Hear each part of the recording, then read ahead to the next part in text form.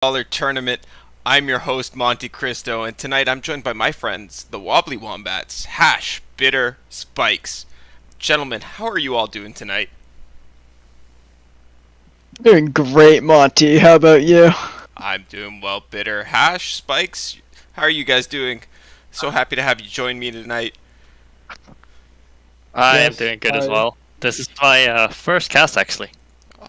Same. Yeah, it's 3 a.m. No plans on sleeping tonight, but yay! Hash, you might want to do something about your sleep schedule, friend, but boy, am I glad that it's messed up because I've been casting Fight Night all EU all day, and I'm a little bit tuckered out, so I'm glad I have some friends that are here able to take some of the load off of me. And boy, do we have a show for you guys tonight. A lot of great players turning out once again. Some regulars at this point, Salty Simon, Squallywag, the Phlebotomist, GMO, Broken Ball, and of course the People's Champ himself, Dave just to name a few. Lots and lots of great players in this tournament turning out tonight. Lots of interesting lineups. Gentlemen, how are you feeling about our show tonight? I'm really excited, Monty, especially for Dave Bow. I am a Dave Bow stan from day one with his Lux Jace rise to top 15 NA, so I've just loved watching his tournament gameplay, and he's been pretty successful so far. Like, I think he's won like 3 of these MR tournaments in the past week, so Yeah, he has. yeah. Or he's like top 8'd like many more, so like he's just been showing that he can transition from being like a ladder warrior to a tournament grinder very well, so really excited to see him. Yeah, Dave Bow's meteoric rise to the top through these Mastering tournaments has definitely been something to watch. We'll see if he can do it once again. See if his lineup is yet again well positioned into the metagame of the field, metagame of today's tournament. We are hoping to get into a Sneaky versus Squallywag game 1, but it looks like they're delaying a little bit. So let's just get this show on the road. Is there another matchup that you guys would like to get into today?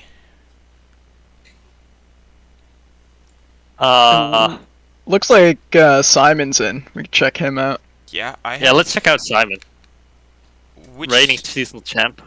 I have. Oh no, both sides of that. they're in. Scallywag's in actually. Oh, okay. If we want to do that. Yeah, we can get into that one. Let me just find. I have a Sneaky. I don't have Scallywag. Did you get a? Scallywag, I have him, so Okay. I'll pull up his perspective. I will get a Sneaky side for us here. Then we'll get the second hand online in just a second as well, and we'll get into some games. Oh, with that, I'm going to depart ways for a little bit while I handle the production side of things, and I'll leave you in the very capable hands of my friends here. So, good luck, gentlemen. Enjoy the All right. cast. Yes. Thank you, Monty. Fun Monty. Thank you. So for a Sneaky side, let's see what decks he has. So we got here Brom Galio Udir, Nar Akshan, and Zoe Aphelios Lux. Okay, I'm Well, really excited to see the Zoe Lux deck if it doesn't get banned, because I think that deck is really cool. Yeah, the Zoe Lux deck has been definitely like popping up, like at least on NA ladder. I've seen it a couple times. Mixed results Yeah, for yeah. sure, but I'm sure it's like better in a tournament where you have a ban. So yeah, no, I'm excited to see that as well. And I think on Yeah. the side of Scallywag, he's pulling out the PNZ Yordle Narms with a 2-2-2 split between Fizz, Lulu, and Gnar, Draven Rumble, and Zoe Lee. So pretty standard. All right. I think So it's a solid I lineup. feel like these lineups, they're all like a little bit at least less standard than the meta is currently, because people are probably looking to have some fun at least, you know. Oh yeah, for sure. There's like only like what 2 Demacia decks out of 6 in this entire series, which is crazy. There's usually Yeah, no, We're in the game. I was expecting 6, so yeah, nice to see not all Demacia decks tonight. All But right. yeah, it's we are the in. Brom Galio Udir against just Lee Sin. yeah. What are you guys any looking idea for how here? Any idea how this matchup is supposed to go? I'm pretty sure Zoe Lee should be favored, like, Yeah, I feel think the so same. too. and he has Zoe on with like Twin as protection, so I don't know. As long as he finds a Leona like I mean, before turn 15, I think we should be good. Broadwing is such a threat, though. It's just you have to like keep defending so every single turn against the Broadwing. That's true, but off of the star chart, we could find a silence off of it, so. There are a lot won't of opportunities for have, Scallywag to interact with that. I mean, even if you find the stars, you don't have time to play it, right? If Sneaky Well, develops he can- the Broadwing here. Yeah. Yeah, he can hold it off for one turn, though, and then, like, silence it next turn. Or the turn after. Like, he has a little Yeah. time. But the Zoe is gonna be gone by then, right? My question is more: is it even worth trying here? Because like, if the Well, Broadwing now attacks, it's not, like, for sure, No, because it's you not, have the okay. second Zoe. You just yeah, like, but even if you did play it, like if you didn't draw the second Zoe and you play it, you kind of just do 1 damage to it, and Zoe does survive, but you're not really far along, and Broadwing will still attack shortly after, or if there's a buff on Broadwing, you'll just die as well. That's true. Yeah. I think playing to protect Zoe is kind of weird against Demacia anyway, because of Sharp Sight and then like all the challenges they Yeah. play. But it should still be fine for like the Zoe Lee side if they find Lee, which is the case in a lot of games where you play Lee. You need to find Lee. And he does find the silence to, like, put a damper Okay, that's on this good. Broadwing. Yeah. They'll slow it down for sure. Mm-hmm. The So it's just problem gonna is get we in don't have and a hit here. Zenith and we don't have Lee. So it's a little... Yeah, and on the other Lee side of definitely things, succeed. like Sneakil already has like the Brob combo to make it just an insanely good challenger with I forgot the name of the 3-drop that like gives it formidable. That's gonna be really powerful. They're an architect or they're an protege. No, they're No, I it's think it's architect. It's Architect. Yeah. Yeah, It's it's architect. Okay, Alright, as expected, here the comes second one silence. comes down. Yeah.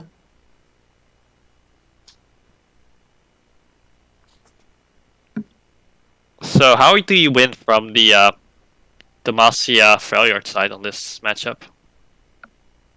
Are you just looking to beat them down early? I think you're looking to curve Um, out and, like, to not die from a, like, I don't know, with no Lee being on the side of Scallywag, like, Sneaky'll could just curve out and, like, look for a big Galio turn. Brahm's pretty good too. Yeah, I was So, gonna mention the thing Galio that- is like really good here, I think. Yes. The You thing just that's look to very go wide. worrisome. Once Lee comes down, your chance of removing it is actually really, really low. Look at the removal of the of Asnekio. It's like there's only 2 single combat, 2 concerted, and 1 judgment. There's like so few things to remove the Lee's in with, so once it comes down, it's probably gonna stick on board. He does have the Architect you were mentioning. Yeah, this architect is really powerful. I think this is a stun coming down on Braum. Yeah, that makes sense. Yeah, you're kind of, Yeah. like, forced into it at this point. Yeah. Yeah. This is very rough. Like the Zoe Lee hand from Scallywag is not that beefy now that you look at it. It's just like protection and White Flame with no really good support for it because there's no Zenith Blade or Lee, which is like the 3rd time we mentioned that there's no Lee, and that's a problem. Surprise.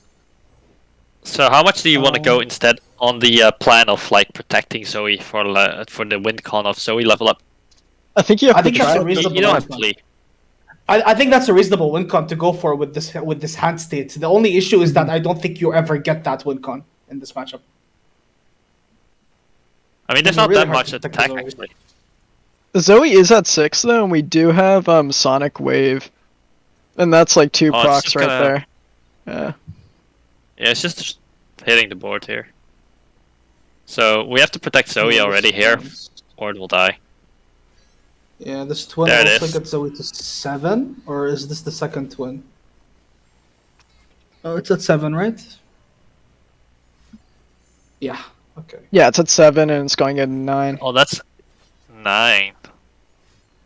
Yeah, 1 off. You'd hate to see. He might honestly go for. I would not be that surprised to see concerted from the side of his sneak eel. You sneak in the concerted here, and there's literally nothing the Lee player can have to level up Zoe, right? Unless they had like Moonsilver, but they don't because you already know they got the silence of the star chart. So Exactly, yeah. Yeah, we already sold the gift, so no 1-mana proc.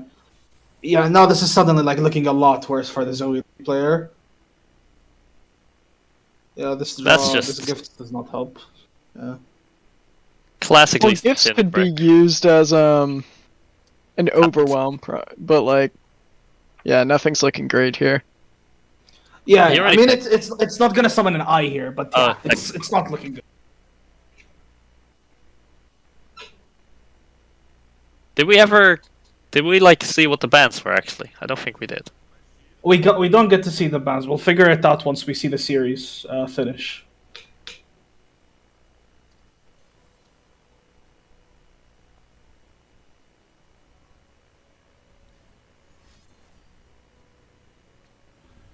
Alright. He's going for attack. Yeah, right. I think he's looking to trade. But here, we'll get more health on the Braum and we'll just survive. I think that was the winning line, though. I did like the twin, but yeah, it does just get blown out by this, so...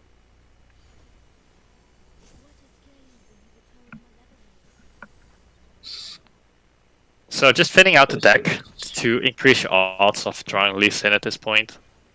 Because if you see Lee here, the game is like way more winnable, rough. Right? I'm not saying you win, but like if you see Lee here, you're in a very good position, right? I wouldn't even think you're very in a good. Spot like, that's winnable. You're in a winnable spot, but it's like you're pretty behind. I think it's alright if you get Lee Sin actually, because the only card that Asnekio currently is holding is a single concerted strike, and you have denied for that. So there's nothing else that's threatening Lee at the moment. So if he draws Lee right now, he's alright. Yeah, it's not like the greatest thing ever, but it would work. Yeah, these draws are not looking good for Spaiikz.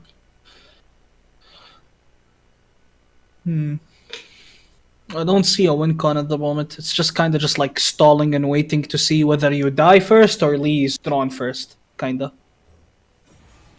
Yeah, but every single turn that passes and you don't draw Lee, the board of the Demacia player gets better, and it's just harder to keep your units alive at this point. Like, you'll have a fighting chance if you draw Lee. But it does get harder every single turn, I feel like. For sure. Definitely gets harder.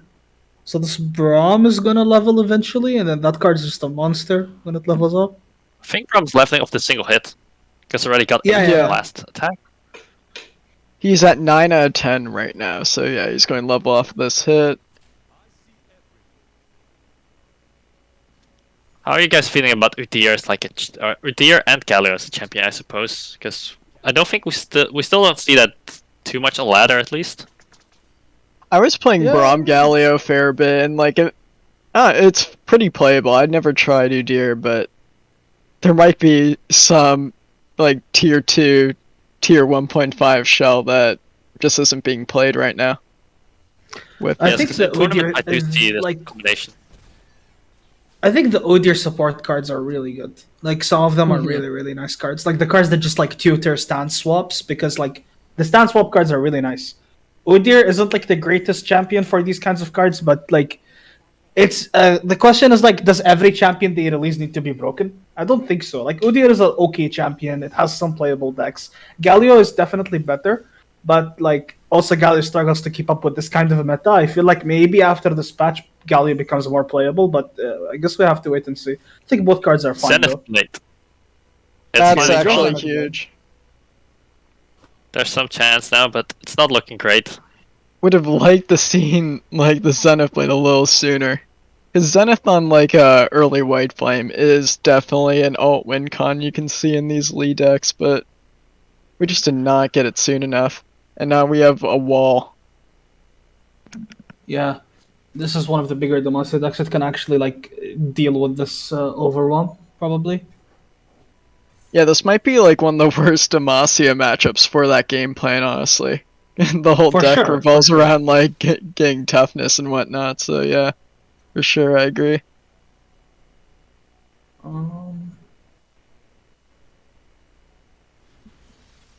Right. So Okay. He's thinking about the stance that he wants to go for.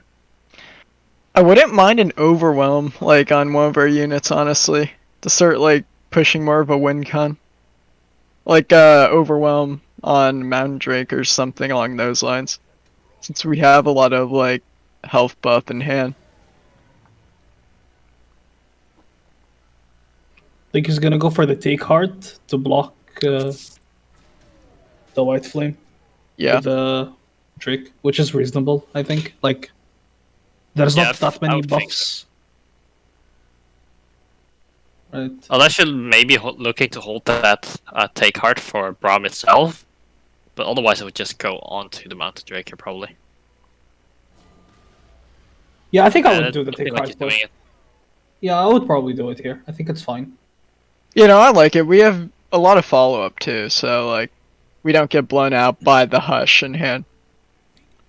Yeah, I mean, also like at this point, you kind of know that like the Lee player is like low on units because they've spent so much time not playing any.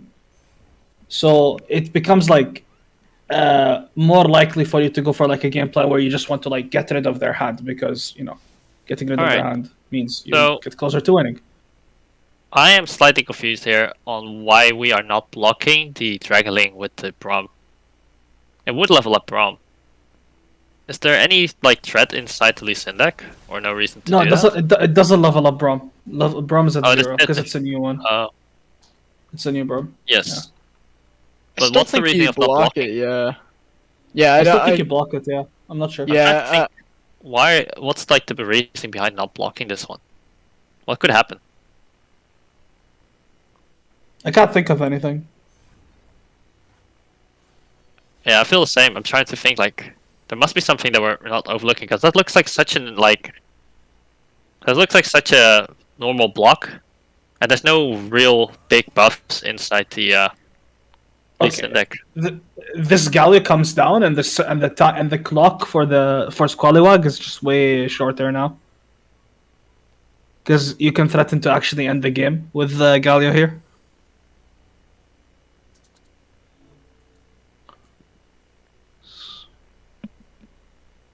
How many more turns do we have to draw Lee Sin to have any chance? I think this is actually going to be the last draw. If Lee Sin doesn't get draw on the next turn or so, I think there's no chance anymore. Realistically. I think there will always be a chance as long as you can like hold up deny plus Lee, and the only combat spell is concerted strike. But it gets really hard after the next draw.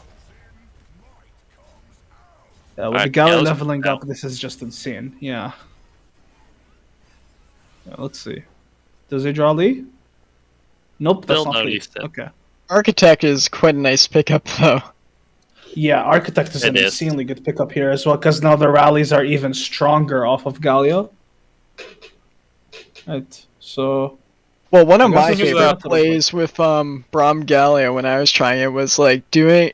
You can have the Architect and put like Overwhelm on a Braum, and we have a 0-10 Braum or 0-12 Braum rather. So that was a lot of Overwhelm damage if he chooses to go that route. Mm-hmm. Yeah, and the only threat is like really this white flame, and that's not that hard to deal with, right? No, it really isn't. Yeah.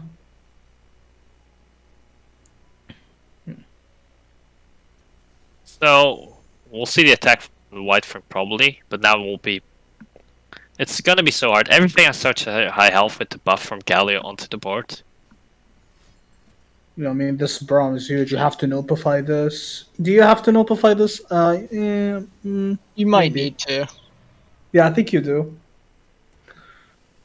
Only swing with the Dragon Links, that's correct, because you don't want to, like, give more value.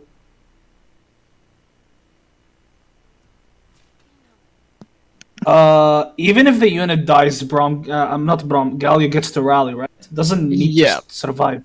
Yeah, okay. Alright, there's the rally. So we'll see the hit back, possibly. I mean, I think you develop Architect first, but yes. Oh, 100%, yeah. Yeah.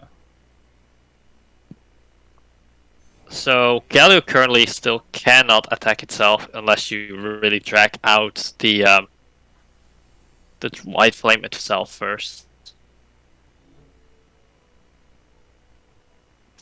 I don't hate the idea of dragging the... Because if you drag the white flame with the Braum, it dies, right? Because it's 14 into 14. And then Esnikel has the second Braum, so you could like opt to do that, but I'm not sure if that's the optimal line.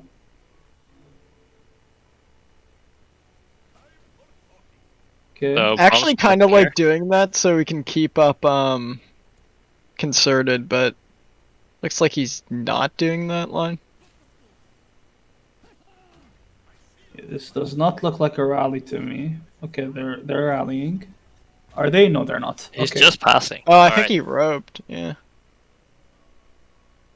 Maybe he did. Alright. Guiding touch is a okay draw because you know that might be Lee. Yep.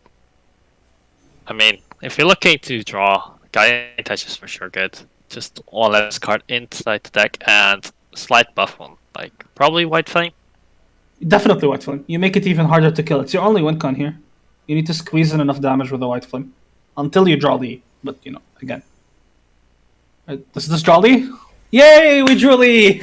Okay, maybe There this it is is. enough time. Copium. Alright, there's a buff.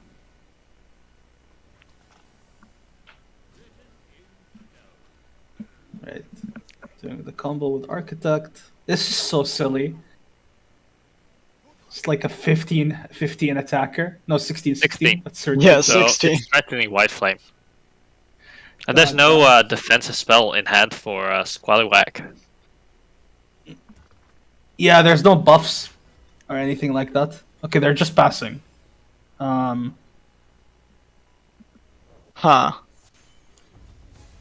That you might get punished here.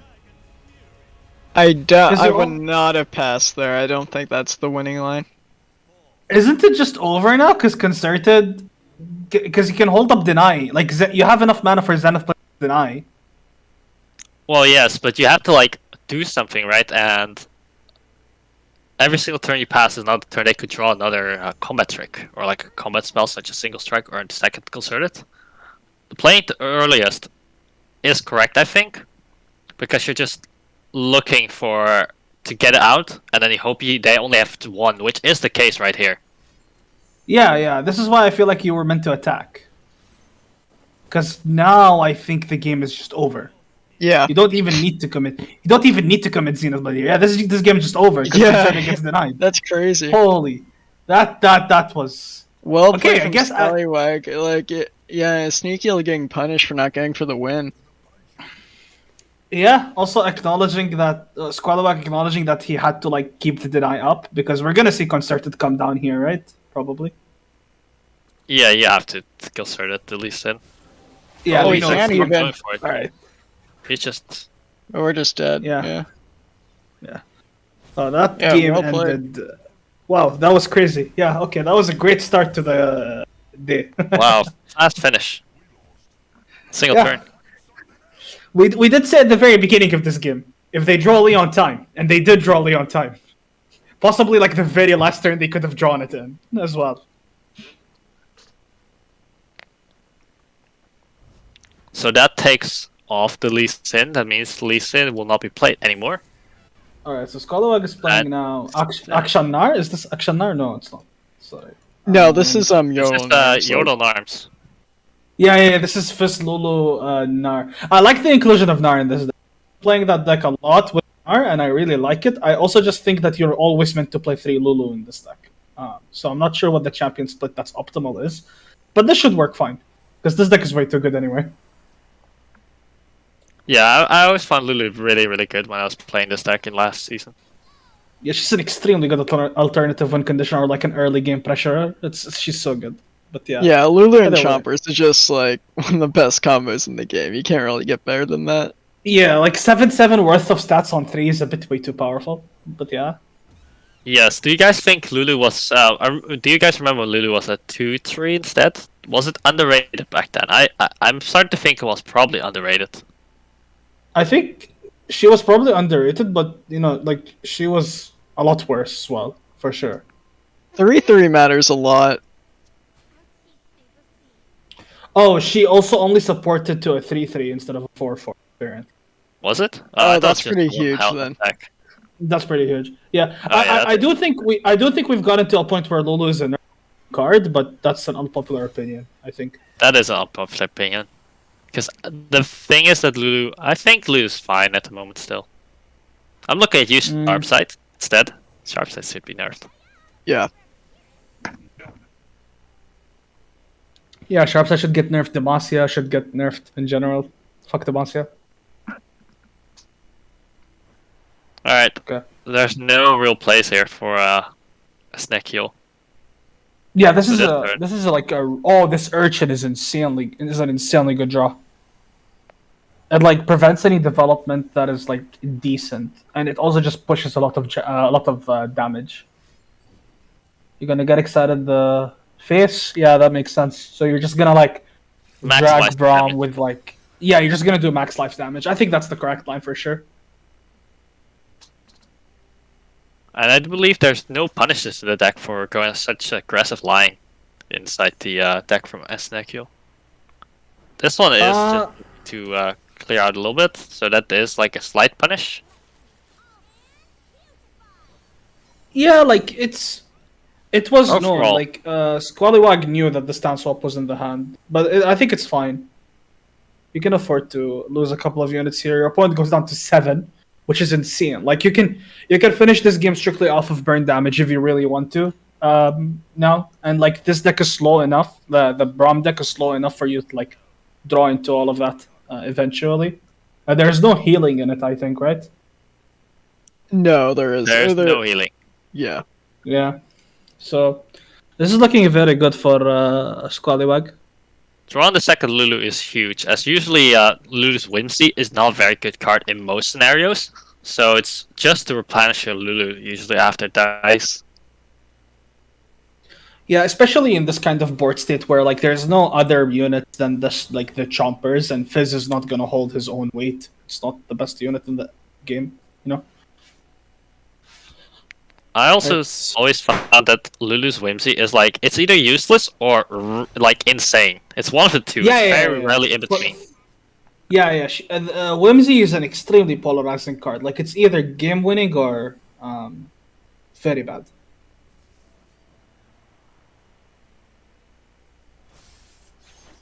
Alright, making maximum use of this Formidable on Braum.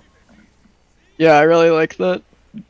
Maximizing value there is always feels good. And we drew Treasure Trash. Treasure Trash is a really good pickup. That might also be game winning.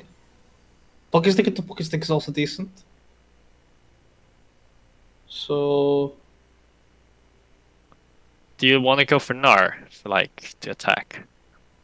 I'm not sure if developing Gnar is the best option here. I think That would probably get responded with the Drake. I like this. I like just open attacking here, yeah, and just not going for Gnar. I think that's fine. That is probably to play around a few things, but Right. Just Troll Chant. Sure. Poking Fist seems fine to me. Roller Captain is always a decent pickup. That card is a champion.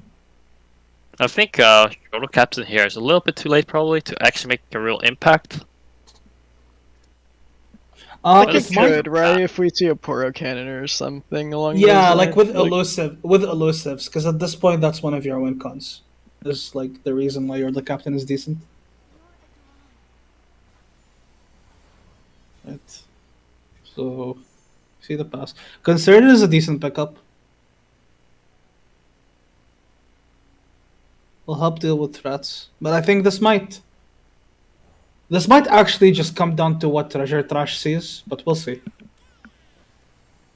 Yeah. You want to empty your hand out mostly before you do that.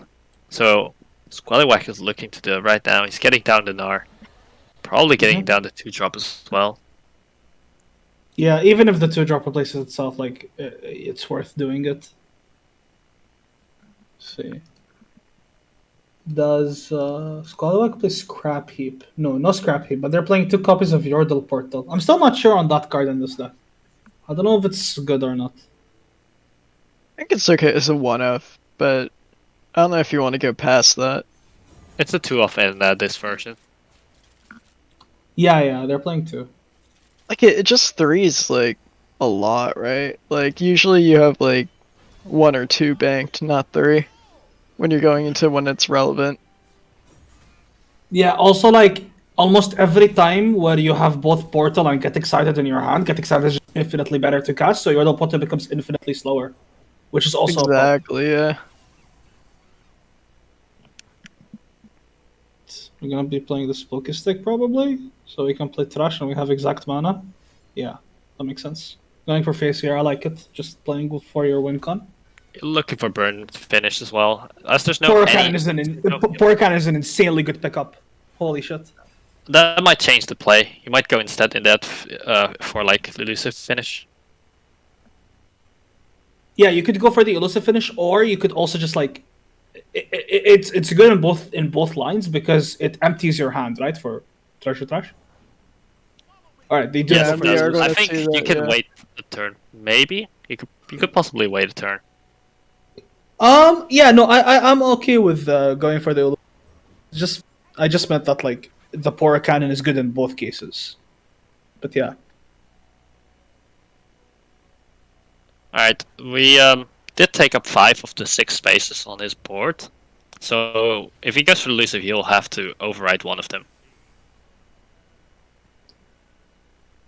That's I actually we're like okay that with that. technically discard, because that landmark itself doesn't do anything. Well, this is still a unit, and you already had all the space on board taken with units, so this is the discard you should be going for. Yep, this is completely fine, I think. Yeah, just overriding and then try to push with elusives. And as we can see, there's no spells to defend, so that will be the game. No, there's a concerted strike. No, Is it concerted on the Oh, yeah. Poro, yeah? Yeah. So Ezekiel's gonna 2-off. live on 2. Do you go after the Fizz or after the Pora here? That's the question. So you think should you go go for the after core, just as Poro. safe, right? Yeah. Going after don't wanna Pora is risk it. safer. Going after Pora is safer, but not going after Fizz is like, I don't know. I think going after Fizz might be the winning line. Makes sense because Fizz is just gonna come back as an elusive next turn, right? The other one would stay elusive as well. Yeah, but Or you can always- get rid of. You can get rid of that one, whereas you can protect Fizz, right? Yes. I mean, I guess with like Braum as a 1/7 challenger, it's completely fine. So yeah.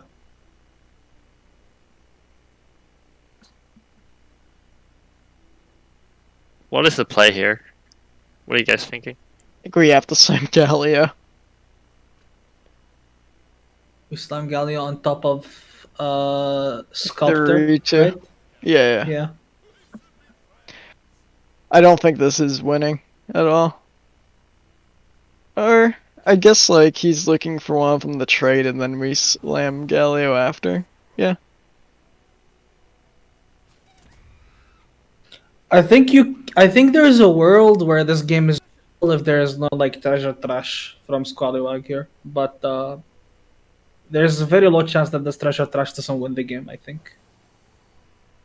Agreed, yeah. I mean, it's only if he finds like burn inside the trash, that would be something. I mean, burn, elusives, anything really. Overwhelm also works. Overwhelm is kinda. gonna be tough though, because there's so much health. I don't So you think need a really big Overwhelm would unit. do it.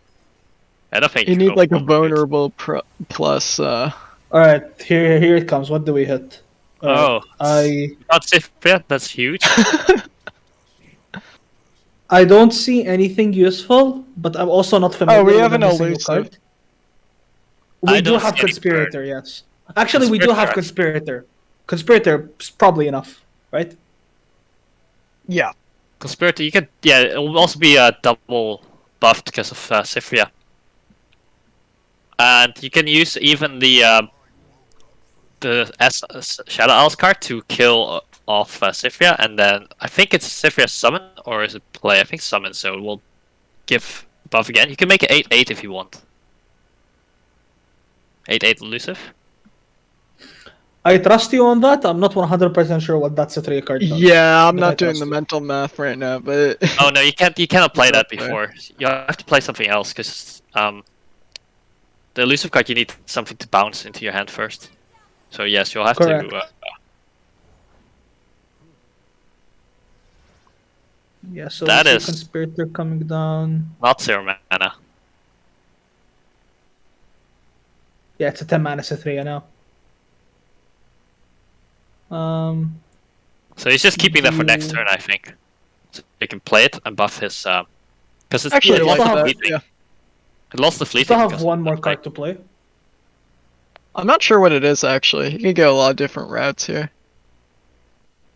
I don't think any of them are particularly interesting. Like none of them really Smith do is anything. kind here. of funny. Like giving stuff quick attack might be relevant. So yeah, it's just going Or for let's do, yeah. vengeance. Yeah, I With the don't unit. mind this. Alright, so Ezekiel is in need of a strike spell to interact with the elusive, or a sharp sight. So there are there are 4 cards in his deck that save us because they already used one single combat and one concerted strike, if I remember correctly. Uh, Alright, that troll chant doesn't do it if That's they nothing. play. No, it like if they Oh, open no. swing. Yeah, if they open swing, the troll chant works. I think you'd absolutely there though. I'm not sure why this was the play. because the reason he goes for open swing is there is Winds of War inside this deck, which is a slow spell that strikes. If he develops, he Yes, can strike with a slow spell. but Winds of War is a 2-of, and the answers to an open swing are like 5 different cards. Most of them apply for the open swing as well, except Troll Chant, I believe. Most of them are the same. They'll work on that. They'll work on develop and open swing both, except Troll Chant. And I think we've definitely seen one Troll Chant, so it should be two Troll Chant, 2 Winds of War, most of both. No, there's 3 Troll Chant and 2 Winds of War. So if you're playing the math, you don't open swing. But yeah, I thought we already I seen see one, why. did we not? Did we already see one? Yeah, we already did see one. Okay, so it's the same thing. Yeah, okay, 50-50. I would say it's probably even a little bit more leaning towards Winds of War in hand, because that's a card you keep in hand for a longer period of time than Troll Chant on average. That's true. Yeah, that's true. Then the open swing actually might have been correct. That's fair. Right. Okay, So well, we're this just game is just looking- lost now, right? Yeah, there's nothing. Yeah, that's rough. That's very rough. Yeah, he didn't find burn over like 6 turns. Yeah, like, Esnikel was at like, what, 6 HP? No, 7 HP by turn 3. And Yeah. there were just no Mystic Shots, not get excited. Bunch of Pokey Sticks, but they didn't get us anywhere. It can happen. Right, so we get to see the last game of the series and like the last deck that Esnikel is a lot to play here.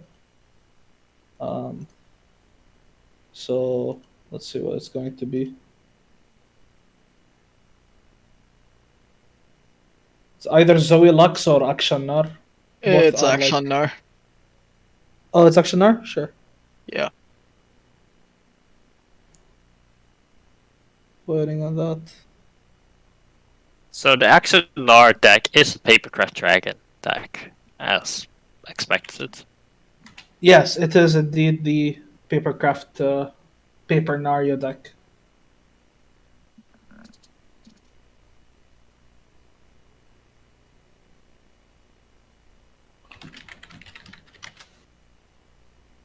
Right. Oh yeah.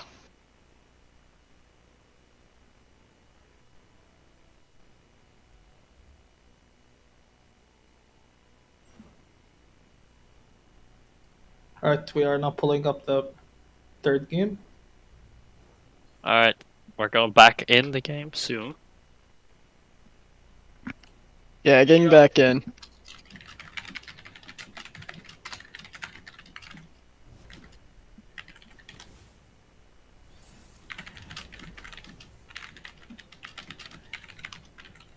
Aksha Nar against Yordle Knives again. So we're off Yep. to both like a pretty fast start on both sides. Lots of small creatures. Yeah. The matchup here, I think, is like slightly favored for Fizzlulu, but it's not that overwhelmingly favored. It's gonna be interesting to see.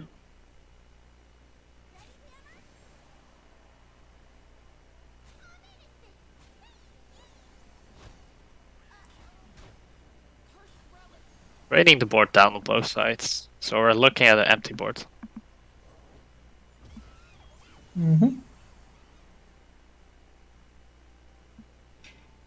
These are Are both you decent looking hands to, from both poke stick? players. I think so. You don't want to take that much damage, and you are looking for a draw in this case, because you still haven't seen your paper craft dragon. I think Nar is looking pretty good here. Yeah, the only issue with playing now would be... No, there is no issue, because you have Shapestone. Yeah, playing now here is completely safe. And he goes for it. Mm-hmm. That's a very fine play. I think it's okay.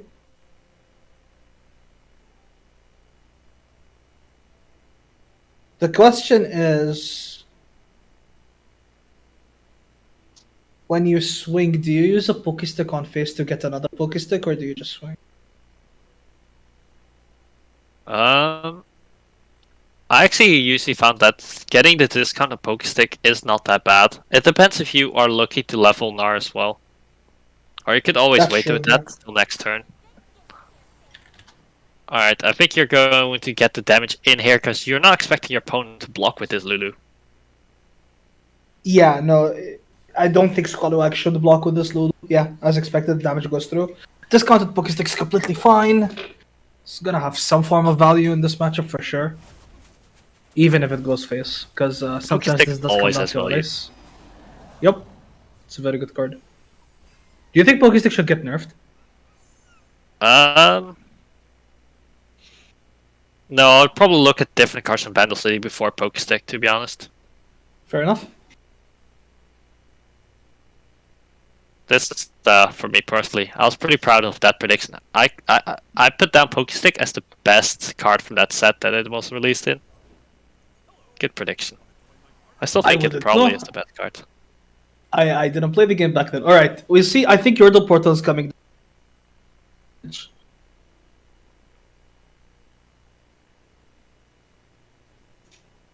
So here we have. Do you think Squallywhack will just try and go a bit wide? Yes, it seems like he's Yeah. going Yordle Portal into Chompers for the most wide board you can create on this single turn, and he got a very good one. That's Hothead. That's a very good roll. Yeah, Hothead's really funny here. If it hits like a Fizz or something, like Especially game Fizz, winning yeah. But deadline, yeah.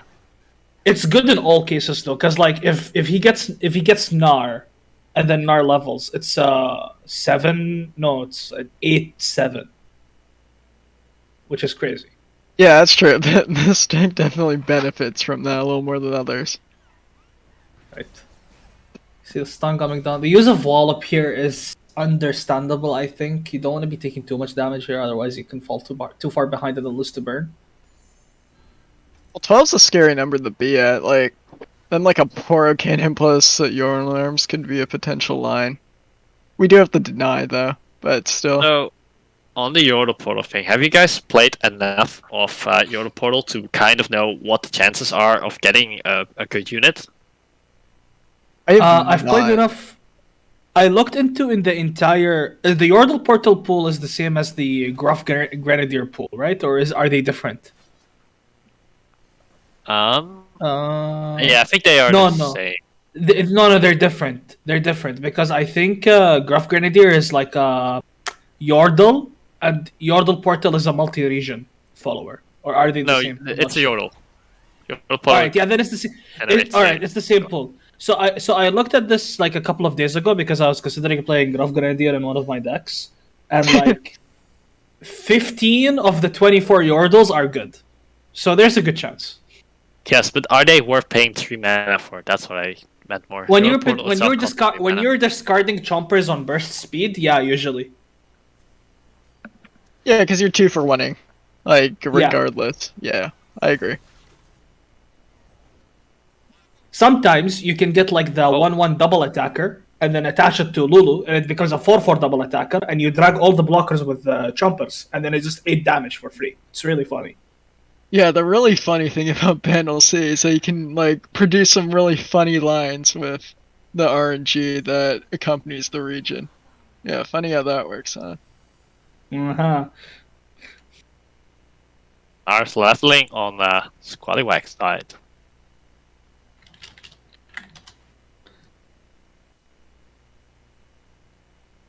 I think we're looking, like, pretty okay.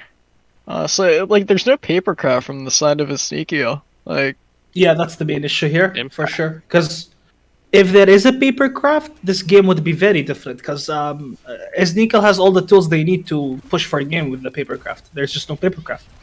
yep.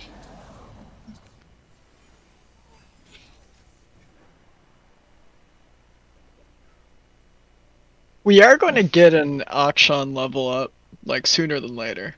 Or this Warlord's Horde should be, like, easily popped within the next turn or two, so... Definitely can predict towards that. Mm-hmm.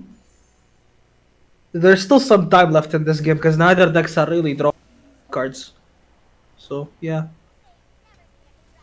Gnar is going to do a lot of work this turn, and we do have the GE follow-up. So... Going to be hard. It's going to be a good amount of damage for sure. You develop the elusive here, so it's going to be like if you only swing with Nod and the Poro, it's like decent damage. I think you might want to swing with everything possibly, because Hothead might buff something again, but the traits obviously are not great. I'm not sure if you want Nar to generate the Poke Stick here by full swinging, but maybe it's okay. I think you just do this, like what he's lined Yeah, up this right looks now. fine. Yeah, before Yes. the Captain and the Bomber You'll twins, get right? one Just like, really bad trait. Also, this is fine too. Like, both lines are, like, defendable, so... yeah, they're all like marginal. They're all fine, I think. I think I like the full swing better because you get more damage in.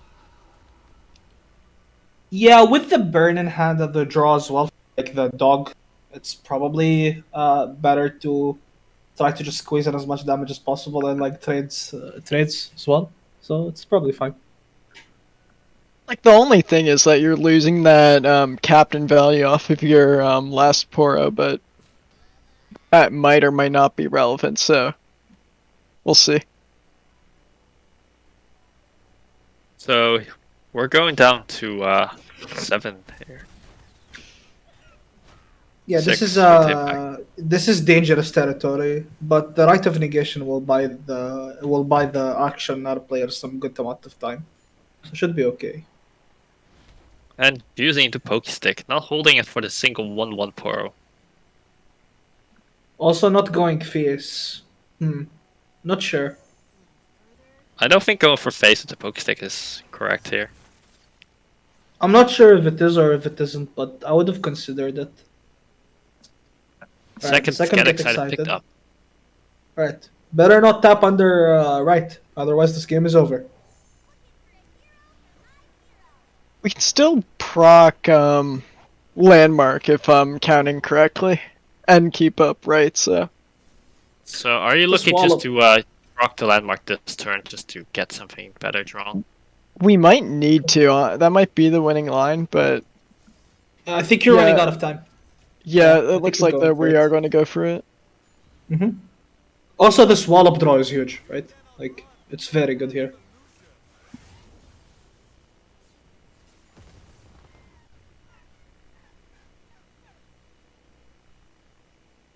Alright, auction levels, we're gonna predict, look for papercraft for sure. And even with papercraft, things are, they're okay, because you have Absolver. But you can't do everything this turn without tapping under right. You can't do anything this turn, Correct, actually, yeah. regardless. Yeah, this is tough. Right, so let's see what it finds.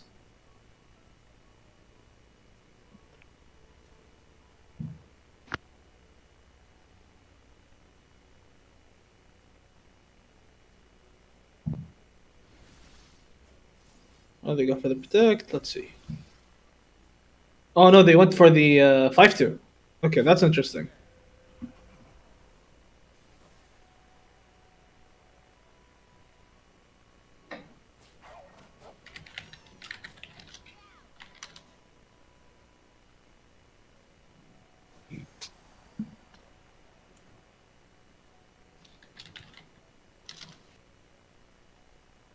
Right, the swing is coming in.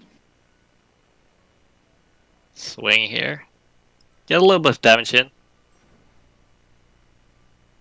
So Do I'm you guys a agree big with fan. I'm the a big 5-2 fan line? of. I'm a big fan of an auction silver going for the 5-2 line. I was just about to mention that, but here I think you need to predict. Like there is no world where you're winning this turn.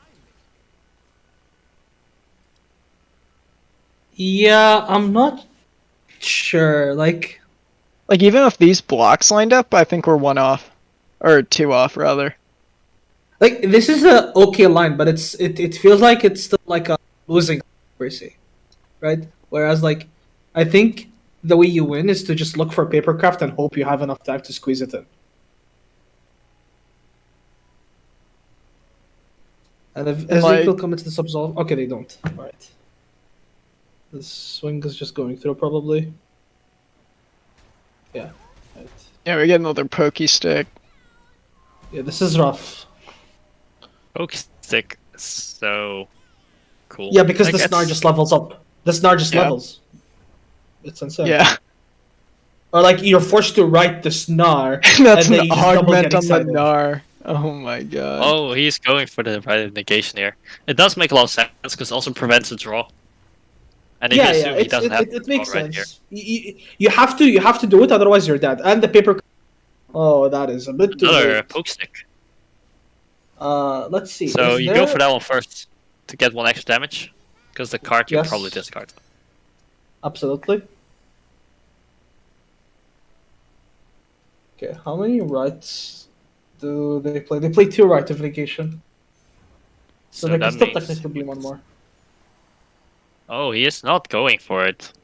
He's just waiting for the next draw. Does make sense because you get one more damage in with the Poro right this turn before you'll get a draw. You can do it on their turn again. Yep. Yeah, I think this line is completely fine, I think. And now they tap on their The, right, and now they're dead, right? Yeah, it's exact game. Because you generate a pokey stick and then you play Get Excited. Yeah. Exactly. Yeah. Alright. Yeah, so we'll see this go 2-1 for Scallywag. That was a very interesting series. I liked it. Yeah, a little bit of a low roll in game 2, but bringing it back in game 3.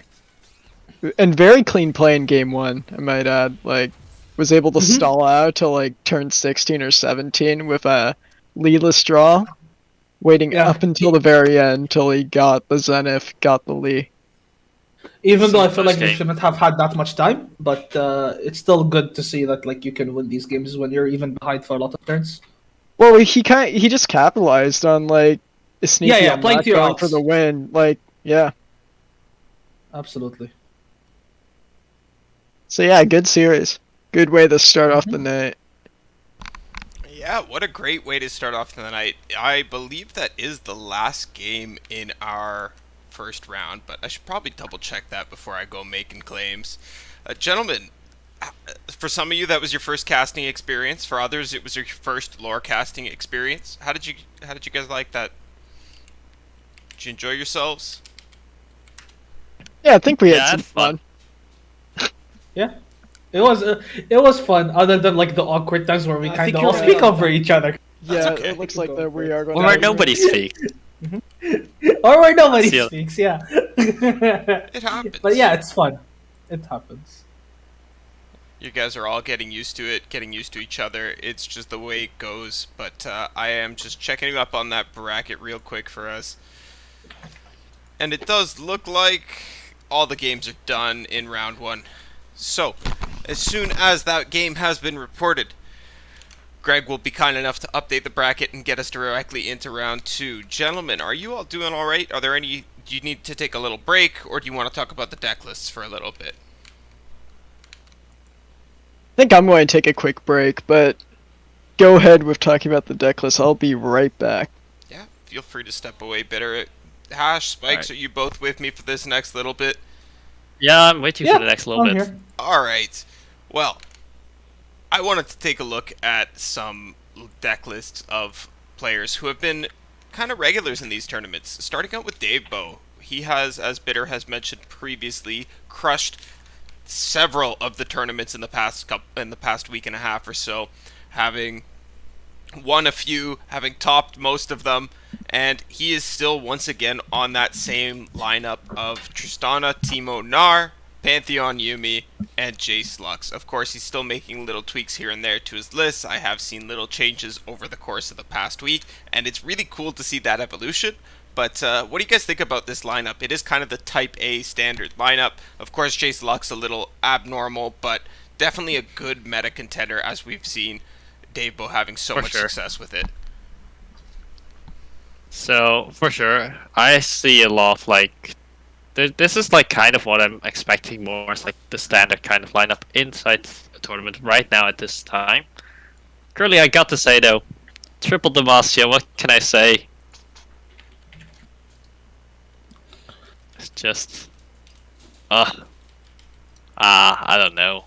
I just find Demacia such an annoying region, even though it doesn't do actually that much crazy stuff. I mean, Rally's I kind of mean, it's crazy. there is no good Demacia Valley, right? Like that's basically it.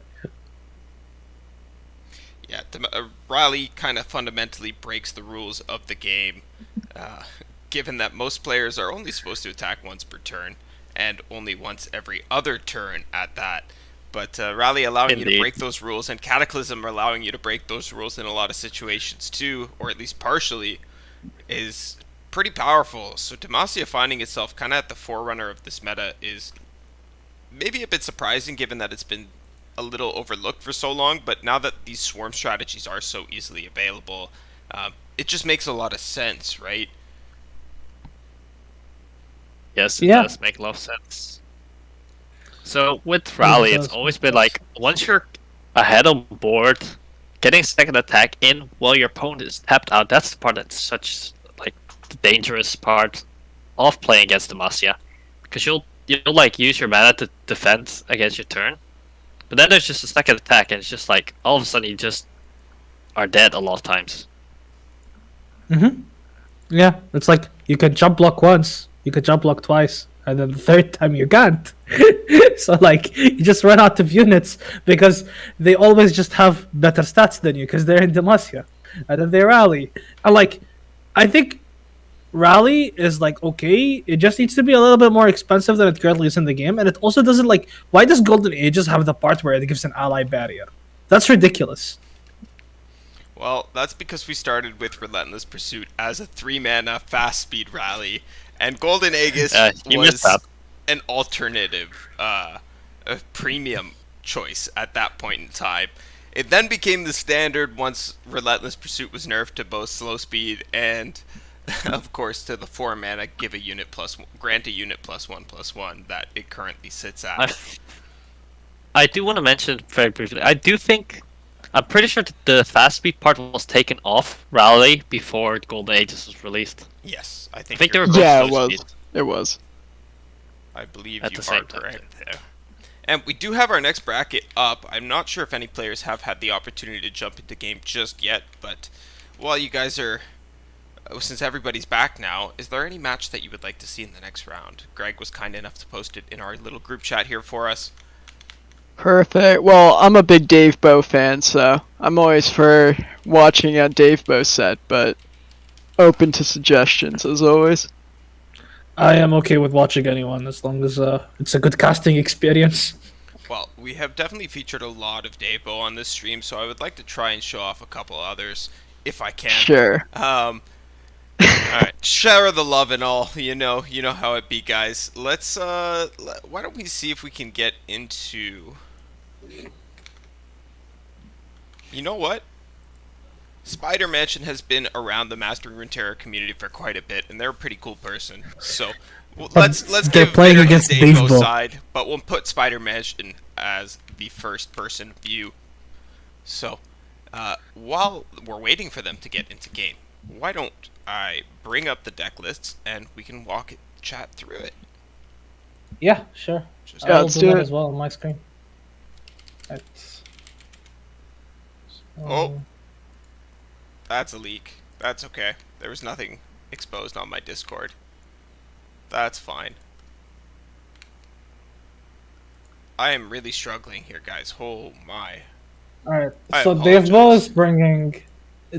is bringing Jace Lux, Yumi Pantheon, with all three copies of Yumi, Yes. and the Yordle Rally deck with one team of 3 Tristana, 2 Nar split, which is like the most standard split, I think, right? I think so. Yes, Yeah. that's what I And think. Spider Mansion is bringing some interesting decks. So we have like the Noxus Tribeam deck with Caitlyn Ezreal. Rest in peace, Draven. Never to be seen again in these decks. Such a shame. Narsajwani, Bandle City. So like the more lower to the ground version, but still like the Battle Furies and aiming to level Sejuani. And we have a Twisted Fate Swain as the third deck. Yeah. Twisted Fate Swain, a deck I'm not the biggest fan of. I don't believe Swain is the best win condition, but it has definitely been a deck that's put a lot of work in the past. Narsedge, of course, one of the newest decks. Floppy Mudkip has played it a little bit in the early days of the Bandle City expansions when we just got some new cards, but since then it's gotten a lot of new toys. I do like the way this deck looks. It's very aggressively slanted, having the TD Dactyl in there. The one of Battle Fury is top end, of course, being a great way to kind of close out games. And then this Caitlyn Ezreal deck with the Tri-Beam is kind of looking to beat up on these Demacia decks and have that traditional massive tempo swing. Though my experience at Fight Night EU earlier today kind of told me that maybe that's not so much the case anymore. With Yumi, Pantheon can kind of build up that spell shield a lot faster than Tri-Beam can get going, and that matchup doesn't look so hot. From I the can times definitely agree with that. I would say that in the past, the Nox Tribeam deck used to be very favored against any Demacia deck, really. But these days, with the Demacia getting additional tools as well as changing the kind of decks they play, it has felt a lot more close matchup, like a lot more even than in the past.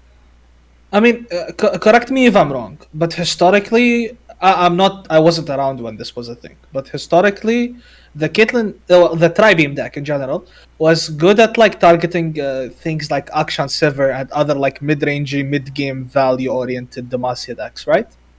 I actually think yes. Akshan Sivir suffered a little bit less into it because of the spell shield, though it Yes. did play on the landmarks a little bit more. But yeah, It was Sure. more for like Generally, dragons historically, Yeah. like in Nasus Thresh meta. Like it was Nasus Thresh, Dravenez, and dragons for like a whole So- month and a half. So Historically, Yeah, okay. Noxus Tri-Beam, like just Flock as a card, Ravenous Flock, has always kind of beat up any Demacia deck. That's been its Yeah. kind of thing.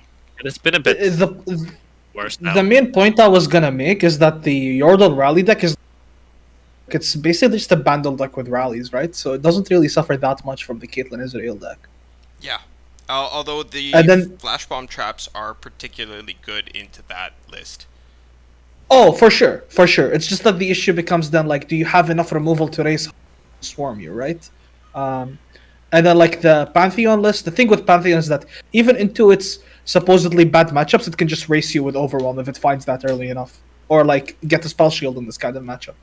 So it's not the most reliable thing ever to play Caitlyn Ezreal into these kind of decks, Alright, but it still We're has its getting- merits. we're getting to see the Jace Lux. That'll be interesting. and the Dave Bo I- special.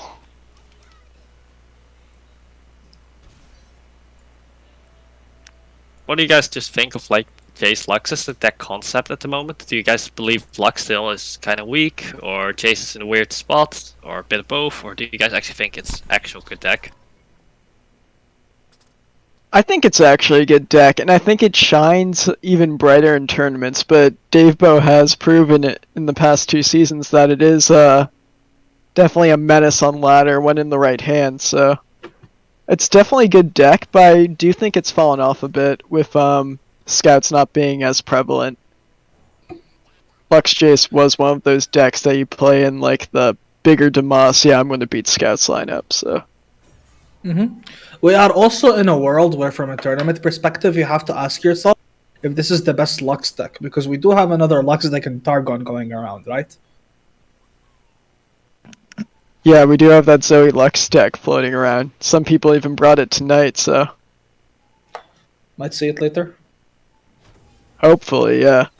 Really excited about Alright. that. Getting a good trade for the Broadwing.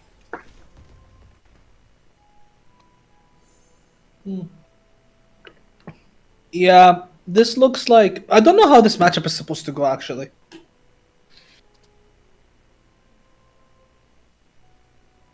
Yeah, I have no clue either. Like it's not every day you see Nar Sedge versus Lux Jace, so this is a learning experience for everyone. Do not forget, there's apparently even third Lux deck at the moment floating around. A little bit of like Nar, Lux, and Sheffolk. Yeah, that is true. That is true. There's a bunch of Lux decks going around. Not too heavily represented in any shape or form, but there is a bunch of Lux decks. For sure. Yes, I feel like Lux is pushing closer and closer to being an actual like viable champion, like actually worth considering. Unlike in the past, where Lux was always just very far off being played. She got buffed recently, right? I think when I started playing the game, she got buffed. Yeah, she's now 5 mana as opposed to 6, which Yeah, is pretty that is helping relevant. a lot. That's a very relevant stat buff, actually. Yeah. Right. I do think in this matchup, though, like realistically speaking, and probably as is the case with this Sejuani Nar deck and a lot of matchups, if you get to level Sejuani, you're in a very good position, right? Yes. Yeah, Level then you just 20 turn against off the monsters is always been concerted. good. Yeah. Yeah. Level 2 Sejuani has to be one of the best champions. It's generally always good against any board that needs like that you need to win through the board itself. The only time Sejuani is not good is when the board doesn't matter for the deck they're playing. If you're playing against Yeah, like like- Ezreal Karma or something, it's like they don't care about the board, so they're just gonna like hit you from the back lines. Yeah, or like decks like, I guess, Darkness, FTR in recent times, right? Stuff like FTR that. does need the board. You need to hit with your True. overall champions. Yeah, fair enough. Yeah, my bad. Right. Yeah, playing down the Teeny Dactyl here. Teeny Dactyl plus Sedgelock is a very real threat that Spider Mansion is presenting. Yeah, that this Teeny Dactyl card is like very, very good. I like it a lot.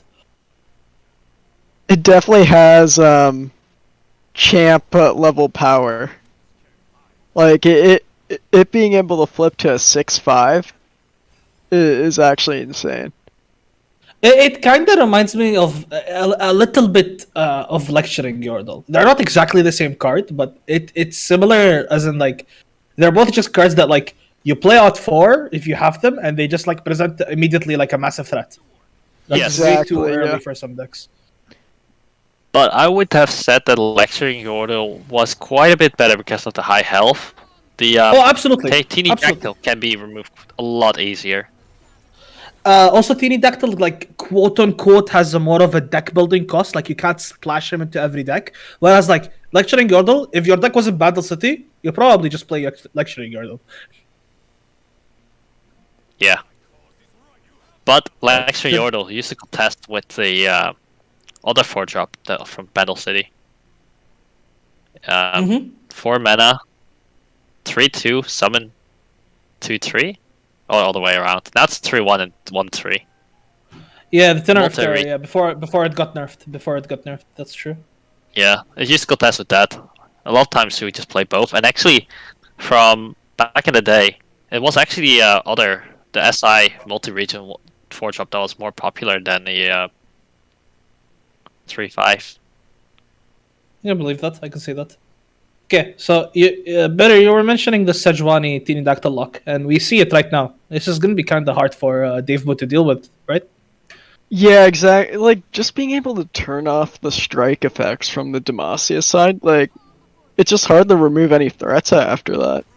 Like, we'll need to see, like, a Shock Blast, we'll need to see, like, some other creative, lines from Dave Bo to really, like, get back in this game. And having the Battle Fury is going to be, like, putting a real clock on Dave Bo as well, so... Absolutely, this game Yeah, might just rough end spot. like next turn. It could very much just end next turn with the Battle Fury. Because we have Battle Right. Fury and we have, like, Pokey as insurance. Like, having a fast speed proc is really relevant. We found True Shot Barrage here. Yeah, don't you just like Meaning that- open attack here? Yeah, you just open attack Yeah. here. You represent lethal, and then they block and you commit Battle Fury, and you just win. I think. I think that's the line. Yeah, Sejuani doing Sejuani things. Very powerful champion.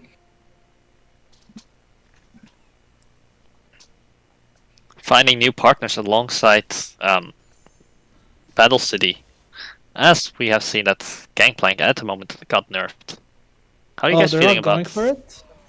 Oh, I would have No, gone no. for it 100%. I don't think you want to, like, give Dave Bo more opportunities to, like, get out of this position. Let me look at Dave Bo's Lux Jace list. There might be some punishes, but I don't think so. I'm looking at the believe- list right now. There's only things like they could get more health. People Yeah. could generate some more health to stay off dying, and then possibly Spider-Man would just tap down to a low amount of mana he's not feeling comfortable with. There's like Shield of Durand and Sharp Sight, I guess, which like keep Dave Bo alive. But then you have like Pokestick and Tusk Speaker. So I'm not sure if you Yes, are but- not meant to commit it. Possibly it just feels like you're on such low amount of mana you don't feel comfortable going down to that much because Shield of Durant or Sharp Sight is through 2 or 3 mana while going for Belfury is 8. So you're tapping out a lot, so that's dangerous. And I think that's what he was thinking. It is dangerous, but also like I'm not sure. I think this will probably still be fine. Will it? I'm not sure honestly. This looks rough now. I don't know. Like, also, I'm worried about a Thermo Beam from the side of Dave Bo from Spider Mansion. Like, there's a lot of different ways where you just open up, like in this, like a Shock Blast off the top with Jace level 2.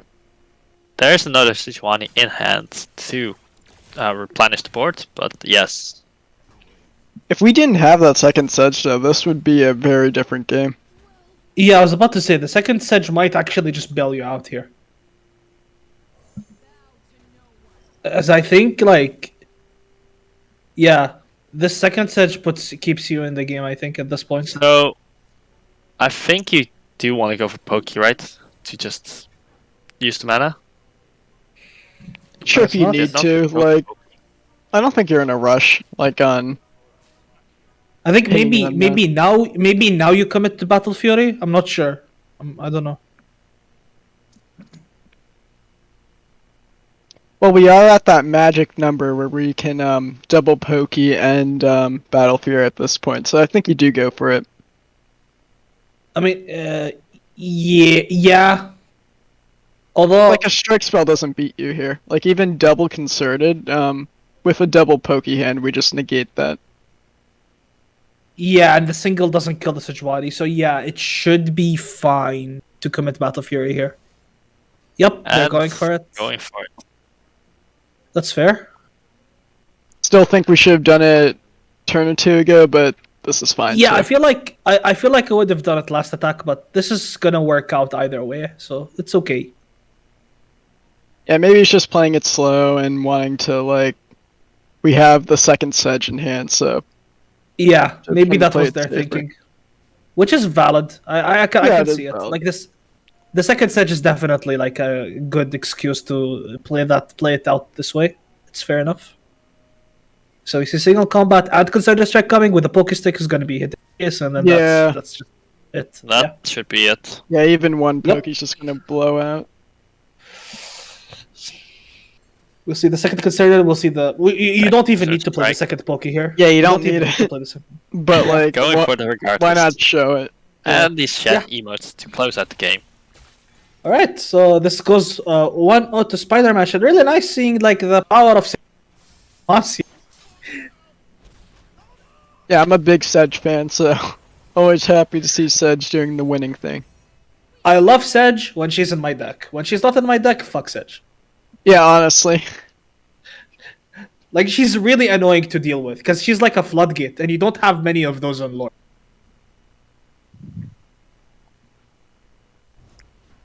Yes, because I suppose that's because Legend of Runeterra historically has had very different win conditions than other card games I found. So having a win condition that kind of is like a floodgate is very interesting. Mm-hmm. I suppose Swain plus Leviathan is kind of like a floodgate as well to stop the board from doing anything because you will stop Yeah, 3 but units. Swain plus Leviathan is like a late. I feel like in late game you can have as much overpowered stuff as you can have because it's late game. Every deck has tools usually if they're playing for the late game, right? But Sejuani can come down so early. It's crazy. Alright, moving to this game, we saw a few quick passes on the first turn. Yeah, we are seeing Swain versus J-Slux. Wow, what does the Swain deck exactly do? I actually have no idea. So, and historically in the past, this deck has always been kind of... This was the predecessor to Ezreal Tri-Beam, basically. It's kind of just you remove units, you pressure, have some tempo, and you close out the game with Swain plus Leviathan. And usually your opponent is already kind of low, so you have some like chip damage and some burn to finish off the game. I see. And Okay. Twist Fate has just been... It's just very good because it's a toolbox. You Mhm. can use Twist Fate for whatever you need. It's fair. Why did the deck fall off? Did it get any nerfs? Or Yes, the first time it fell off was because Make It Rain went from 2 mana to 3 mana, and that's the card it really always needed to make this deck work in the first place. sure.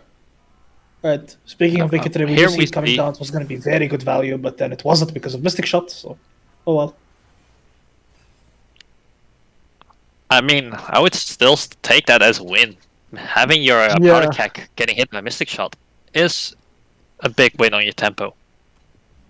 It is a good trade, yeah. Still, that is true. Going for the swing on Broadwing, I expect taking down the 2-2. Possibly getting countered by another Make It Rain to clear out the barrier and possibly kill the 2-1 on board as well. So is J-Slux favored here, or TF Swain is favored? Ooh, that's... I Kinda don't know becomes the same. actually. Yeah. A lot of things have changed. Missing the Make It Rain on the 2-1 is going to sting. But you'll get Hey, a it's good okay trade. because you still like clear the Broadwing is fine, right? Should be okay. So, I think TF Swain is probably still slightly favored just because Flock has always been so good against Demacia. Yeah, that's understandable. It will be way harder for Spider-Man to win this game without a Dreadway or a Swain, though, right? Because these are kind of your finishers. Yeah, and we do Yes. not have an immediate answer to this Lux, so we're going to... This is kind of scary. On the side of Spider Mansion, like, we're just going to get 6 mana spelled. Yeah, you're gonna get Open Remembrance to Lux leveling up, which is gonna be an issue to deal with, right? Because Lux level 2 always generates one of that slow speed Yes. spell when it casts 6+ mana, right? It's not just Yep. once. Yeah, it's very good. Having a whiteboard for Spider-Man here will be getting a few points of damage in. Yeah, this full swing seems reasonable. Takes down your opponent's LP. Should be fine. And I believe there's no heal inside the Lux deck, which means that any damage you do will stick for onto the board, onto player. A flock is a really nice pickup. Like, it's going to get this laser off, but now we do have a way to answer the Lux. Yes, Yeah, so that I will mean- slow down the Lux from making 0 mana deal 4 every single turn. I mean, you also Giving look at Dave Bo's hand, and there's not really a very clear win condition. I guess maybe like the Sergeant into for the now that Lux is gone, but definitely slows things down. Looking at these hands, though, we can see that Spider-Man is really running out of good cards. Yeah, and with that sharp sight, like, this Lux is going to stick around for at least another turn. Yeah, this is looking pretty winning for Dave Bo, I would say. Yeah, Getting he's just two going to be able swings. to get... Yeah, he's going to get Lux, a lot of Lux burn in over the next couple turns. Oh. Like, it's going to be rough. I don't think you should block here, probably. Going for the block anyway. Preventing some damage. But losing the units will make your board less wide.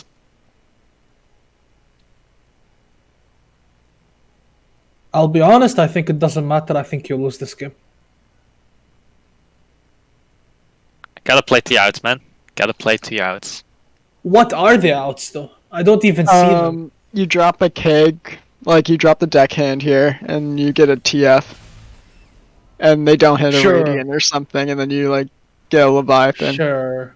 Yeah, I see. Okay, I guess. Yeah. Well, that's not TF, so.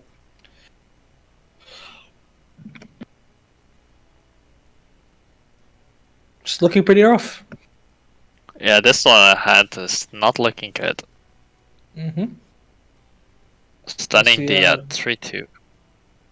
Remembrance coming down here. Remembrance summons like a random 6-cost follower from Demacia, right? Yeah. Yes. And the pull has gotten better just now because of Mountain Drake. Oh, true, I forgot about Mount Drake, yeah. True. Oh wait, it's 5-cost. Sure. Yeah. 5 costs. Yeah. We mean 5 okay, costs. Makes sense.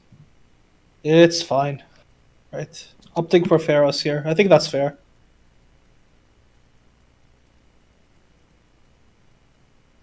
It's sometimes hard to keep track of all the cards in this game. Oh, that's a funny answer to Leviathan there. Mm-hmm. It That is a is. very answer to Leviathan. I am expecting that's what Dave is probably thinking. Just in case there is Leviathan, he wants to get the answer now so he can give a good response to it, and then probably save the thermal beam for Swain. I think we might just be like... Oh, we might not be exactly winning next turn, but we're going to be like pretty close to it. For Demacia, we get the Lux Leviathan's spell. wrong. Yeah, Leviathan is good. So Dave Bo did really heads up play from him, getting the spell to directly deal with that.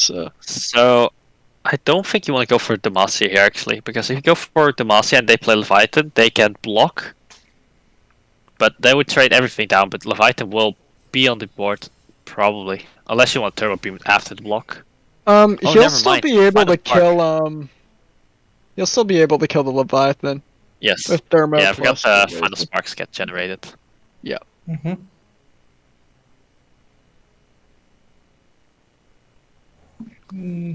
Yeah, you're So, forced to looking play for the the sentry here.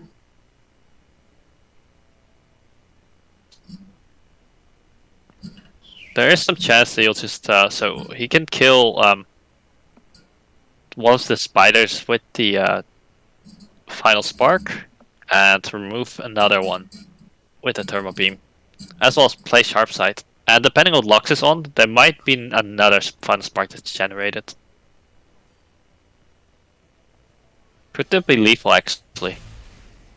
Oh yeah, if he pre-commits the sharp and thermos, he wins. I doubt that's gonna happen, but yes, you would win if you do that. Yeah. Yeah, Yes, but you're always scared of like something like Flock or Scorched Earth. So And honestly, you're just so probably don't winning take it. risk. Yeah. This is like a typical case of caster hindsight. If you do this play that you 100% shouldn't do, you will win because I can see both hands. Exactly. But it would be funny if he did it. Absolutely. Also, we'd have to check if they're in the Discord group chat and watching the screen right now, but different story.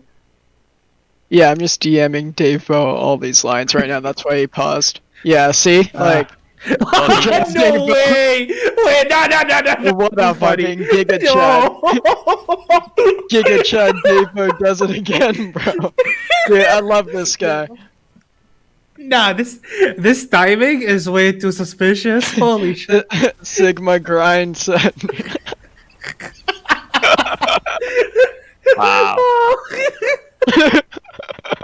No way. All right. So game 3, it's gonna be like, let's see, TF Spain against something. Dude, that is why Dave Bow was able to get 600 LP with solely Lux Jace last season. All right. So Just showing TF his Spain prowess on the against deck. Yumi Pantheon. Yumi Pantheon, very I strong think deck. this is very winnable for Yumi Pantheon. It depends on like Scorched Earth and whatnot. Yes, Let's see, how many so copies of Scorched Earth was there? 2, I think. Should be 2. Yeah, there's 2. Yeah, there's 2. So I always love the one of change fast actually in Pantheon decks because it means you have a response at 1 mana that your opponent has to account for. And it's extremely good here because it just negates a naked Make It Rain without a keg. Yeah, I'm a fan of Chain Vest and Pantheon decks. There are so many games I would have lost against Pantheon if they played Chain Vest. Way too many. Getting an early wounded white flame on the board will be huge. Yes, it is very nice to have an early White Flame, but also it would be very nice to find the Overwhelm here. I think this is one of your matchups where you should, like, when you want to find Overwhelm pretty quickly.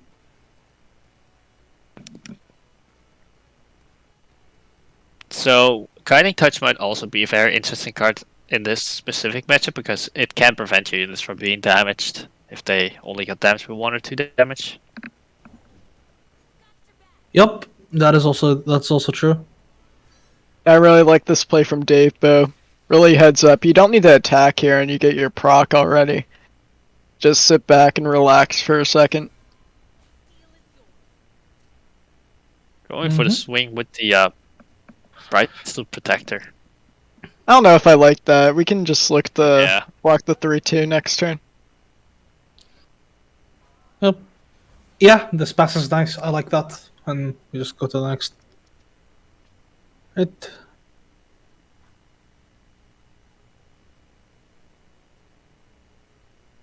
Yeah, I think you have to open pass from Spaiikz.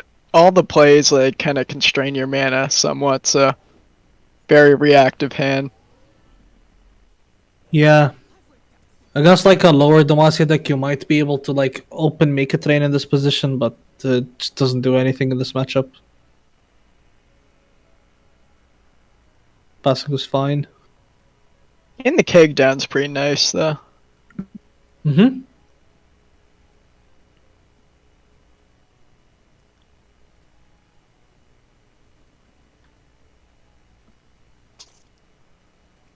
So we're probably if you tape, but you're probably really hoping to Pantheon soon, so you find another way to win the game in case your overwhelmed White Flame doesn't work out. Yeah, I think you're really wanting a Panth at this point.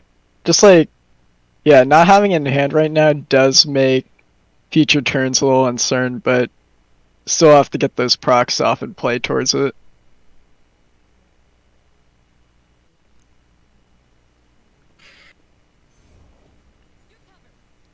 Bright Steel Protector, getting another barrier onto the other one. I like how he's splitting it out. I think that makes a lot of sense for this situation.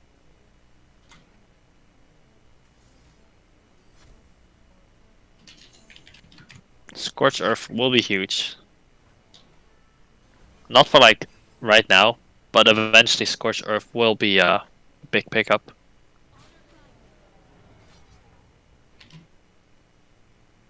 Twist of Fate is also pretty important. Because just in case Pantheon gets played later and will be the biggest unit, you can just stun it. And will give you some more briefing room. Mm-hmm.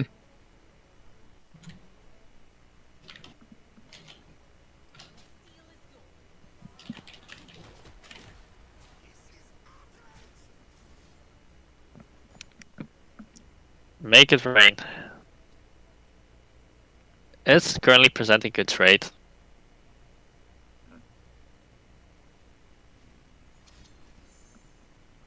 Yeah, you kind of have the chain vest there. Mm-hmm. Wow, look at the chain vest.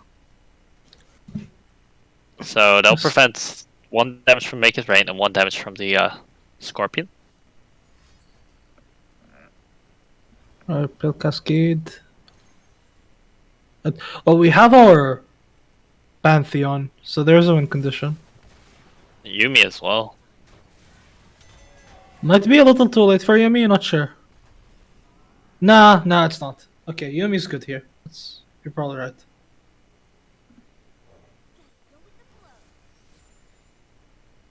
Zap. Sap's brave. Sub.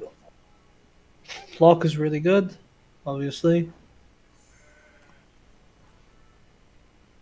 Just gonna ask you a quick question, Hush. What Go do you on, think yeah. of Sap's Strafen as a card in terms of because people used to call for nerfs on this card all the time. It's really funny you say that, because when I first saw Zap Sprayfin, I thought that the card has been nerfed. Like I thought it was like a This is worse this version is of what it's supposed to be. this is the version it came out as. Yeah, I don't know. Back then when I started playing, the first time I read Zap, I was like, this card has to be better than a 4. That's a tune and does something that gives you value. I did not realize that it was way too good. I thought it was pretty bad. Well, I don't think it's too good now, but it used to be like very good back in the day. Now it's like totally fine. Even probably on the weaker side, I think. Yeah, I think it's on I the think it's- weaker things you can be doing on turn 4 for sure. Like, we saw Teeny Absolutely. Dactyl, we had Lecturing Yordle. Like, turn 4 is like oh, and Gnar. Like, turn 4 is just like a different I mean, world. Gnar is a champion, but yeah, still, it's. You're right. You're absolutely right. But yeah, when I first read Zap Sprayfin, I did think it was like already nerfed. I thought it was doing way too little. But see Yumi coming down, and then the STF is coming down with the red card probably. Yeah, this red card is decent. Hate it.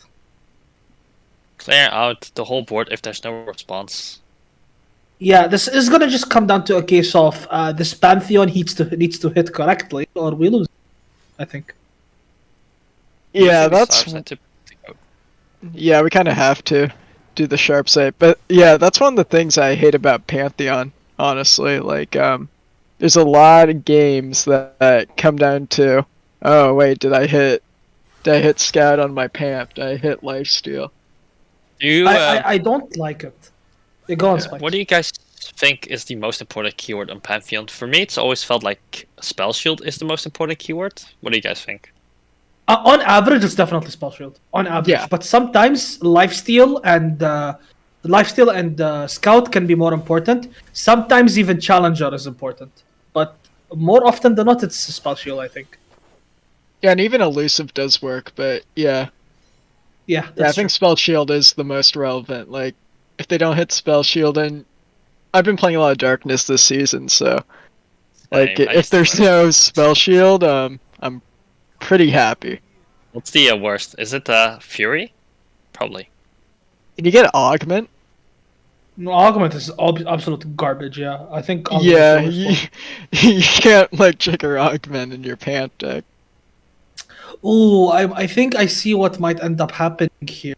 So Davebo, if this Pantheon is at 4, they might use their Guiding Touch on a unit, and then they just die off HP because of the double Death's Hand, right? Double Essence that deals 2 total. Make It Rain deals 1, so he's still 1 off. Oh, sorry. I Yeah, I think- thought there was a Powder Keg. I thought there was a Powder Keg. My bad. So yeah, no, he's going to go for Cataclysm here and to try to hit Scout. Or No. Oh, we're I guess going he's for not this. doing that. Okay, this gets Going replied for with by Scorched Scorched Earth. Earth. Is Guiding Touch enough to get it undamaged? I don't think so, but it doesn't matter anyway because there's Death's Hand to respond to that. Yeah. Yeah, no, it's not enough either way. It's not enough either way. Is this So that Pantheon means- at 3 or 4? I would assume 4. I think it's on 4. Yeah.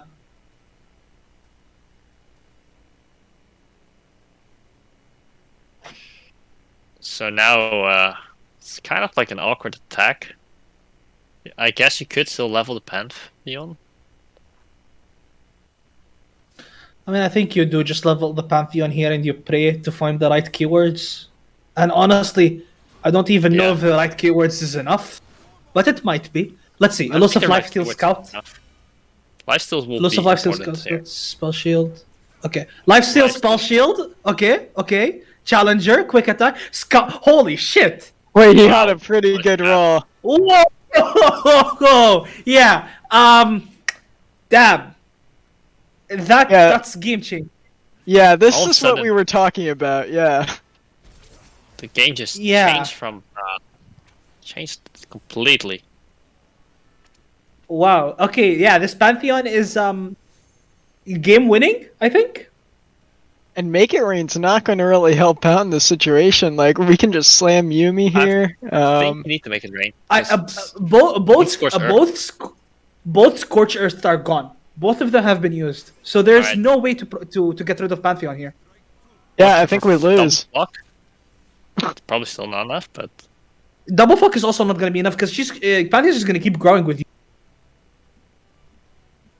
Yeah, we have that sharp. Like, yeah. I think this is a loss. That's crazy. Pantheon did Yeah. Pantheon things. Yeah, like you were saying earlier, Bitter, you don't like it when we don't like Pantheon because of this reason. I agree. Gameplay wise, it's really frustrating to have a good matchup and still lose on RNG sometimes. But that's what makes Pantheon such a good pick for these tournaments and for so many lineups. Because even if you're meant to lose with Pantheon, sometimes you just don't, because Pantheon can just win a game on his own. Oh yeah, for sure. I think Pantheon's one of the best tournament decks for that reason. Because it just doesn't have its bad matchups aren't like the traditional bad matchups of a deck that we are typically used to. They're way more winnable.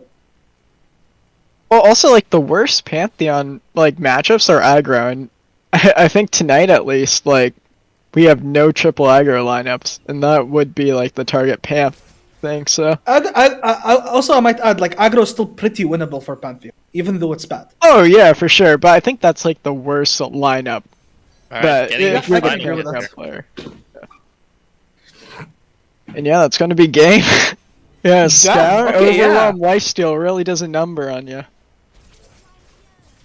I think They go advancing. so. They hit Spell Shield, Lifesteal, Scout. Did they need to hit all three of those realistically? No, I don't think so. Maybe not Lifesteal. No, I Like, think think Lifesteal three out was of one of the three more was good. important ones. Was it? I didn't see Yeah, the it's quite low. exact It's health. able to die to burn damage okay. possibly if there wasn't drawn. Yeah, I'm pretty sure Lifesteal was enough. Pretty sure, but still, very nice seeing a Pantheon just go crazy. But yeah, that ends the series. Dave Bo wins 2-1, right? Yeah. Yeah, Davebo 1-2-1. That is- Well played. Yeah, what an end to that series. I'm back, guys. How's everybody doing? Did you guys enjoy that game? I certainly did. Yeah, it was that- nice. That was a roller coaster for sure. Yeah, heck of a back and forth set. That was not quite the last set in our round, at least not as far as the bracket is concerned just yet. We might be able to jump into the end of one more game if it's still going. I just saw B-Balls in Labs. That's funny. That's not what we're looking for. Lunari, though, who are they up against? They're up against Tuna Windex. Bitter, would you happen to have Tuna Windex on your friends list? No, I just hopped into Lunari, but I can try to get Tuna Windex. We'll see if I can try that one as well. We'll see if they accept that friend request in time to get us on into this game. Maybe I think you should just spectate Lunari. Yeah, I will also. The game looked like it was wrapping up. I also apparently their friend list doesn't work. So either we have an incorrect code or I am incapable of typing. But this is a Scouts versus EA game, and it's looking like it's about to go the way of the Scouts. Defensive but Yordle getting big Nars. buff.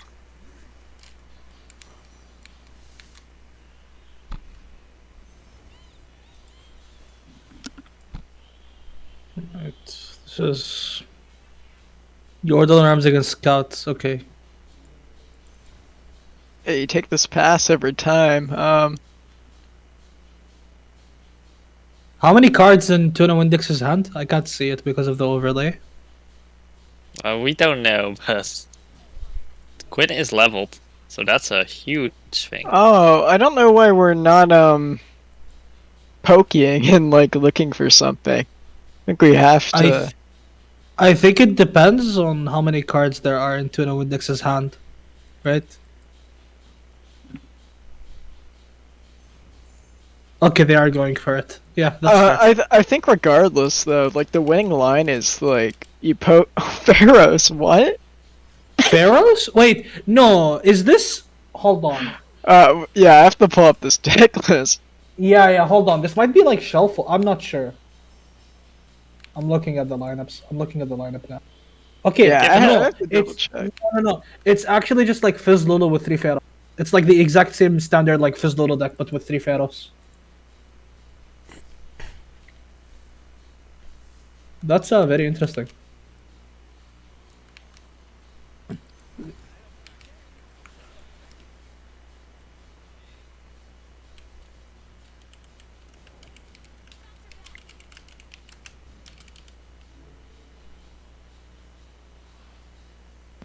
So overall, you still definitely have to favor the scout player in this position.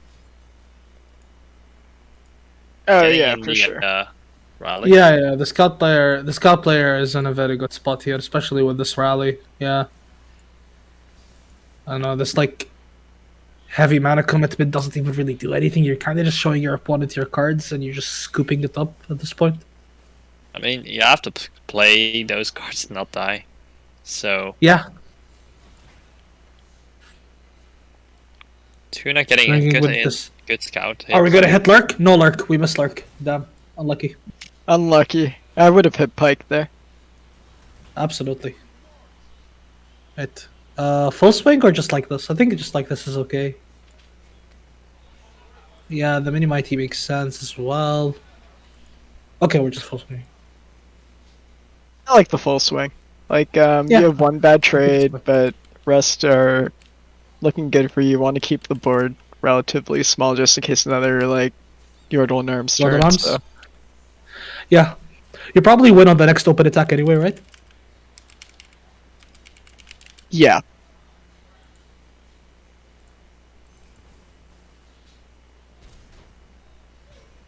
Mm-hmm.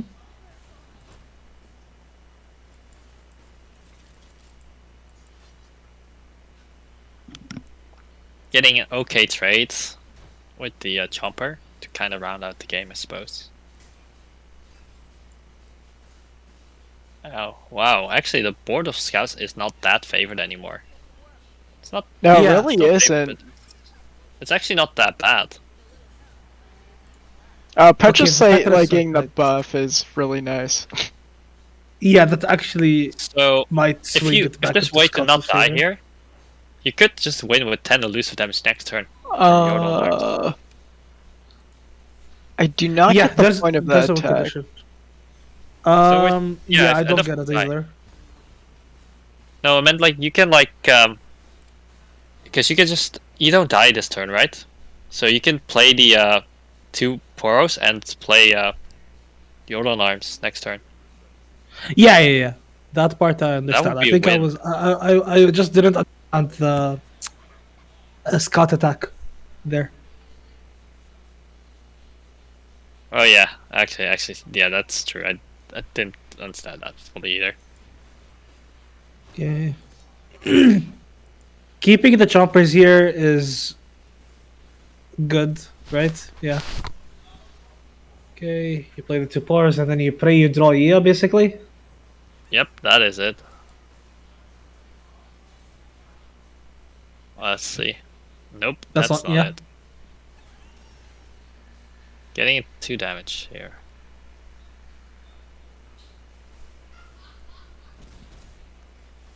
I mean, if Cool this game PM still goes on winnable. long enough. Mm-hmm. You might be able to get more damage in from the elusives, but oh, never mind. Oh, That should that's a be good it. draw. Oh, that's rough. Yeah, that's actually no, that's not game, but this is like fully trading down on board. This is virtually game. Like, there need Yeah. to be some crazy stuff to occur for this game not to have been lost.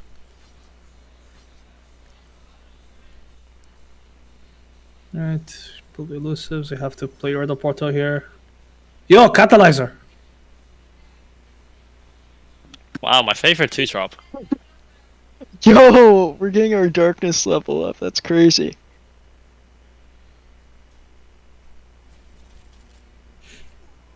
Have you not heard of the PNZ Bandle City Darkness deck?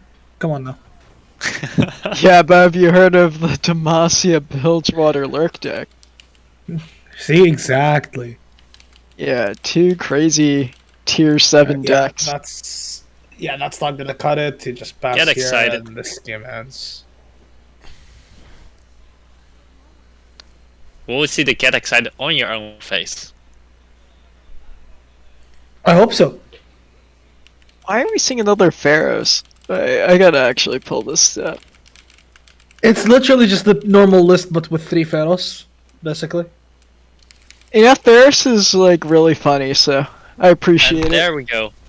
Tuna Windex taking the game.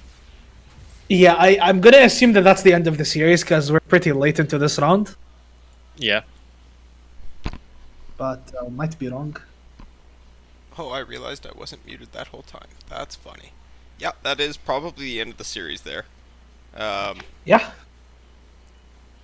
Yeah, it was a great round 2. That is the second of 4 rounds in our Swiss bracket. We are going to do a cut to top 4 today. Didn't quite hit the 17 participants necessary for the full top cut to a top 8. But usually this is the point where we take a quick break. Gentlemen, are you guys good to go? Do you want to take a little break, step away from your computer, stretch your legs a little bit, grab some water maybe? Yeah, I'll take I live inside my computer. I don't know what you're talking about. While Greg generates the bracket, I'm going to go ahead and cut us to a little break anyways. We'll be right back. Thank you for sticking with us. We hope you're enjoying this show.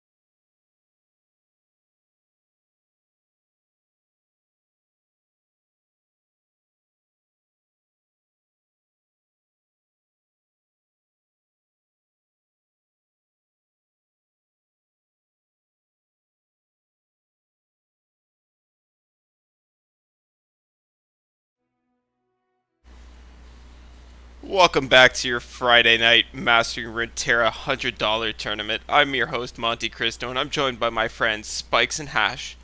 During the break, our pals... sorry, not Spaiikz and Hash. During the break, our pal Spaiikz departed us, so I'm left here with B1tter and Hash. Gentlemen, how are you? Are you feeling refreshed after our quick break there? Oh yeah, I am definitely refreshed and ready for some more Friday Night Runeterra, Monty. Really excited about the next match for sure. Hash, how are you feeling? I think Hash is still on break. Oh, Hash maybe died. Okay. That's fine. That's fine, B1tter. We're going to cut back in. That's okay. No big deal. We do have our bracket here, and we're going to try to highlight the Phlebotomist and Renrag this round. These players have brought some pretty cool lineups that I'm excited to take a look at here. The Phlebotomist is the first one up, and B1tter, you took a keen interest in this lineup, so why don't you walk us through this Trundle-Lissandra control deck? There is no Ladros. Sure, like, for some reason, like, once every season, people try to go back on some TLC Hopium, so that's what we're seeing out of the Phlebotomist today. I know that MTEX and Cameron Hanzo have both, like, tried this deck out on ladder, so it's definitely, like, playable. I've yet to see it, like, do well in the tournament, though, so I'm really excited to see, like, how that pans out for him. And it's pretty standard. It's, like, you have Buried in Ice, you have, what's it called? You have that Stairs combo in lieu of, a Ruination, so that's a interesting deck choice, but, yeah, they're kind of using the same approach that 4LW did when making Timelines Trundle. Just like an alternate... Yeah, you're able to stall with Buried in Ice and then follow up with just dropping an 8-drop and removing the board at the same time, so... That's a really interesting and different and very modern adaptation to this deck that was once a lot more powerful. A second deck that we're going to see here is in fact that Tristana Teemo Gnar deck. Pretty standard list we've got going here, down to the 1 Rangers of Resolve, which we're seeing more and more players doing. Even dropping down on those Blast Code Seedlings to bring in those couple Battle Commandos that Squeeby is such a big advocate of.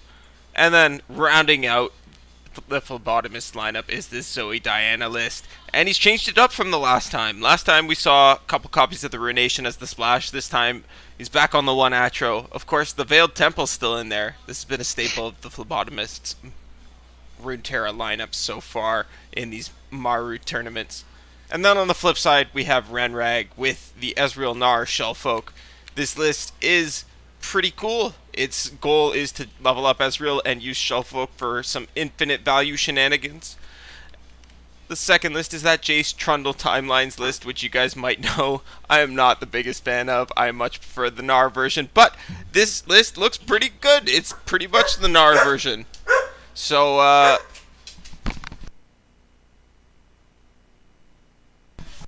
sorry about that, guys.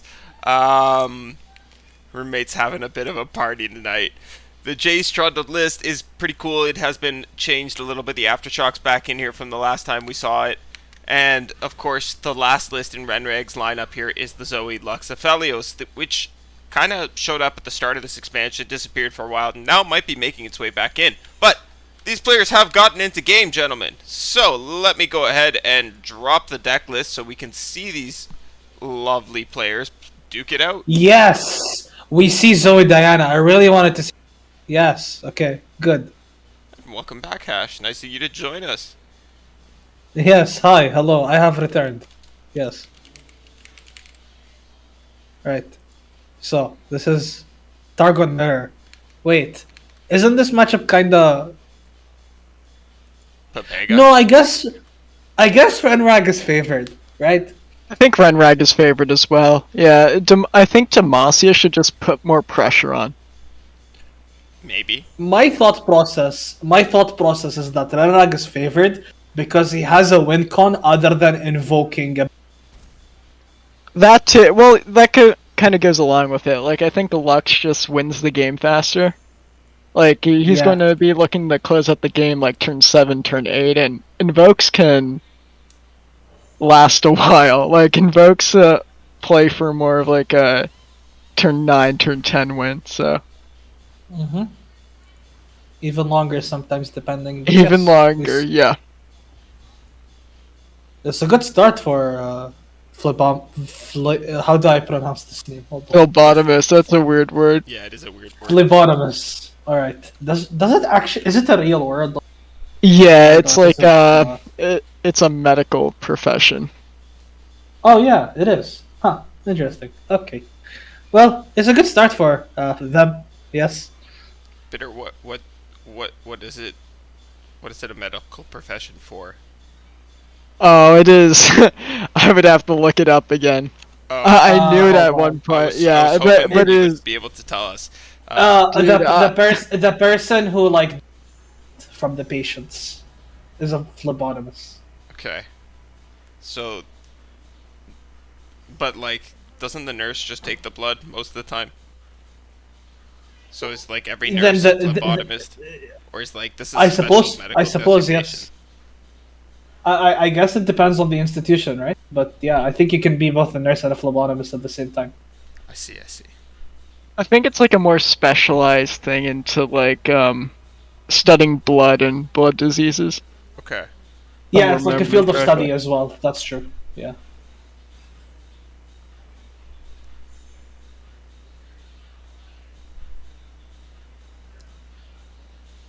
It's like, you know, when they like feel out your veins before injecting needle into you, so that they make sure that they like it draws blood. Yeah, yeah. Yeah. That process is called phlebotomy. Okay. So this Learning game- vocabulary terms on the MR stream. Yeah. Love to see it. I just Yep. remembered to put up our second hand here, so we might actually have something to discuss. My apologies. It's been a long day. All for good. Monty. You're good. This has been a game. We've seen an Aphelios hit the board for the first time in a millennia. Yes, Aphelios used to be very good champion. Not that you would know. I've been told. Been told. I see. Yeah. It's Aphelios is not quite the menace he used to be. Those moon weapons costing 3 really did set him back a notch, but still going to be able to do some work here, bringing a Broadwing onto the field and swinging in himself. With the Phlebotomist being tapped out and no pings being available to that deck, Atro is the only splash. Let's not forget, Aphelios is super safe to get in here.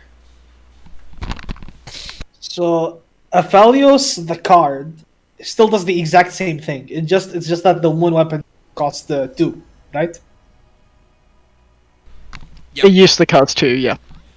All right. Okay, I can see why that would be an issue.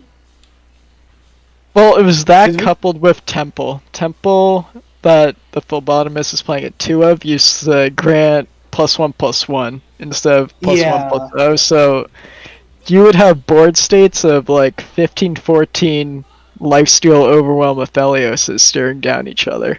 It was not a fun meta. All right, yeah, that sounds pretty toxic. Wait, so was Zoe Lee a thing? Like, was Zoe Lee able to gift Spy for 3 mana? Zoe Lee wasn't played that much, and it was played in tournaments. Like Majin won, like the second seasonal when that deck was a thing. But on Sure. ladder, you had TF Fizz, just being like the ladder Sure. menace, and that just like elusives beat Zoe Lee. So Yeah, that's fair. Makes sense. Right.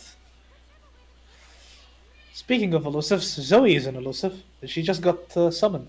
She's going to do some value Zoe Targon things. 3 different champs on the field is not something you see every day, but one of them's going to go bye-bye now because the Phlebotomist does have that Comet to respond to the Lux. Doesn't want to allow her to level good. up. Also, from like the perspective of the phlebotomist, I think you really want to get rid of as soon as possible. Renrag does have that second Lux available. We'll see if he decides to play it down, and yep, he does. That's going to He give him does. access to a Severum, which is the Lifesteal Moon weapon. Yeah, I don't dislike that. That's pretty good value. Yeah, it's a good one to guarantee to get out of this out of this Aphelios before he potentially leaves the field for good. Yeah. What's Aphelios' spell? Is it Gifts from Beyond? It is. That's very good. Okay. Yeah, double drawing Aphelios never hurts too much. Yeah, that's very, very good, yeah. I found out 2 days ago that Diana's spell is Pale Cascade, and I was crazed out. I was like, what the fuck? Oh, we need to play some Nightfall, my friend. We'll sit in a call, I'll play some Nightfall with you. We'll Yeah, Nightfall's fun.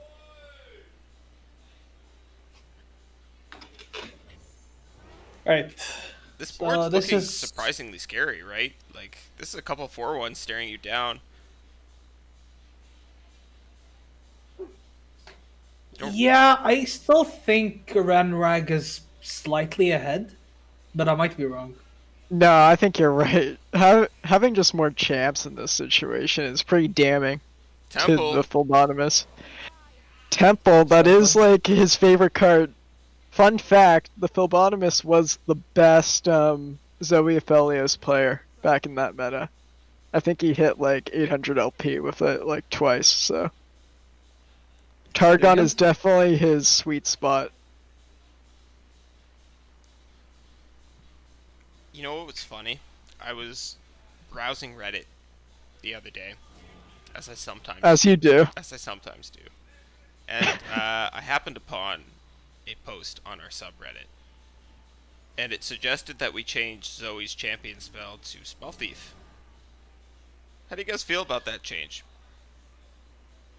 I think it would be probably the worst change they have ever done in LOR history. Isn't it a change that just doesn't... Isn't it a change that isn't necessary? Yeah? What are you doing by making that change? Nothing, really. You're making it easier to level her up. Well, That'd be really toxic. Kind of. It's kind of easier to level up. Yes, sure. But, it's whatever. I think. I don't know. I don't like giving her access to Spell Thief as a champ spell. I think that's disgusting. She's pretty good Yeah, as yeah. it is. I think the way it is right now is complete. What's the name of her champ spell? Paddle Star? Yeah.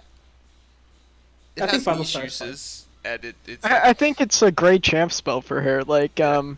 You can get 2 Yeah, it's a procs very on good- her level up progress, but it's also a niche card. I think kinda the where you thought want. process of the person who said Spell Thief is that the Spell Thief animation is Zoe throwing something, and then and then also the fact that she also gets 2 procs off of Spell Thief. But remember, this is Reddit. You went wrong when you thought there was a thought process. oh yeah, sorry about. Actually, question. Yeah. So, if you're playing Zoe Lee and you cast Sonic Wave and then you cast Lee Sin's Sonic Wave, is that a different proc for Zoe? You know, No. I have never figured that out, but I don't think it is. It is not. It's a champ spell's not different than the other spell. But it is in of some the cases, right? Can you find the champ spell off of Spell Thief? Yes. But not Yes, as the but champ. it doesn't. Yeah, not as the Sure. champ. Okay. Sure.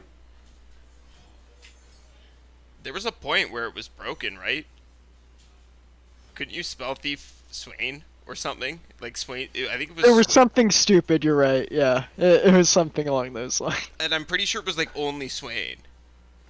Maybe I'm wrong. What's it only say? Honestly, I forget, but I think you know you're what it right. was? It was some Mimic. champ. It was Mimic. You could mimic champion spells that were on the stack because you could mimic opponent spells. So you could steal opponent champions for a little bit with Mimic. For those of you who don't know, Mimic is a 3-mana burst speed spell that reads Reputation I cost 1. Create a fleeting copy of a spell in play or in play or in your hand. Create a fleeting copy of a spell in play or in your hand. It is not I a good love card. Mimic.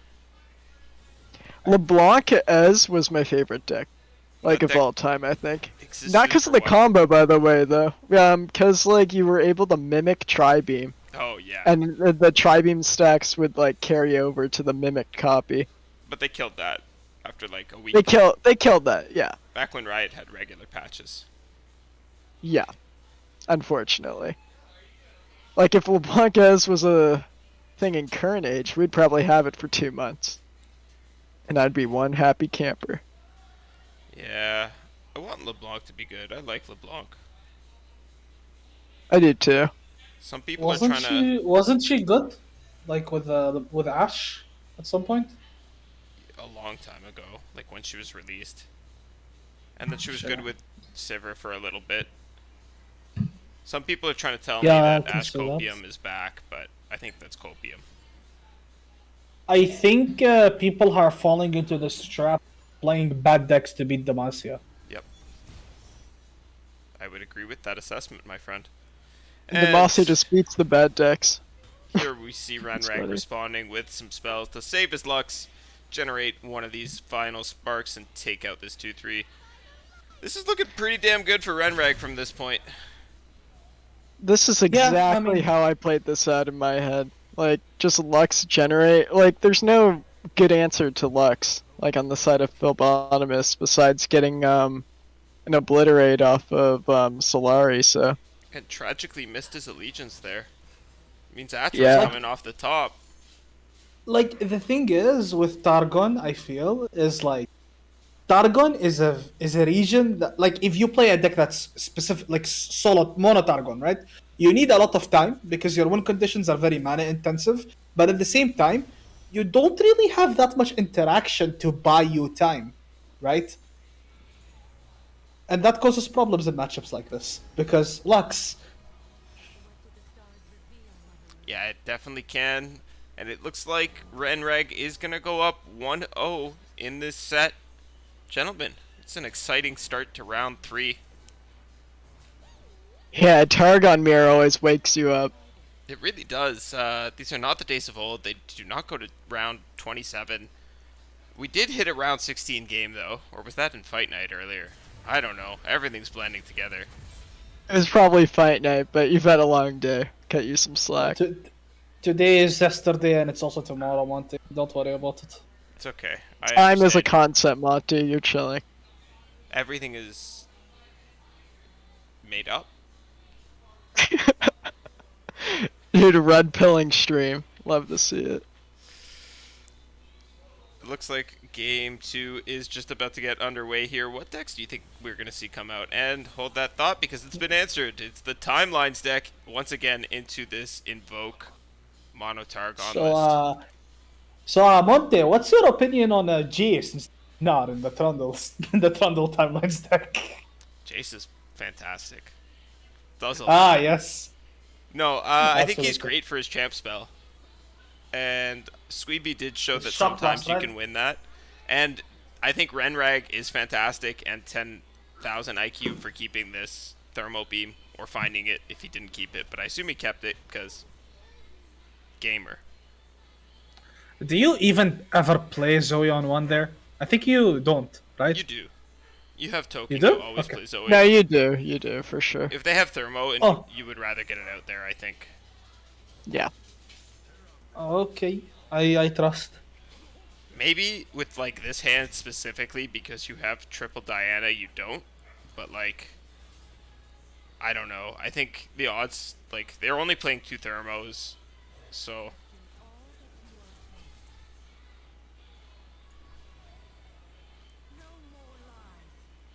Diana comes down, swings in. Renrag's Diana pretty happy to comes take this block, but apparently doesn't want it. I like Diana. She's one of my favorite champions, like design one. Oh, we're gonna have good fun with Nightfall. Just you wait. I hate Nocturne. Too bad, you're gonna I'm learn sorry. to love him. I have the arcade skin, it'll be fun. Yeah, especially after Diana got buffed to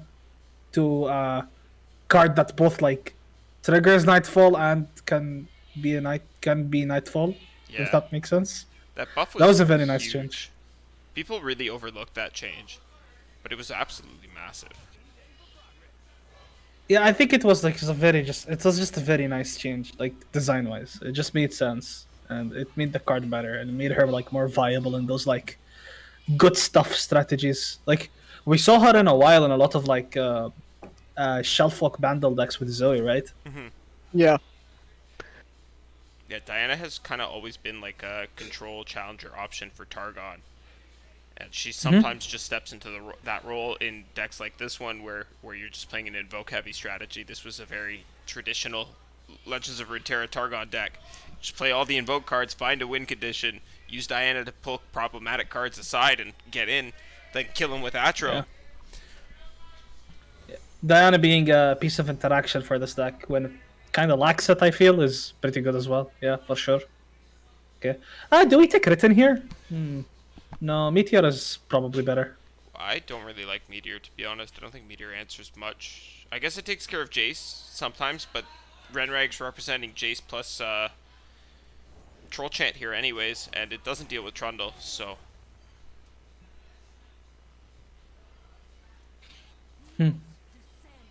Yeah, you could be right.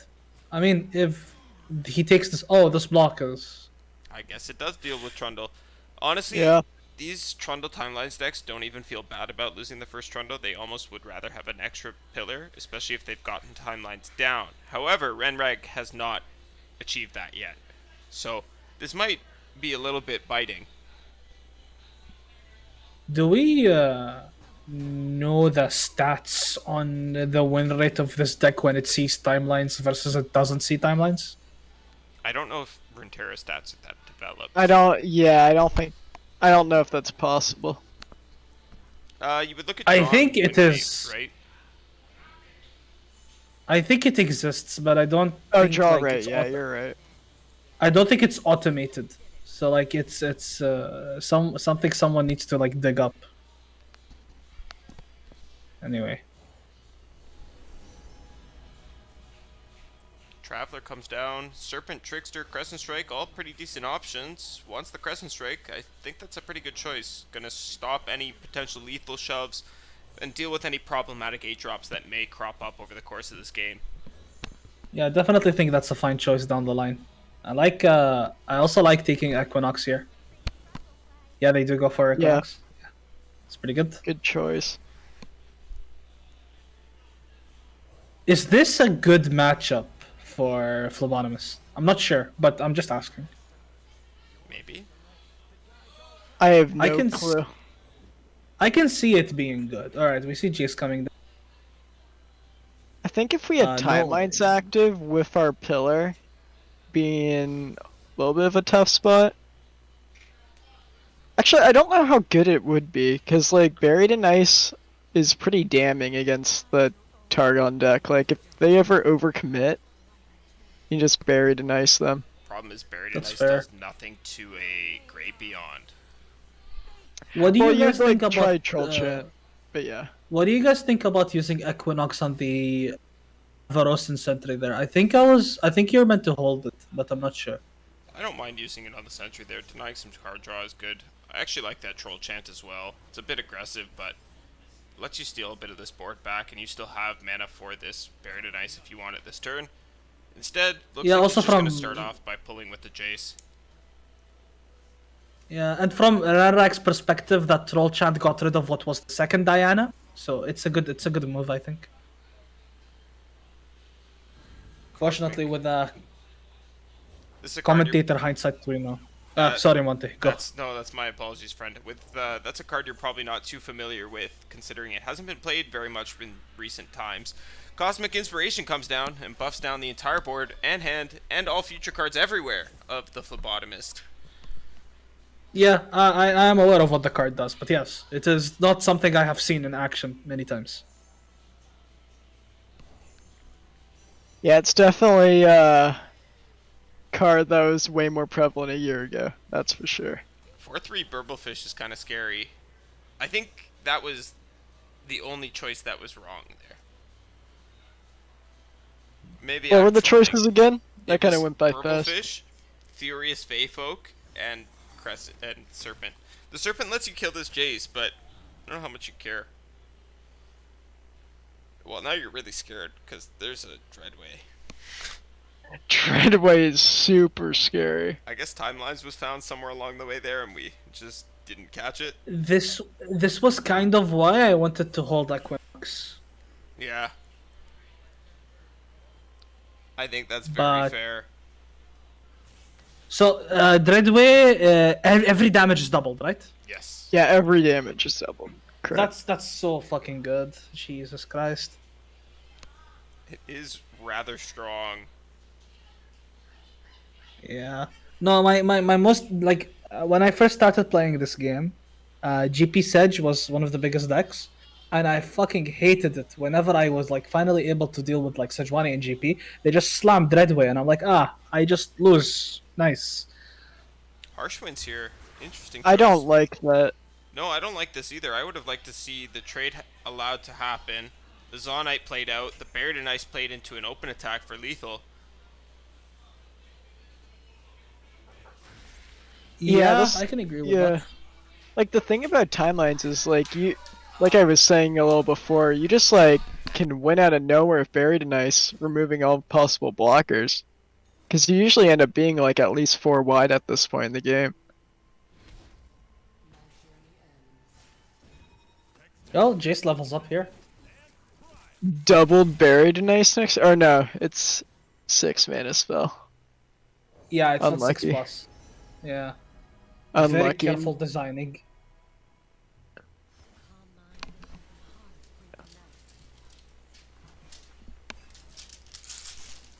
Alright. So, do you just go for the buried in ice here? Yeah, I think you do. Because like Crescent Scar. Oh, double buried. Wait, in it ice. does That's double. happening. Yeah, no, I don't really Huh. like the Buried in Ice there. I think I would have rather seen the... Oh! Oh no! that's Oh no! That's, that's one reason you No. don't play the Buried in Ice. The other That's reason you don't really play the Buried funny. in Ice is because you have an acceleration gate that's just as threatening. That's true. Yeah, I can agree with that. You have a 6-wide board. Is there ever a better spot for that card? If that's not the spot you're playing Jason this deck for, when is? Next turn when they actually do it. Yeah. Holy. I think you override something and The thing You can't is, you need to be obliterate. careful you need to be careful with what you override. oh yeah, you can't obliterate because it does everything. Yeah, mirrored. what a spot to be in. Wait, what? I'm confused. You can't obliterate? No, it obliterates So your if that landmarks as well. stairs does everything, yeah. Oh, you're talking about the it that stairs. Yeah. Yeah. Sure. Yeah. Yeah, that's fair. I mean, you can overwrite your own units, but I don't know how important that is. You also need to be careful because you're taking a risk on remove. Because unless you remember which one is which. Yeah, I think Jace was somewhere in the middle. Yeah, but where? That's the thing. You know what? Let's do a little experiment here and see if it shows. It doesn't. Pretty sure it doesn't. No. Oh wait, it shows you. Does it show you in order? I don't think I so. don't think so. I don't think so, so. but I'm pretty sure the Dreadway was the second from the, well, third from the left now. Sorry, third from the right. Yeah, that sounds about right. I remember it being somewhere like that as well. I think the third from the left is the Jace then. There's an Aloof Travelers, a Boomba Boon, and a Zonite Urchin in here somewhere as well. I think it was The loop the triggers Zonite again, right? that was overwritten. And yeah, the Aloof will trigger again, which Yeah, that's fun. is really funny. It's really funny and it's also really good, right? Getting rid of star shaping is really good. Yeah. Or if the Star Shaping is cast this turn to find a win condition, eliminating that win condition is even better. Yeah, it effectively like gets rid of star shaping, right? Because it either gets rid of the card it finds or it itself. So Do we cast a freeze here? I don't hate it, to be honest, but I kinda feel like it could also be saved. Entomb is nice. That is... Okay, you're going after the lifesteal. Why? Maybe that planning on killing. If that both stairs, bottoms? like, I don't know. That one's weird to me again. Yeah, That's No, gonna they I just don't discarded really the understand first. it. it's gonna summon another one. I don't know.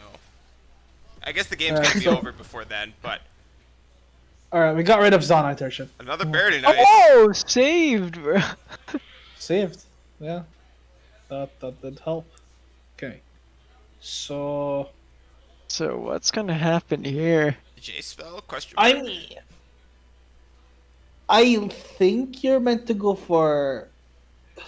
Okay, they go for Bury the Nice. Again, I think this should be a J spell. Oh wait, no, Jace isn't doubling this time because he's already been spent on this turn. Yeah, he doesn't double. So I think this Bury the Nice is okay. Yeah. Yeah, given that, I think this is just fine. Yeah, double stun buys you some time here as well as Does the it? star shaping you. You're still taking 14, which More. is. Oh, Is it more? Yeah, you're taking Huh. 6 off of the Boom Baboon, you're taking 4 off of the Aloof Travelers, that's 10. Oh, 14, I can't count. It is 14. Oh, I guess you're Okay, overrating. they're overriding Jace. I can appreciate that. I think that's okay. Like, I see the play. I don't know if I would do it, but I understand. It's not quite gonna pay off for them here, but it's gonna be very, very good nonetheless. So, Phlebotomist is in a position where they have to develop, otherwise they're dead. Right? No, they're not dead. It's 18. No, they have 18 exactly. Okay, they're not. Yeah, they don't need to develop. They can pass, but I think you're meant to develop.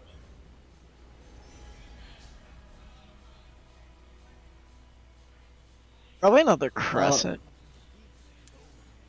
Do you not take Living Legends? That's what I was gonna Maybe say. not. I think 'Cause we're I've- star shaping. I think Living Legends might have, but I could be wrong. Also, what just happened? Oh, the Dreadway got hushed. Yeah. Okay. Sure. I don't That's know fair. about this line either, to be honest, but yeah, it's gonna save a lot of HP. I just think we need to I cast mean, he the was- star shaping. If you don't hush there, you were dead. Or you start shaping. Yeah, my bad. Hush is better though. And we Great can find a Beyond Great is very big. Is it cheap enough? Yes, it is cheap. Exactly, yeah. And but we are going to be able to pop the spell shield and freeze it this turn. Yeah, we have exact because we top decked the Mystic Shot. It's also not. Oh, yeah, it is threatening lethal. It is more than threatening lethal. That is a big boy. It's a big, What? big boy. Is Great Beyond elusive? It is. Yes. Okay, that makes sense. So Mystic Shot has to come out right now as this first action. If anything else happens, Renrag knows it, and he's not gonna die.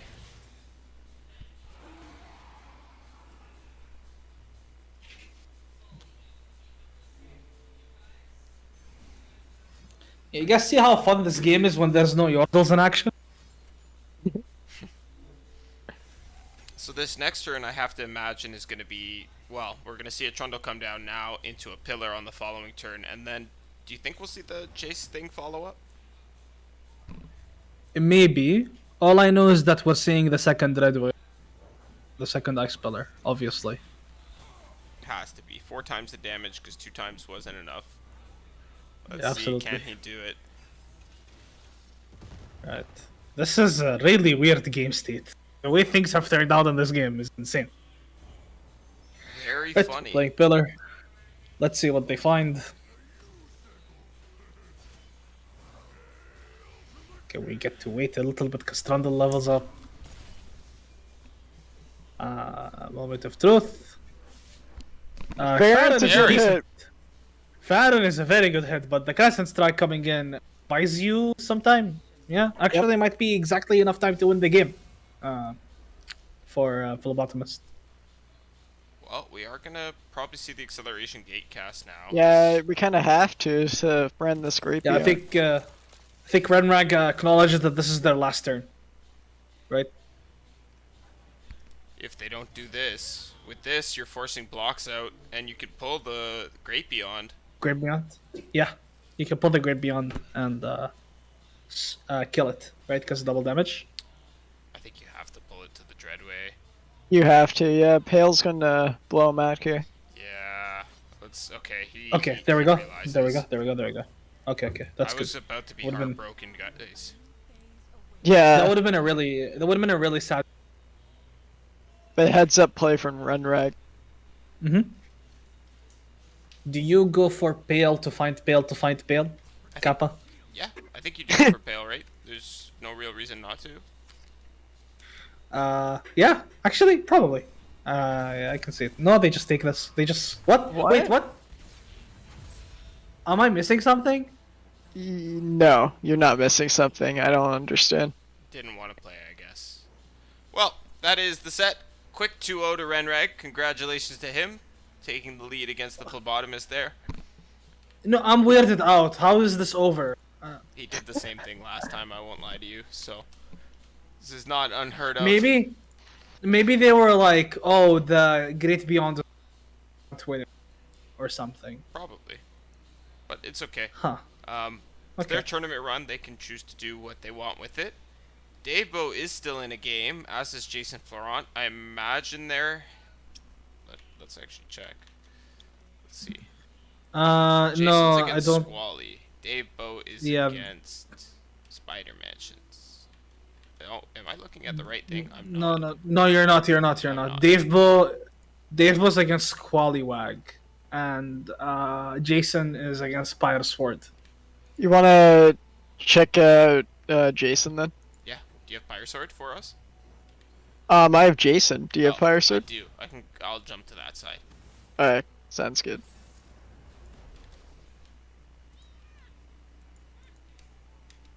Oof. I hate how slow the client can be sometimes. I know, yeah. Right. So I can see the hands of the second player. I'm getting Jason's Yeah. up. Bear with me for a moment, Hash.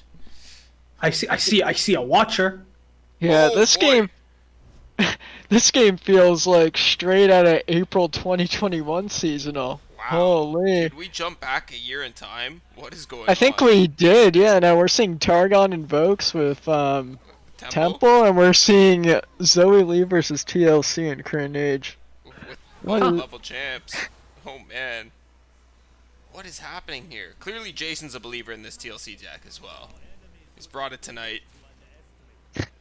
Oh, hasn't Jason been playing Nasus Thresh as well? I think he's just trying to reminisce on the past at this point with his lineup.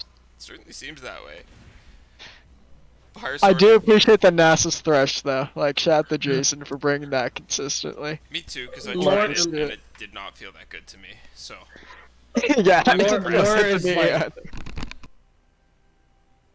Laura's like officially in old enough for people to say back in life. You know? back when in I my first day. got Masters, MF Sejuani was a deck. Is that a pairing you'd have even thought of, Hash? That pairing is not a pairing I would have thought of, and it makes me feel so disgusting. Why did you mention it? I loved MF Sedge. Holy. You monster. Anyway, there's a vengeance coming down on Lee, and called Deny. So happy days.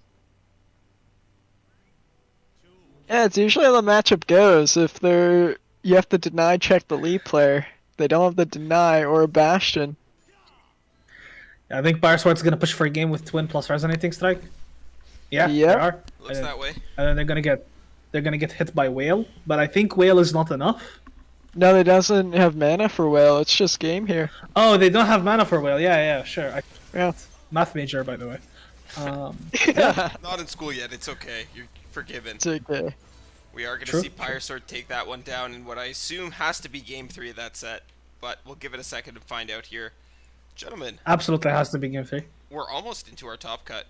Do you want to take a brief look at the standings here and see who's standing on the top of our bracket? Sure, yeah, let's do it. Let me just pull it up on screen for our lovely viewers as well. This is hard, chat. Forgive me. And we have Kazooie B at the top. We haven't had a chance to feature them yet on stream. Broken Ball as well. Jason Florent we did see just go down. So Pyrosaur actually going to advance to be our first 3-0 of the night. This is not updating for me. Not quite yet. Make sure this is muted. That's good. We don't want echo. Yeah, still hasn't updated with the results of this round just yet. Oh, it looks like we have some ongoing games that we can jump into. Yeah, I am down to watch any of the remaining games. Every game we've watched pretty crazy, actually. That's usually how these go. B-Ball actually in labs, but it looks like Davebo is in a friend challenge, and he is up against Squallywag, so that should be a good set for us to jump into. Sure. I'll spectate Scallywag. Yeah, if you have him, that'd be great. And this is a Pantheon into Lee Sin, something we've already seen once tonight, I believe, and I'll get it back up on the screen for our viewers as well. This is a pretty good matchup for Lee. It's not looking that way. Definitely not. Never mind. This is looking quite terrible, actually. It's a leveled Yumi as well. Yeah, I think it's actually impossible to win after you matchup. Because Spell Shield every turn is way too difficult to deal with. Really a bit impossible.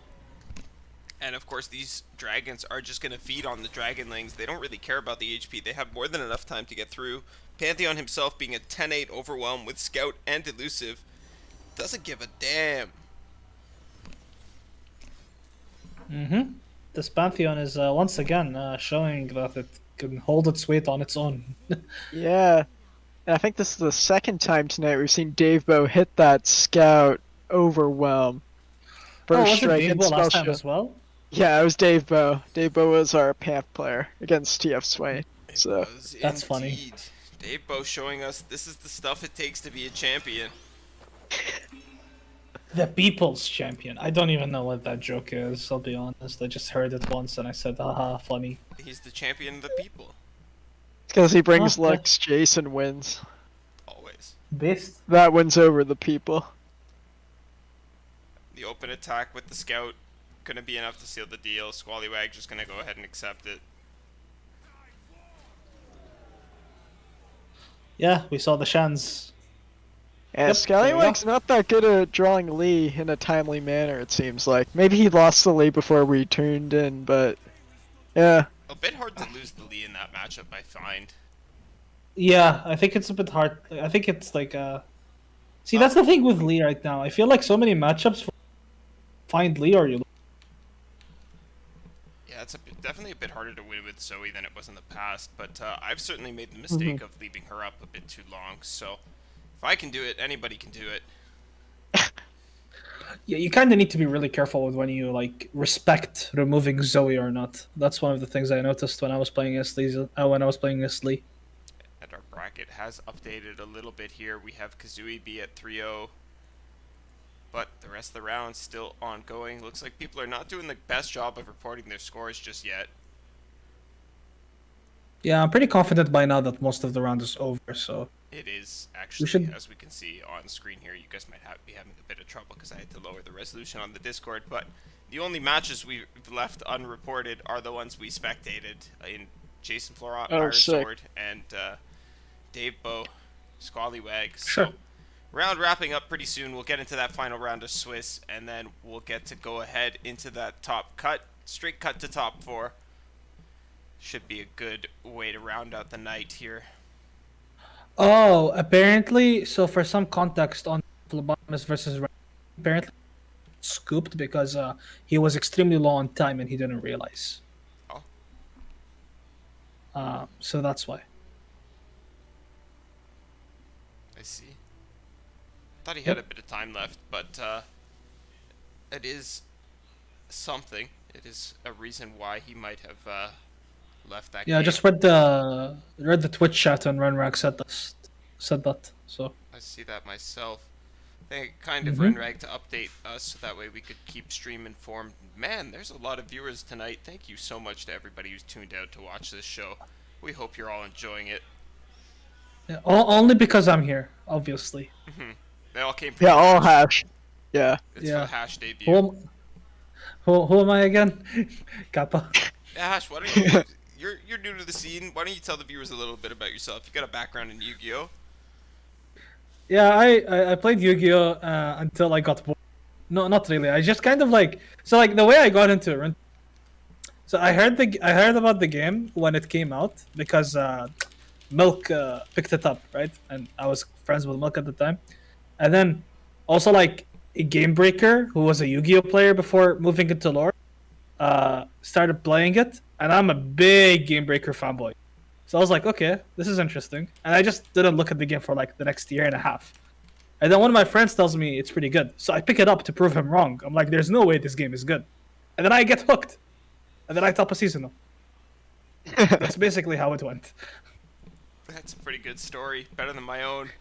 I yet to top a seasonal myself, but still working towards that. One day at a time, one tournament at a time. We'll see what we can do. With that, our bracket should be updated now, hopefully. We can just take one final look at this, and then we can maybe get into our last round of Swiss if everything is going nicely. We do have Kazooie V at the top, Pyre Sword sitting in at number 2, both of those players at 3-0 right now. Broken Ball and Jason Florent right behind them at 2-1. Azura Sparrow, Renrag don't quite have the tiebreakers, nor does Salty Simon, and Dave Bow sitting right below at 1-1. I wonder what happened there. Maybe we're just seeing lack of match report. So Dave Bow also going to move up to 2-1. Might change the way that top cut falls. But of course we do I mean, still have that there's last still round. one more round. Yeah, there's still Yeah. one more round. It is fine. And while we're waiting, may as well take a look at some of these decks. We haven't had too much of a chance to take a look at all the decks yet, but we did see Jason Florent was also on that TLC deck, so I want to just take a peek at his lineup and see if there's any other spice in here. And also on that Ari Kennen, Huh. Jason has his head in the past. Dude, Jason likes bringing the dead decks back, bro. Also on that Holy. Murray Yo. Nice It That Stairs tech. Interesting. Satan, 2 of in this Ari Kennen list. Maybe wasn't so standard before, now kind of needs to be there for it to function in the late game. 2 Absolvers, Yo, pretty standard. Calling Ari Kennen a dead deck is offensive to me. I actually will take that personally. You think it's still good then? I don't know, I'm hearing mixed opinions on this. I think it's people okay. It's I think okay. It's a normal deck that exists. Like if fucking like Ash Noxus can exist this meta, then so can Ari Kennen. You know?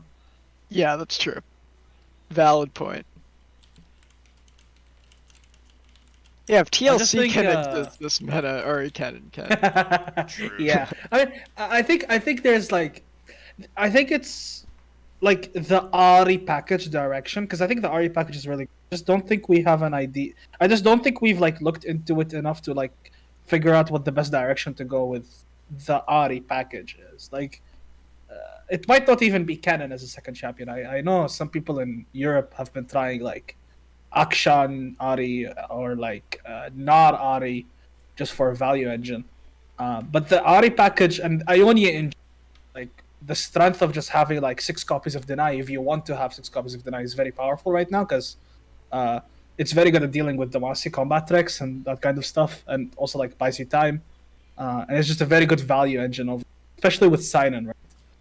But I think we just don't have the right deck for it yet, or the right version of Ari Kennen, if that deck is Ari Kennen.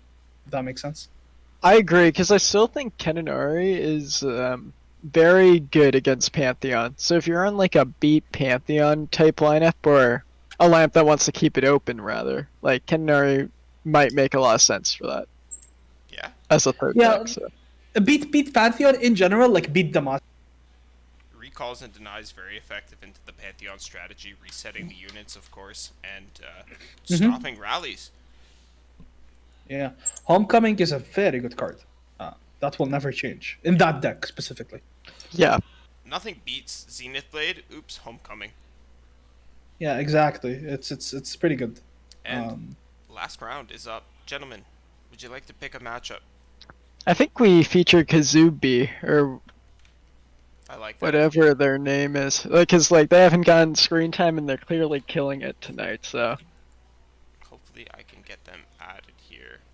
I have them at it already, so I have Pyre Sword, if you got which I think is on the other perfect. side. We'll jump into Right. that game as soon as it starts. And So while- we're watching the two Exos, Kazuibi and Parasword. Yes. Sounds good. Alright. While we're waiting for that to start, let's just take a look at Kazooie B's lineup. It's something we haven't gotten a chance to see just yet.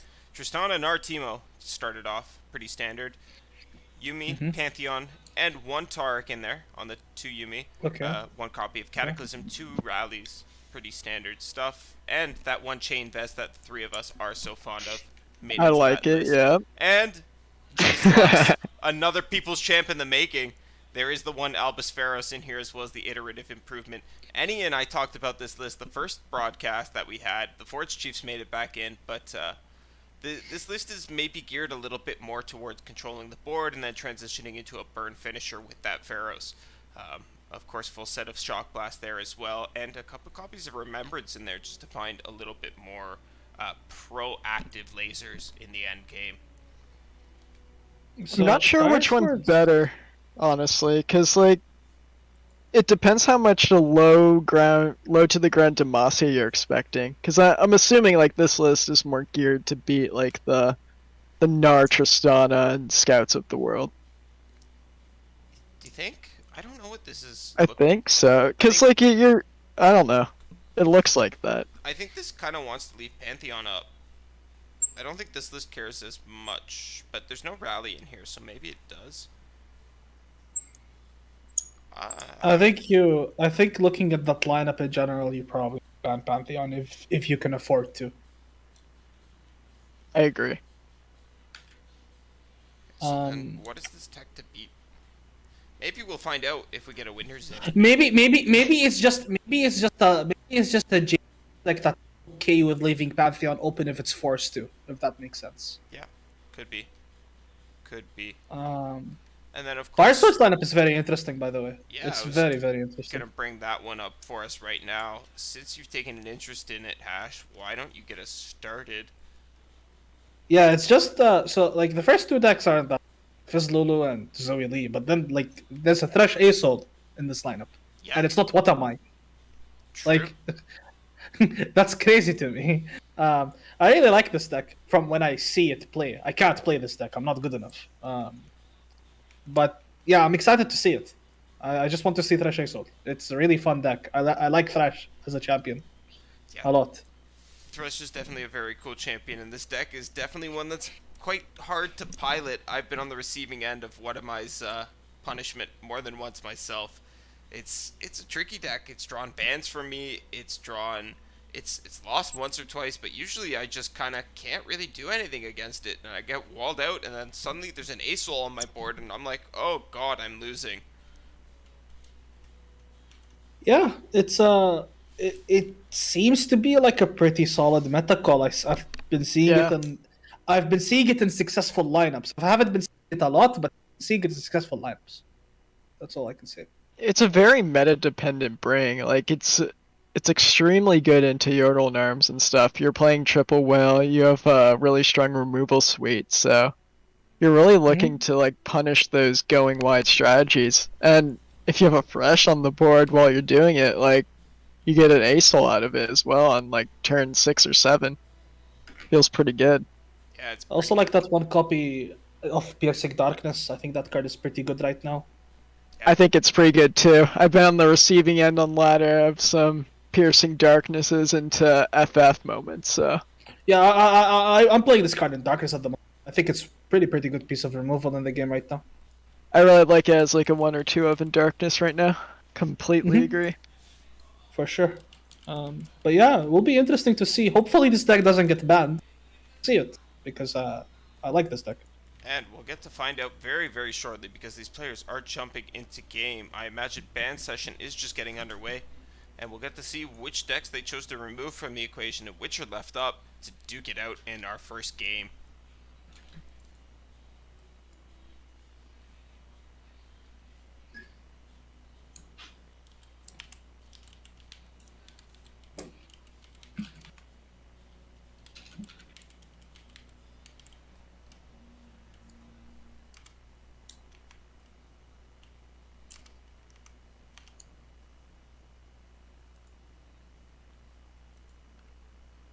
Just getting our scoreboard set up again here. My totally not scuffed scoreboard.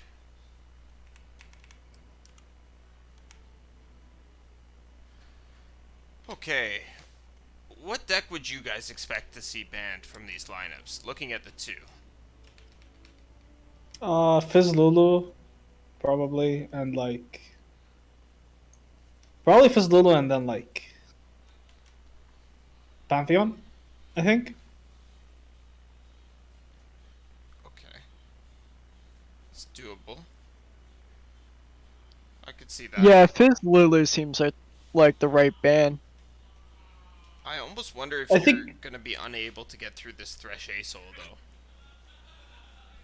Yeah, but I think you're also forced to ban Fizz.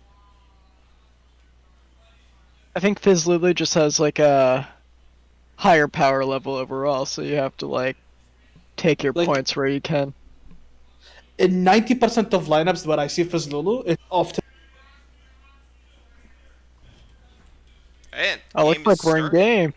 Yeah. Alright, let's see. Fizz Lulu did not get banned. Cast So, is wrong. I'm wrong. I had a feeling it was going to get left up. It just, not because I think you guys are wrong in believing that it's the best ban for the lineup, but I think you almost have to play to lose to this deck and let it through.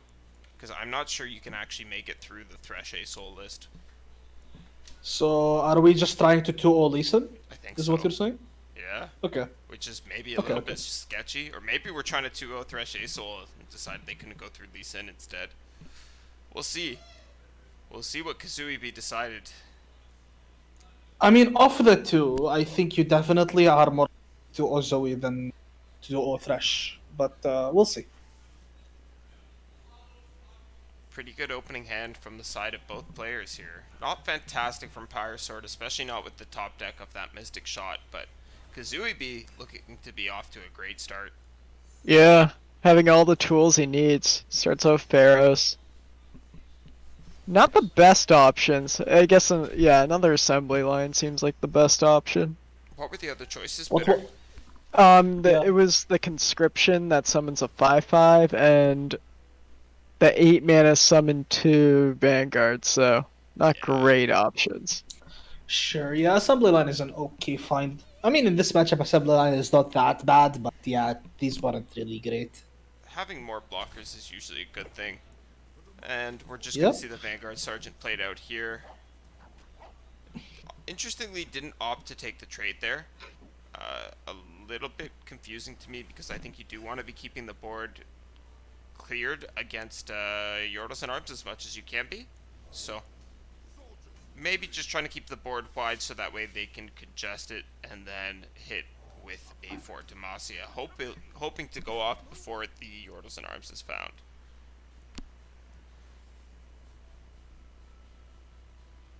Yeah, we should have definitely blocked last turn rather. Like, we're definitely feeling it right now. Mm-hmm. The Sergeant swing is pretty good. I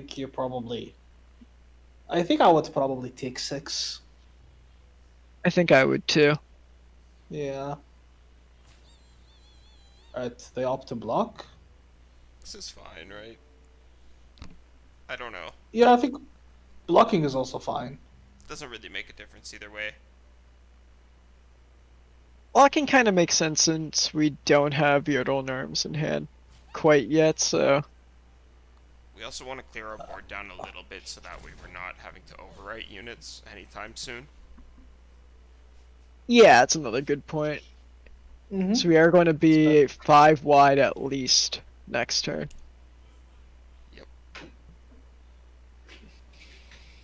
Maybe considering cycling the Pokey Stick there or firing off a Mystic Shot. Second Fizz, not what you want to see. It's not the worst hit, honestly. Like, especially with this Poro Cannon, there are some lines you can do with, like, a Fizz rallying with multiple elusives on board. True. There's some really stupid things, but we don't talk about that. It's really dumb. We also don't have Yordles and Arms to make a great use of these elusives at this point, or the rally. That would be I think the great for us. captain's going to do work though. Like, definitely isn't a Yordle Narms, but we are going to get buffs on Fizz and to Poro. So The captain does do work, but what does it do against assembly line into for Demacia next turn? With the Fizz rally, we're pushing 10. Then we have 7 burn in hand. Means we just need to find 1 more damage. yeah, No, we have 8 burn in hand, right? Oh, we do, but we have to discard 1. yeah. I don't like this. Do not like this. I think we have to either fully commit the Poros or go for a Fizz line. Wait, what? Yeah, not sure what this. Wait. This is interesting. I don't know what this accomplished. Are they planning on like fizz spelling here? No, they're not. This. I mean, I guess the idea is to just trade down on board and play for. No, that doesn't make sense. I don't know. I think our winning line is to go under them for elusives, since we do have like 7 points of burn in hand. Like, we could have gotten him pretty low this turn. Yeah, obviously we have the advantage of seeing caster vision and no sharp sight. There was, Of of course, course. that mystic shot that was available to take out the Fizz if we completely tapped out to 0, but I would have liked to see some attempt to push some elusive damage that last turn. The attack there didn't make a lot of sense, wasn't doing a whole lot to advance Pyrosaur's win condition, and in fact, made life a whole lot easier for Kazuibi. I think regardless of having the Mystic or having a Sharp Sight even, like, we still have to make him have it there. Maybe. You can play a little bit more conservatively. You don't have to go for the all-in line of the Fizz rally right away. Oh, I wasn't talking about Fizz Rally. Just like playing out our elusives and pushing chip damage. We save the second Fizz. Now we're just wasting a free spell trigger on the Fizz here to get down to 1-3. Fizz is going to die to this challenger. We don't really want to be wasting burn on it.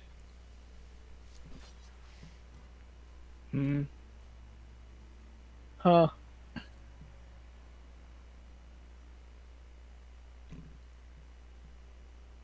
If you're offered Maybe they're pass, considering. you always take Maybe it. they're considering for Demacia. Not a I bad don't think consideration. It's not a bad consideration, but Kazuibi could be scared of just like tapping out completely in this situation. Why? Just because he has 6 cards in hand. Like, there's a lot of scary stuff like Pyrosaur could do with 9 mana. Like, fire off all this burn and clear your board. Yeah, not representing a trick or anything is like... Oh, and it looks Huh, like they're going Lux for it. is going to go down here. You could also take out the challenger and free up the board completely. And you take a couple good See- trades, and suddenly you're looking pretty good. Like, I understand the point of like not wanting to tap to 0 because then you represent anything, but also I feel like in this scenario, in this matchup, like the only thing that like Pyrosaur can freely use in this situation is burn spells. And if the burn spells go to units base, that's not bad, right? Huh. I feel like losing Lux is pretty bad. Sure, It's but... bad. It's bad, but it's not worse than losing life in this matchup, I think. I might be wrong. I'm not I think sure Burn either. to Face is way more relevant than taking out the Lux. Yeah, you're probably right. Like, this buys Kazuibi a good amount of time, actually. At least a whole turn. Especially with this Broadwing as well, clearing an elusive unit. Yeah. I honestly don't mind just trading Broadwing with Fizz there, but this is probably fine as well. It's gonna get Problem- Mystic Shotted anyway. Yeah, the problem with going for Fizz is that it gets punished harder. This maybe gets through. I think I like the Yeah, so now 7 points of burn damage just went to units instead of face, and the boards are still not and like Kazuibi's board is still not narrow enough like to justify the burn damage used because assembly line gave you 2 extra units, right? So Yeah. like Yia isn't that punishing here. It's still very good. Not that punishing compared to like Fort Demacia. Maybe Fort Demacia was definitely way worse. For sure. The fact that we have to draw into Yia here makes it even worse than what it would have been originally. Zoe B can have the opportunity to play both a Forge Chief and a removal spell in the form of Concerted Strike or Mystic Shot. Okay, we did. Found it. That's a caster blessing. Oh my goodness. Well, I mean, yup. That's how it goes sometimes, huh? That's how it goes sometimes. And of course, those removal spells are most likely going to come out here. It's just concerted, right? Is there anything else? Concerted Mystic. If Oh, you there's a use Mystic the as well? choose- Okay. Yeah. I would Mystic Fizz here. So would I. There's We've seen There's two no Poro punish. cannons, right? I mean, you can't cast Pora Cannon. Yep. There's no card to discard. Scrap Heap also, no card to discard. You go after Fizz.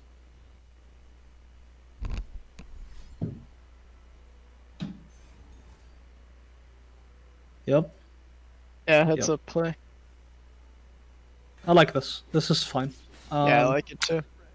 I think this is looking okay for Kazuibi, I'll be honest. Yeah, I think it is too. You have a nice redevelopment next turn. The elusive threats are basically Pretty much gone. non-existent. Yeah. You can draw into your Jace next turn if you want to as well. Got lots I'm of not options. sure if you have time to play Albus yet, but maybe. I think you want to wait on the Albus as well. Forge Chief into assembly line here seems pretty good to me. That's what I was thinking as well. Yeah. Yeah, it we're looks getting like that. he's going to do that. Yeah. The Lulu pickup is very good, by the way, just saying.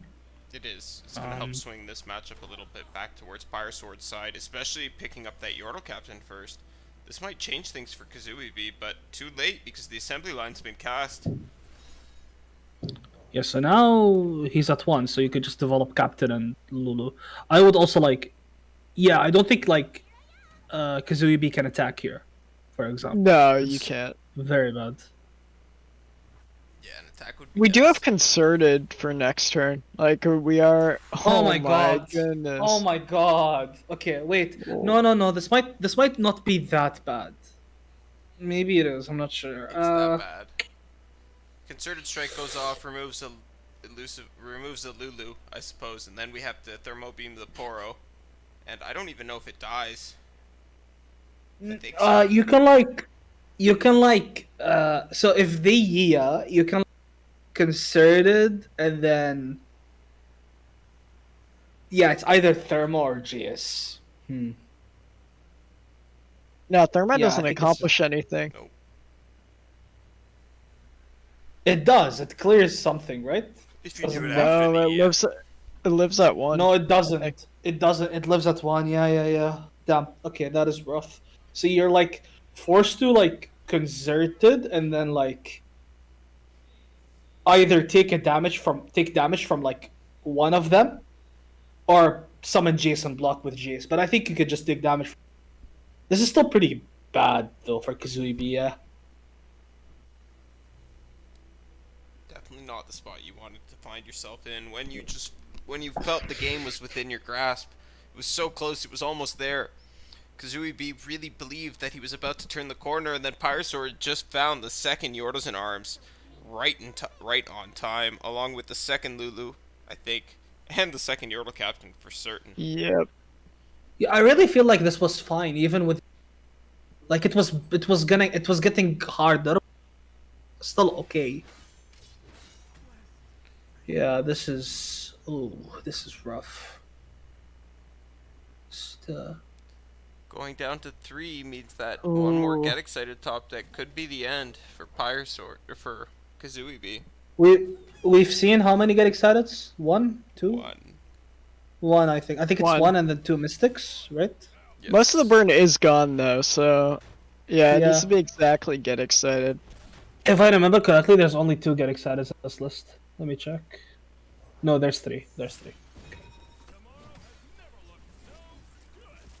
Okay. Well, Jace comes down leveled up. So Challenger Jace is going to be able to pull something, like thin that board a little bit. Probably the elusive. Bomber Twins is Oh, Mystic's a great pickup though. Mystic is good as well. Yes. Fantastic way to deal with this elusive Poro that was starting to become a bit of a nuisance. This lets you use Jace to take out the Chompers, another thing that was becoming a bit of a threat. The question is, do you ever play out the Pharaohs here? I think you do. I think you do. Obviously, this Bomber Twins is gonna find ancient finding your arms. Yeah, I have to agree. Oh. The Pharaohs is representing quite a bit of damage right now. Playing it out Okay, there we go. puts There your we go, opponent there on we the go. clock. It's not just the damage; it's also the. Yeah, if the they're- Jace spell's if- excellent. Hmm. Yeah. Okay, Star Spring is completely useless. Thank God. I would like to see a Bandle moment happen here. This is a very interesting game. Don't want it to get ruined. Do you pull the Chompers there? I don't think so. That seems like a Lulu or elusive. Probably Lulu, and you shoot the elusive. Yeah, I was pretty on board with. I think you're just elusive gonna line as thermal well. beam the Lulu here, right? And then you're just gonna Mystic the elusive on the open. Oh, I like that. Yeah, no, that makes Yeah. sense too. Okay. Yeah. Thermo and Lulu. Yeah, this is fine. This This is fine. simplifies the board in the best way possible for you. It takes the annoying challenger unit out of the way. It takes the annoying. I blocking actually unit like out of the way. this. I like this because it invites an open attack because you see elusive dealing 2 damage, and then you just get Mystic shotted. Oh, the shock I don't blast is think going to be so damning, and like he knows that there's a shock blast in hand too. Yeah, I think you have to open attack there. The shock blast punish is too big. And Going now after we're done. going after face instead of 2 units. I don't think it matters, but I think you go for 2 units. Oh, you're right? killing. You're not. Yeah, kill- you're oh, you're killing. going for Yeah, Mystic you have a shot. Mystic, You got- yeah. Oh, yeah. My bad. Okay, yeah, Pepega. It's okay. Yeah, And that's sorry. game. Like 4 in the morning for you, right? It's 6 a.m. 6 a.m. Time is but a concept. Oh, it's a new day. Yeah. Yeah, but it's fine. Like I woke up at like 9 p.m. So New day. I miss college. I'm not even in college. But yeah, okay. Piresport won that game. That was game 1 of the series. Yes, it was. That was very nice. Like all of these games today have been. Yeah, Kazooie be really showing why he's like in this position, or they're in this position right now. Yeah, Jace Lux yet again showing up at the top of the standings in another Mastering Runeterra tournament. I think these players know something the rest of us don't. I think it's just clearly they're playing really well. Like they're showing like extreme prowess with the decks they brought. So Nah, guys, come on. Shit decks like Lux, Jace wouldn't show EU Kappa. that's true, actually. Yeah. Hey, it Never showed up seen at a EU Lux. Fight Night today, and Panda was impressed. And we don't talk. Wait, about actually, that didn't Lux just win the fight night? Yeah, I think. Oh my god, I think it did. that's funny. He played Tristana Nar, Sivir Akshan, I think, and then Chase Lux. He played Riposte in all of his Hold on. decks. Maybe it wasn't Chase Lux that won. Hold on. I'm checking. I forget. Sivir I, no, Akshan it with wasn't. I literally Riposte, right? cast this today, and I'm for. It wasn't Jace Lux. Jace Lux got 3rd. Okay, but there was a Okay. Chase Lux in the top 4, and it was hype. Yeah, sure. Fair enough. Sure, but it would never win EU. So checks out. Absolutely. Well, it's a good thing this isn't Fight Night, anyways, because we here at Mastering Runeterra are all for the Jace Lux game. We are all for the deck of the people. Now that it's more than just Devo, it has to be the deck of the people. It was always The deck of the people's people. choice. That's why he's the people's champion. And this Pale Facts. Cascade is pretty good. It's proactive, but This is looking kinda cringe for the Pantheon. a I little think. bit. Big 'Cause, cringe like, for able to choppers and like. Because like next turn, right? Okay. So if this what's it called? Yordle Portal finds Pompous Cavalier. No, it doesn't. Sag. Trevor's Such. funny, though. Trevor's really funny. Trevor's really funny. It might be a what does- Trevor what does- angle. What does that card do? It creates a unit with the same stats as the unit it supports, except the unit that it creates is elusive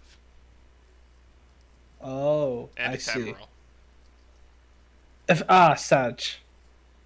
Pretty sure you just attack here, and I think because attacking's right here, you rather do the Trevor. I don't like this line. I don't think you pump the chompers. I think you pump something else and you just drag. Does the 2 damage matter? I think Yes. trying to Yes. kill. You're never killing White Flame. You're never killing White Flame. It's impossible. I mean, you have the Yordles and Arms in hand with the full board and the Boros. So I don't know if 2 damage actually matters, but I think trying to forcing them to use something on White Flame there that they might not want to might be a little bit more valuable in this position. Either way, I think it's defensible. So Well, They should always use something there because see the extra 2 damage was. yeah, it would have It- been rough. yeah. Like, he has guiding, of course, but I think in this matchup, Hash is 100% right. You always, like, push max damage with Lulu. For context, like I've played Fizz Lula more than probably, so I feel like I can back myself on this. I think you're meant to just drag the chompers to the side. I agree. I'm just trying not to be too harsh on the players here. Not that I think you are. I think you're being very fair and very No. reasonable. I think both plays are fine. I just think one is probably slightly better. Yeah, and It's fine though. I think that's this is winning. very clear to show because as we can see on our screens, that 2 damage would have made a difference, and they needed to use that spell to advance their Pantheon win condition anyways. So Hash makes a very valid point. I'm not trying to discredit my co-casters either. They know what they're talking about. They're here with me for a reason. It's a delicate balancing act. It's fine. It's fine. This Jordan Arms carries the game. I think unless Pantheon is leveled, which I don't Yeah, think it it's is. at a 3 out of 5, so you just slam Yordle Arms every time, and yeah. Yeah, this is good. a lack of combat spells. Is okay, consider strike. That might actually keep us in the game. And that takes us... I don't think so. I think we're still one wider. Yeah. Oh no, you're still just dead. Yeah, you're still one. To you tap under concerted now. Okay, never mind. Yeah, you just swing. Okay. And we have GE, follow up, yeah. This is... Yeah. Okay, this is just ending. Fire Sword takes game 2, bringing us all the way to game 3 of the set. And boy, I hope it's just as exciting as the first 2 were. Yeah. That was very quick compared to the first game we watched, but yeah. Usually how the matchup goes, though. So it's 1-1 now, right? Yeah, correct. Yeah. Okay. I don't know why for some reason I thought Parasword won the first game. No, was because wrong. Uebi is our Jace Lux player. Yep. Alright. So we're going to game 3 and it's gonna be...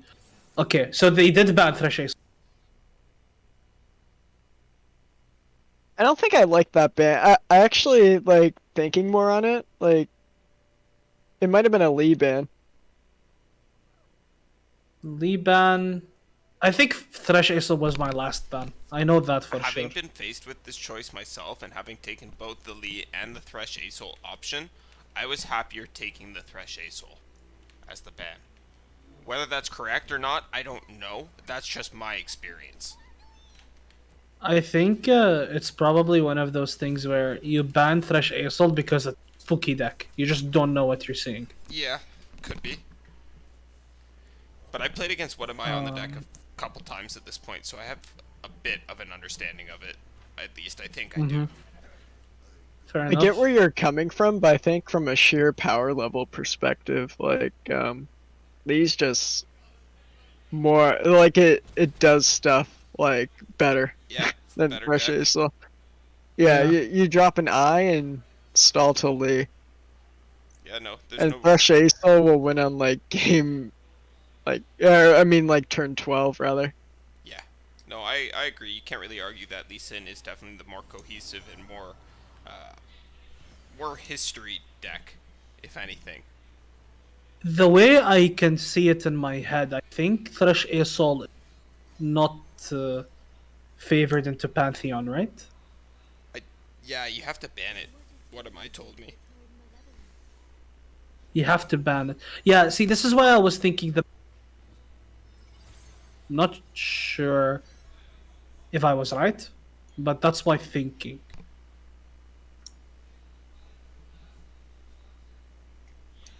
Anyway, We'll see what happens in this matchup, because we'd be off to a decent start on this Pantheon deck. But Pyrosword does have that Eye of the Dragon out, has that Zoe win condition on starting to come online, and not really it's under any it's threat.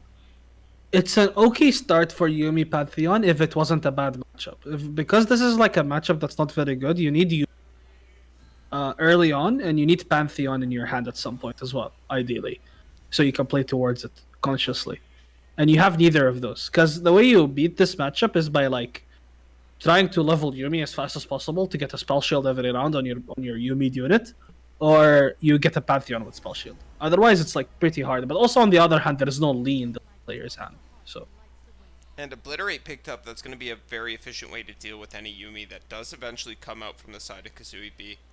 Did pick up the Zenith Blade off that draw. That's a good top deck to have. Or sorry, not a top deck. Did draw it off the other Zenith Blade that was cast at the start of this turn. So making their next top decks a little bit better. And just going to go ahead and push a bit of damage here. Also from the Maybe side of Pyrosword, we have 2 palms in hand. Like that, it's gonna be like hard to close a game from the side of Kazooie B without that Yumi, like Hash is saying.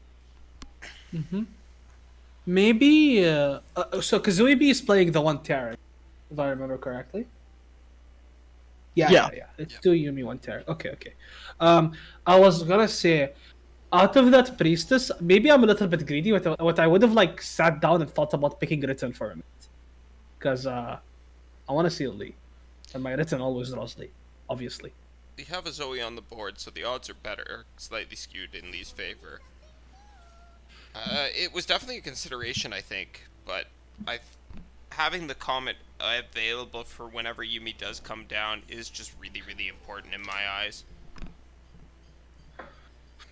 For those of you that don't know, Yeah. Obliterate will completely destroy an attached unit, removing it from the field and the hand.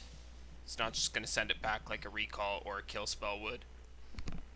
Yeah, I mean, I honestly think that like Pyrosword has plenty of time here with like the double stun, the denies for any potential cataclysms and rallies, the Comet, the Will, because Will also resets Fated, which is huge. To draw Lee once again. We need to draw Lee. You're not wrong, Hash. There is plenty of time, but there's also a Oh, there we lead. go. Speak of the devil. There we go. We drew Lee. Yay! Now we just have to find some overwhelm for this Lee, and then the puzzle is complete. We can just begin to put it together.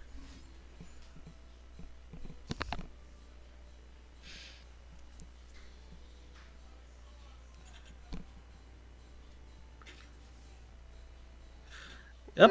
I like Deny. I like Deny. I like on the this night game. too. Yeah. I think it's pretty good. Yeah.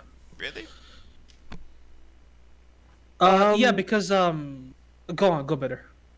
Well, it stops the proc, right? And having overwhelm units are like how we're going to lose this game, or multiple overwhelm units rather, is how we're going to lose this game. Double Palm's going to be able to stall us for multiple turn. Like we have the second deny even. Like we have all the tools we need. Okay. I was gonna say I only like it because there's a second deny.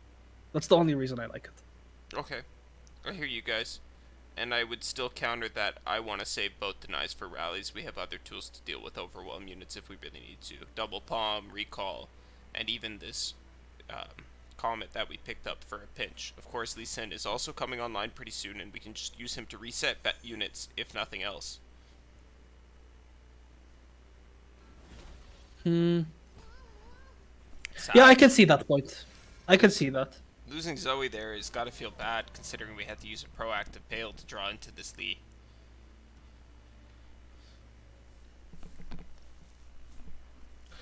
How much mana do we have next turn? We have 7+1 pass on this, which is 8. Okay, not quite the turn for Lee just yet. Yeah, definitely want to wait until we have some protection for him, be it the deny or the recall. Although, only thing that's going to really be threatening him is that concerted strike, so could maybe make do with the barrier. Yeah, I mean, you keep up. You want you like deny because it like deny plus because it beats double strike spell, right? Which is like the worst case. Yeah, but even if there is a double strike spell here, you lose to double strike plus a second spell. And if that's a chance you want to take, you can take it. You definitely don't have to, though. You don't even have the overwhelm for Lee yet, so you can take this nice and slow. You're not under threat. It's not their attack token. Got lots of HP. And also, like, even though you don't have the overwhelm, the recall is pretty good in this matchup. Like, Lee kind of does do its job here, even if it doesn't do overwhelm. But yeah, Definitely resetting those Zenith Blade and the overwhelm units can be super important. We mentioned earlier how having multiple overwhelm units is the key for Pantheon to winning this, and Lee bouncing those back makes that kind of impossible. yeah. Does Kazuibi play Bastion? Let me see. One of, I believe. Yeah, maybe if we find that Bastion, there's like a janky way of winning this. Maybe. But right now, I would say Paris Ward is completely ahead. Written in the stars picked up. Based. Mind that with our hand state. Yeah, having more copies of Lee or even an extra copy of Zoe is never a bad thing here. Do we play it this turn? The Lee? written. Or no, our Rin.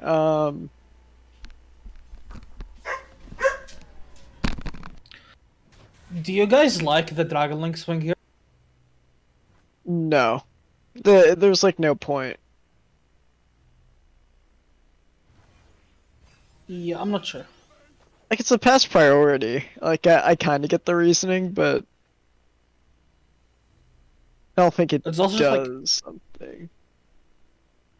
It's like, do you want to gain 2 life or do you want to feed? Right?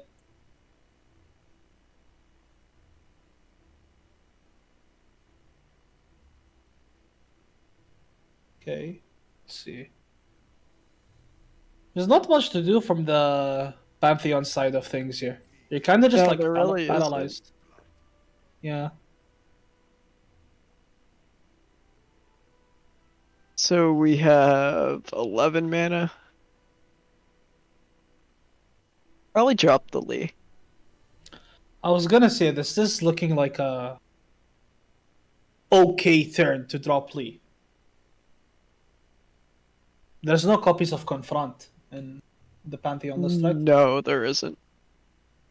Okay. Yeah, is there a better turn than this one to put the Lee down? I like putting the lead down. I can also see B pass here, but I'm not sure. You can wait until after the attack, I suppose, but Okay, Lee comes down. you can still protect Lee here. You can just burn that first half of the Lee spell to put up a barrier if you absolutely need to. Shouldn't be necessary though.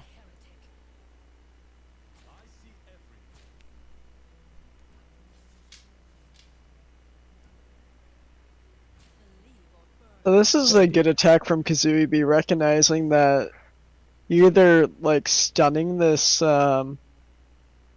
this big overwhelm or recalling it with Will, or you're like keeping up protection for Lee. And this is where things go wrong. Pyrosaur, Yeah. if they commit this recall, putting themselves in a position to lose this game. Oh no. We're counting on this Yeah. written in the stars to draw us another Lee now. It's 50-50 as well, right? Yes, it is. These are both Sonic Waves, not this Lee Sin's Sonic Wave. Let me double check that, but last I... No, you're right. Yeah, they're both Sonic Waves. Yikes. Yeah, Okay, consider it's we gonna have be a a, blowout. we might have a game again. I still think Lee is probably in a better position, but the game is slower now, for sure.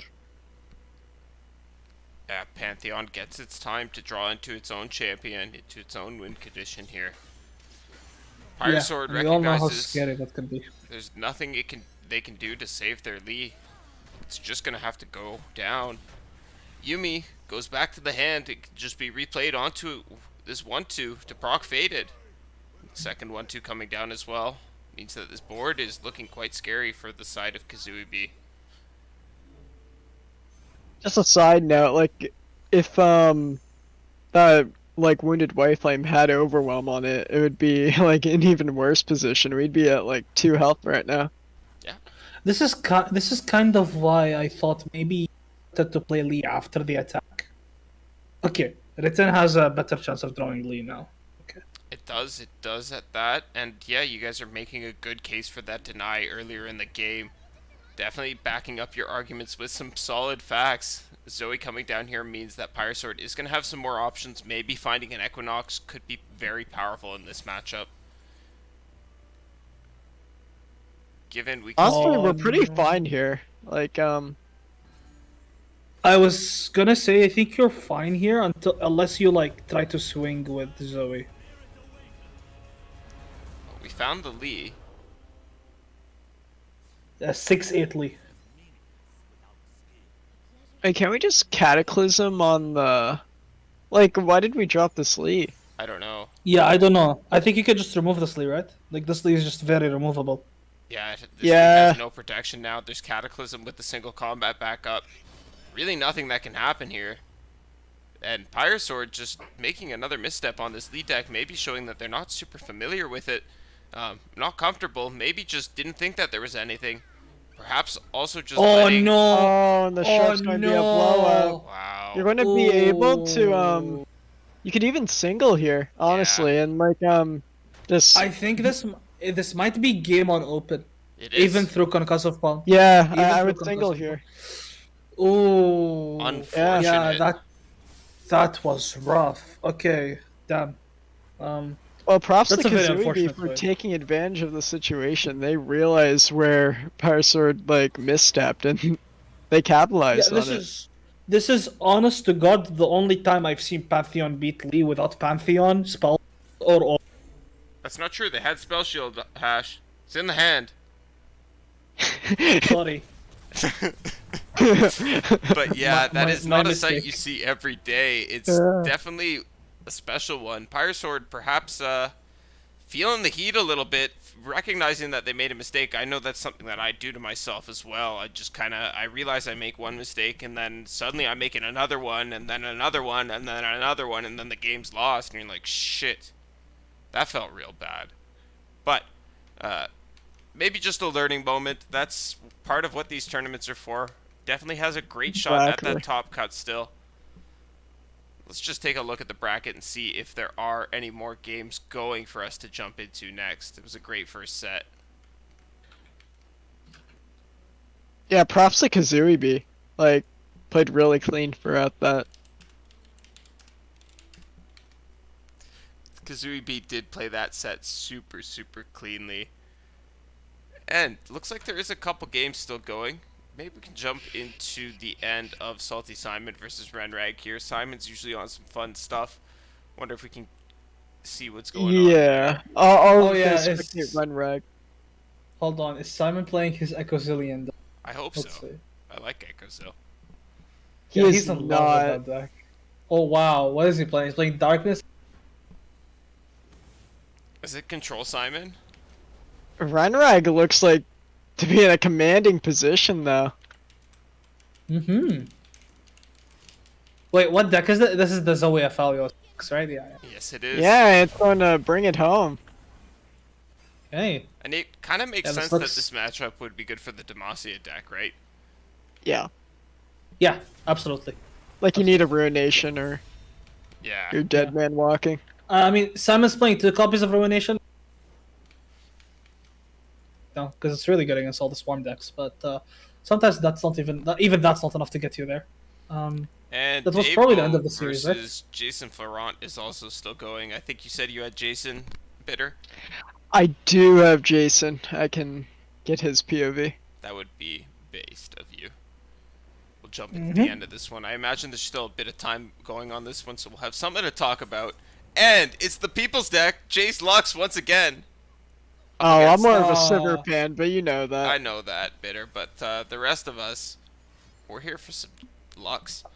I know we're watching a completely different game, but I just want to say one thing. He's playing 3 copies of Lopic Telescope in his dark. That's all I'm gonna say. That's kind of based.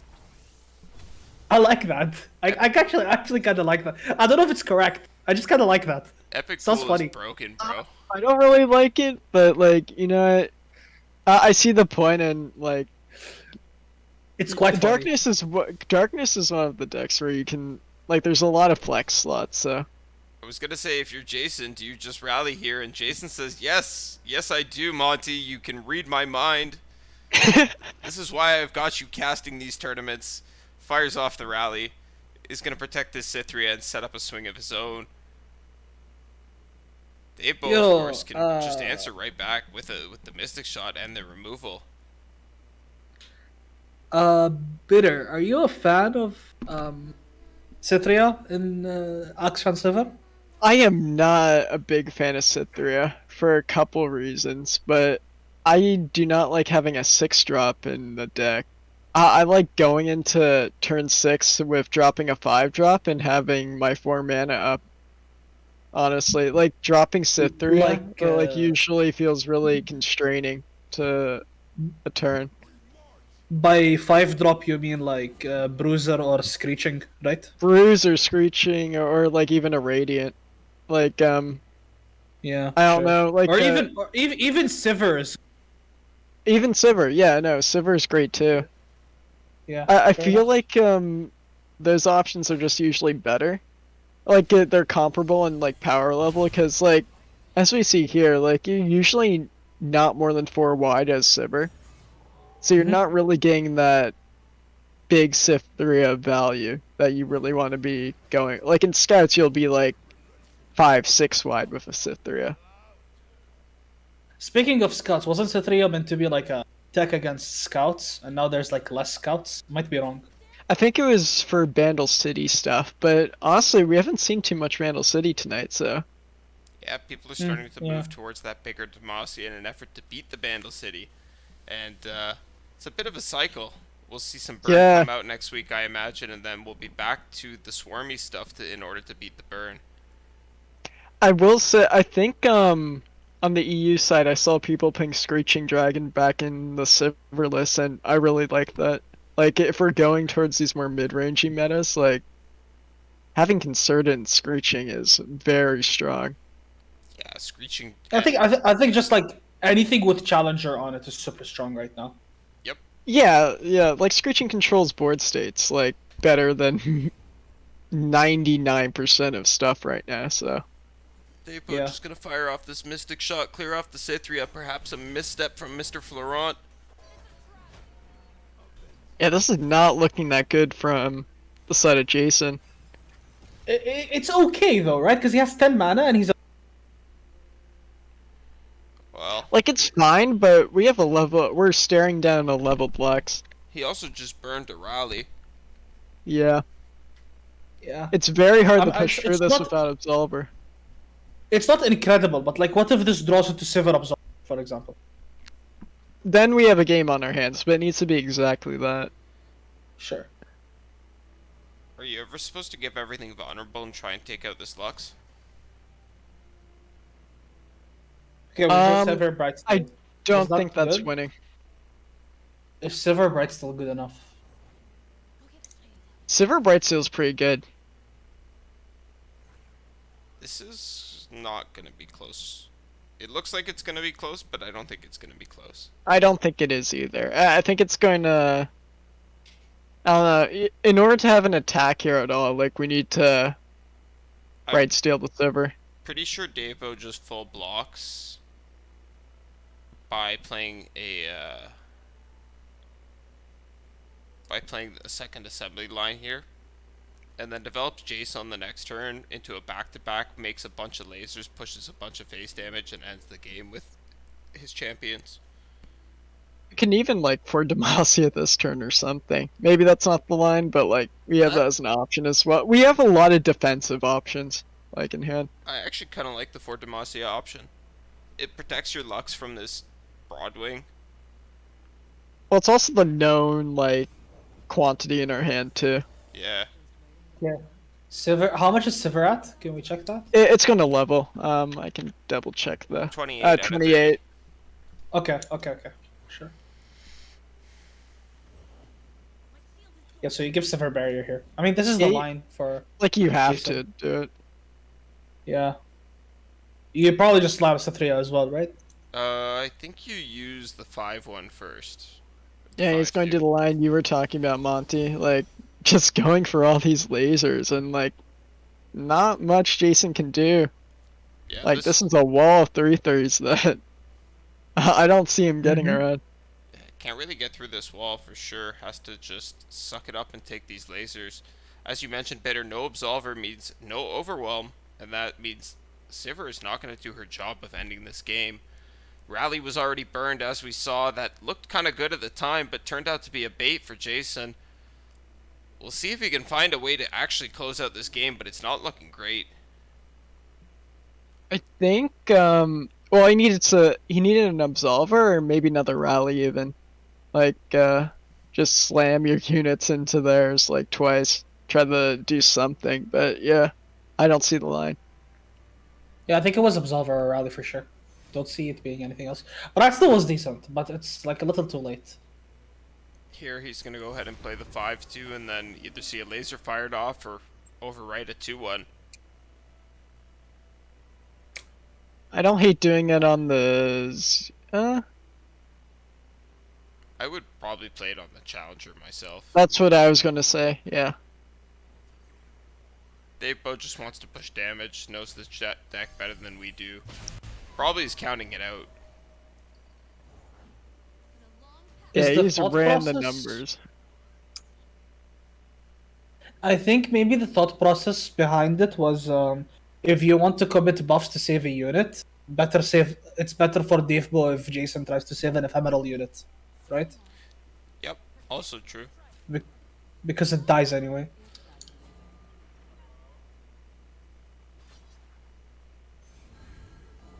Right? So we see the swing. Sivir's gonna level, not sure that's gonna matter too much. But we'll see. 2-2 blocks 6-6, 3-3s can block. Lux doesn't have to. 3-3s don't really have to either. Yeah, you could just take damage, I think. You don't have to block everything. I don't know how much you can take. Actually, you're killing Sivir next turn. With Yeah, that you have Jace, Jason right? back to back, yeah. Yeah, so like, I think you can be a little greedy here. Yeah, I like this. I I kind of like staying wide. This is playing to win. This is what champions are made of, gentlemen. Dave both saying, once again, he wants another shot of that top cut. Wants the tiebreakers off of Jason. Doing what They're he both can. 3-1, right? They're both 3-1. I would have to check the bracket for that, and it's not the time. And finds the Golden Aegis, too. So That's great kind of pickup. funny. I don't think you're playing it this turn. Unless Yeah, I don't I'm think you're playing it this turn. miscounting. No, No, you can't. Can't. You Unfortunately, literally 14 can't. mana is not possible in Legends of Oh, Runeterra. Jace is leveling, so maybe you consider acceleration gate. I think back. Oh, I like Gate better, yeah. Yeah, Gate Gate is back to better. back is a great defensive tool, so yeah, Gate Gate's the play Yeah. here. This might give you more 'Cause- challengers. This gives you quick attack on everything for sure. And it still gives you 2 final sparks. Yeah, that's fair. Let's see the unit. Let's see the keywords. Nothing relevant. Never mind. Elusive. Elusive is relevant, we just win here. Yeah. Oh, true. Oh, yeah. Elusive actually wins the game, right? Yeah. Done. Because you Very can just fun. like shoot with Lux, and that's game. Yeah. All right. So, don't you just like attack here and like I think you start with lasers, right? Because I guess either's like winning, right? Like I think you're supposed to shoot the X2s, but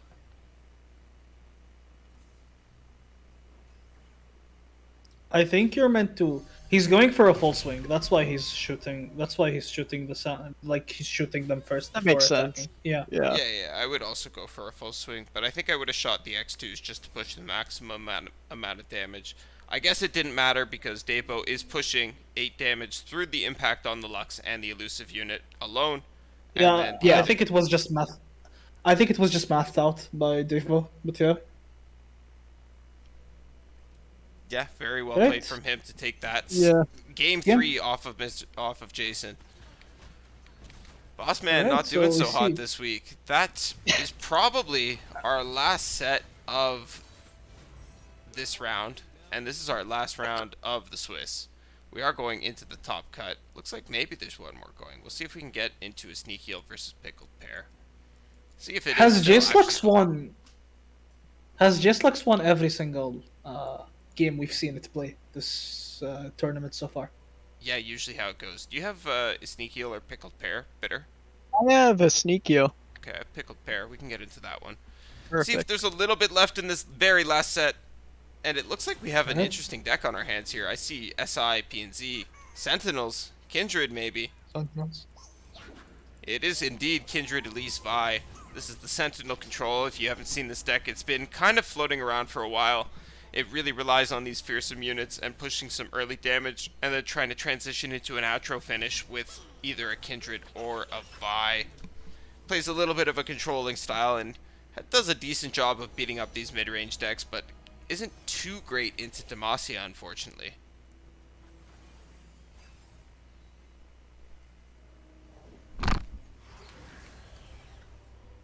And paired with Targon, like Targon just like outvalues you, and yeah, we're gonna see the scoop. Yep. Just accepting the L there. So, that is the end of the Swiss for your Friday night Mastering Runeterra tournament. With that, I think we are going to cut to a little bit of a break. Gentlemen, thank you so much for joining me here to say tonight, bailing me out. You know I've been going all day now. Is there anything you want to say to the chat and before we cut to this quick break? Thanks for sticking around, guys. Almost 120 people, like, means a lot. Everyone coming out, so thank you. Yeah, it's been pretty fun. Thank you guys for sticking around. We'll see you after the break. Yeah, see you after break. Yeah. Bye, guys.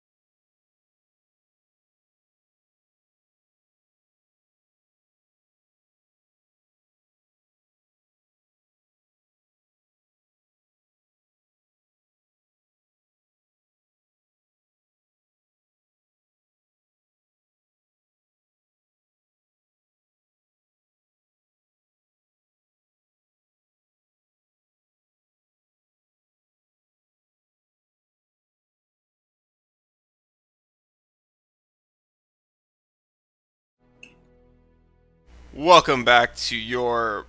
Sorry, guys. That I know that's probably came back in a lot louder than it went out at. Welcome back to your Friday night Mastering Runeterra tournament. I'm MonteXristo, and I'm once again joined by B1tter and Hash. Guys, that was a nice little break we had. We do have our top cut ready. How are you guys feeling about this top cut? Are you excited? Some pretty cool players, some pretty cool decks here. This top cut's really showing that like Lux Jace is forced to be reckoned with. Like, I think throughout the night we've seen like both these players in Kazuibi and Davebo just showing their prowess on Jace Lux, and they're putting up the results.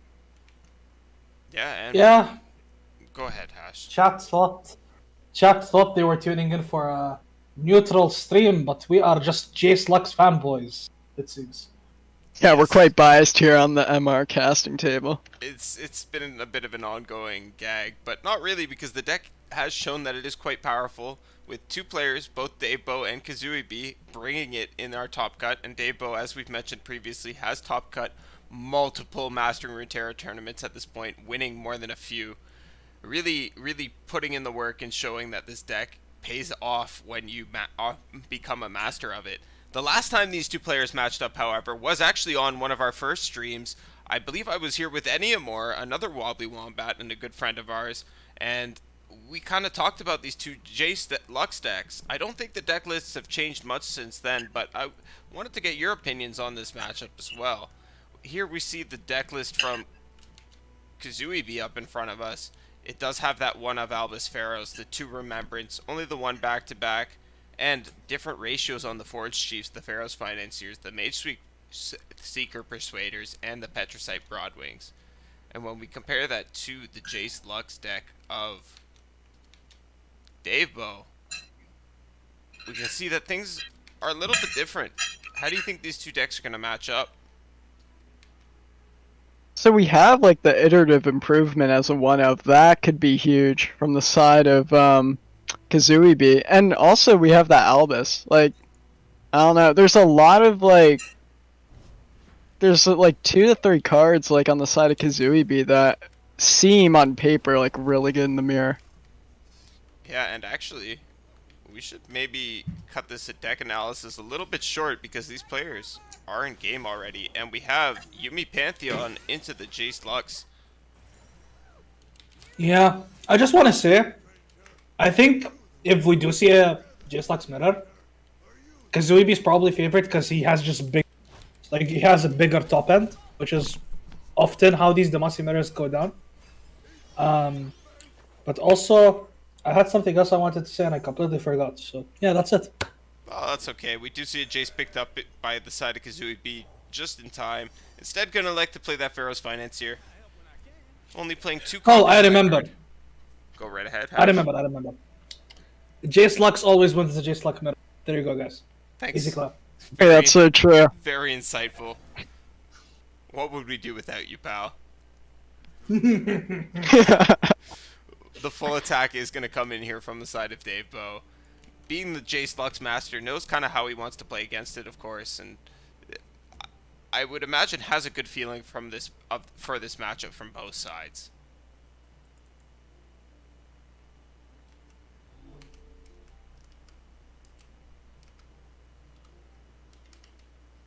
Contemplating, maybe decides doesn't want to take the attack at all.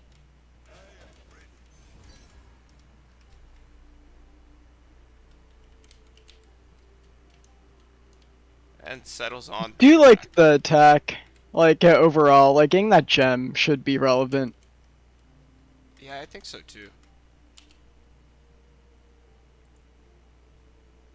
Probably turn the second hand on as well. We're super scuffed today. Sorry, ladies and gents. I'm working on fixing things one step at a time. The reason the second hand wasn't on is because I was updating our player deck names. But that is up for us now. We do have something to show. The gem is going to be very, very relevant, as B1tter pointed out. It is the only spell in the hand of Davebo. This is not your usual Pantheon hand. It's not the hand we've been seeing for the majority of these nights. But it's one that's probably going to serve him pretty well in this matchup.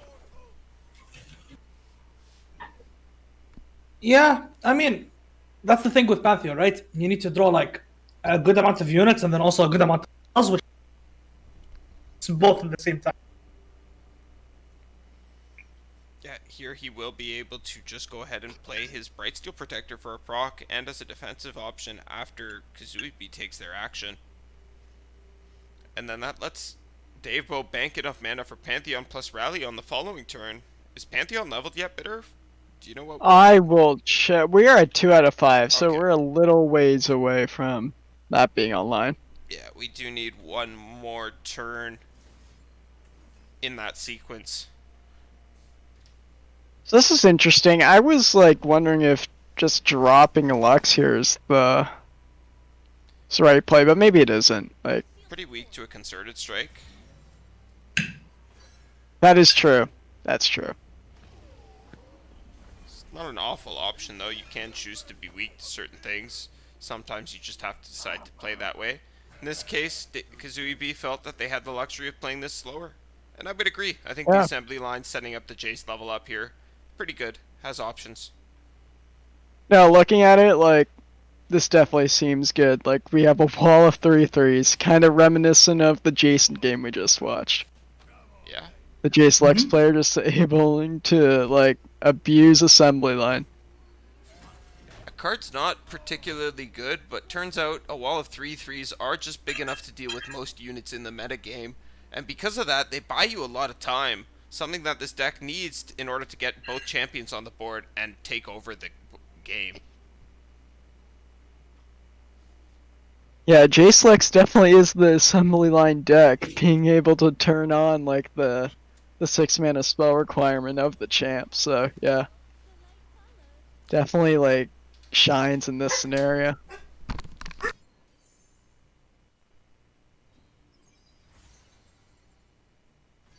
But yeah, as you were saying, like concerted would be a punish here, but there is no concerted on the side of Davebo, so this Lux is going to stick around a turn.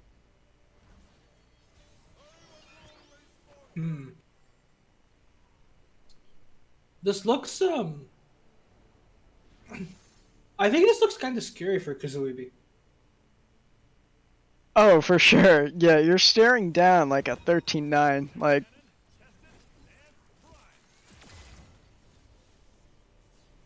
It's a 13-9 and also like there's an incoming Pantheon. yeah, at least like the only thing you really have going for you is that the 13-9 is not equipped with Overwhelm. Mm-hmm. Really, Like you can just keep jumping. truly a sad sight for Davebo. Kazuibi has the option to fire a double thermal beam at this 13-9 as well. Could be something they choose to do. To be honest, as Davebo, you probably just let that go. Yeah. I'd say you're pretty happy with that. Lots of options here from Kazuibi, actually. The Shock Blast doesn't look so bad either. Takes out both these Drakes. And then gives you two lasers. Which could be quite relevant. Depends on what This Davebo... Yeah, Cataclysm on the Lux. Heads up play from Davebo, denying the lasers. This can be answered by a concerted strike. Not quite. Yeah, no, Guiding's going to Not would even. save. Yeah. Concerted, not 6 mana, hasn't been nerfed there yet. So Jace not going to double it. Would concerted to 6 mana be a nerf or a buff? I think Davebo would kind of like it, but Wait, I you're think overall, no. you're stealing my. What the fuck, dude? You're stealing my floor. I always ask this question. We do see Davebo achieve the Yumi level up with that Cataclysm. Spell Shield's going to be a permanent fixture on this Did you Saga Seeker. did you know that Iceborne Legacy to 6 mana?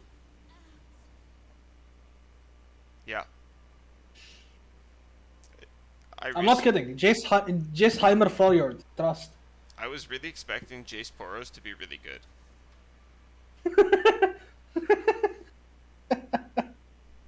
I Well, wish. it's more of the fact that it's focus speed now, right? Like, Yeah. you kind of want it to be burst.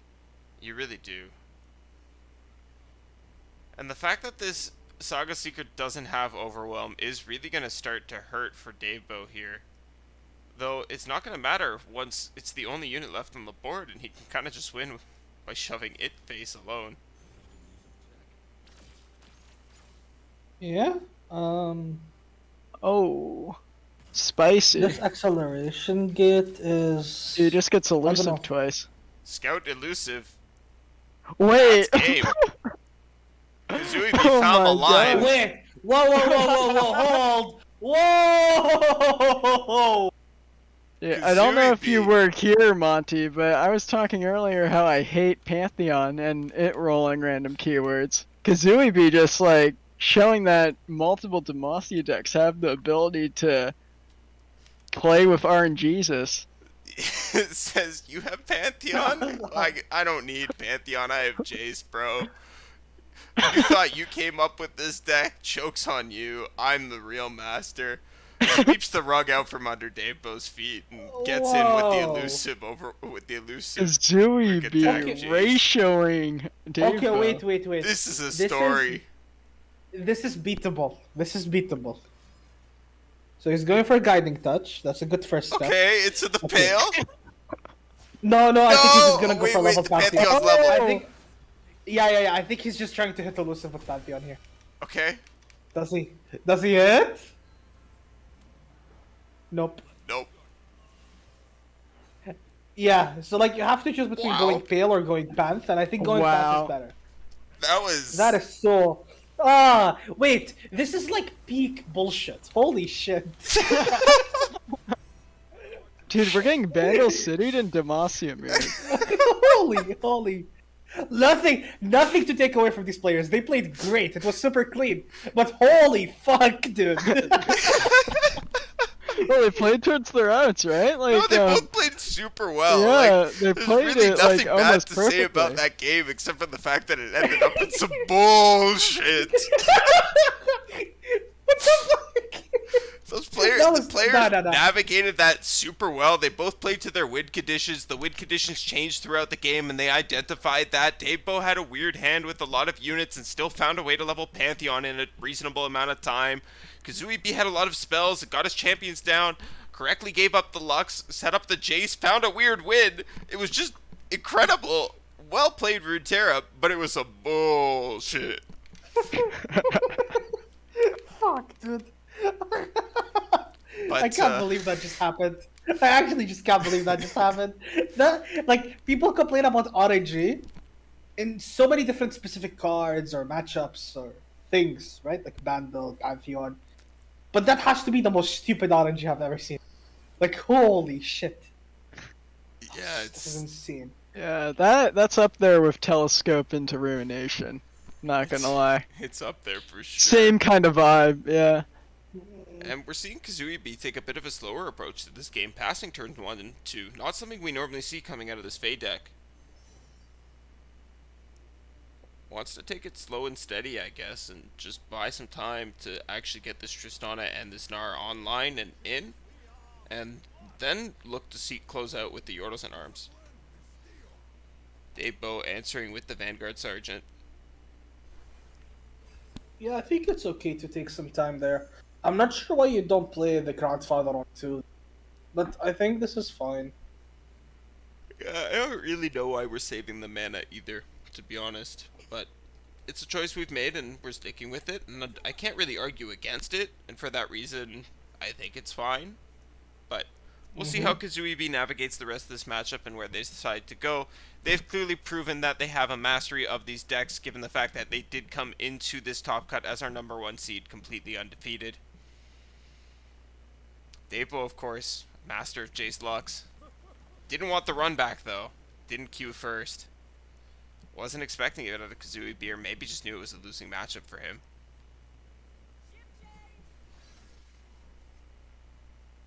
Yeah. Jace Unfortunately, we don't get to see that J-Slux mirror you guys wanted to see. Yeah, it's too bad. It was really why we kind of tuned into this matchup. I was really hoping to see an unusual mirror like that. It's the last time we did get to see it, and it was a really exciting game to watch. I don't know. I think that was pretty exciting too. It For was. different reasons, of course, but like, nothing less. We got a pretty good game. Yeah, we'll It see. was quite funny. We'll see if Davebo is maybe inspired and decides to take a similar line this game. I'm here for it. Yeah, I can't wait for like the acceleration gate to just roll Scout Elusive again. Nah, this time it's gonna roll Lifesteal, Spell Shield exactly when it needs to. Actually, Spell Shield's not really useful in this matchup, except for the fact that there's a Wallop in hand.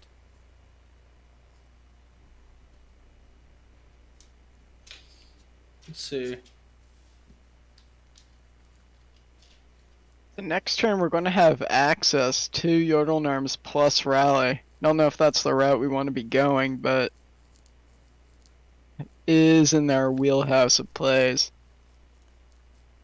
It might be. Let me just take a peek here and see if it is turned on. I believe it is exactly at 4 out of 4 now with that growth Yeah, slump. yeah, exactly. Bilgewater will turn this on.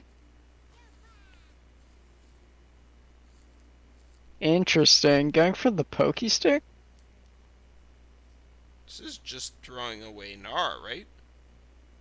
I don't know if I really like this. Like, he Bluffing? wants the pokey stick, bluffing stuff. I don't.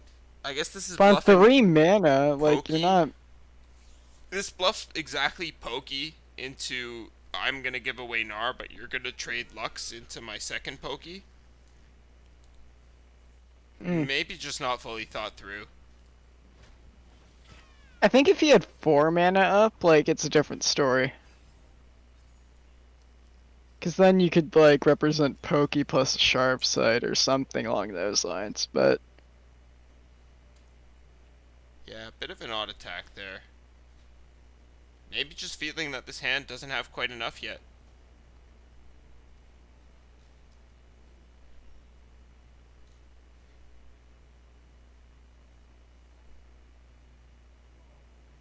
Yeah, maybe he's just looking to open Yodel in arms like his next turn, but that's going to be kind of rough. Like, Yeah, we are going to see the 4 Demacia and a laser generated from Lux level up here.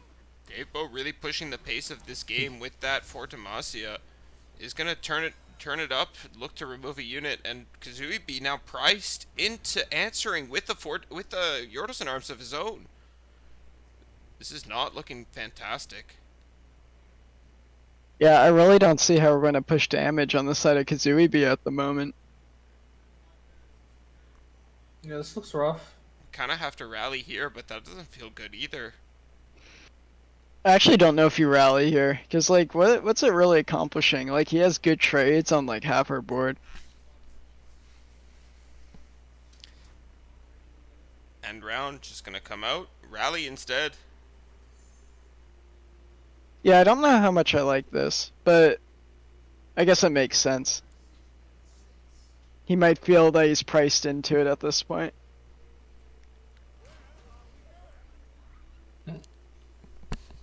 I don't like attacking with the 6/7. Yeah, Why not? it kind of just gets free traded. Might be another case of just cascading mistakes. Sure. Again, something that happens to some players, myself included, and also, it's getting kind of late here on the East Coast. I don't know about you guys, but 11:30. Yeah, no, it's 11:30 for me too. It's like Yeah, staying it's up like there. it's 7 a.m. for me. Yeah, it's very late. Hey Hash, you elected to be here. You did this to yourself. You don't get to complain.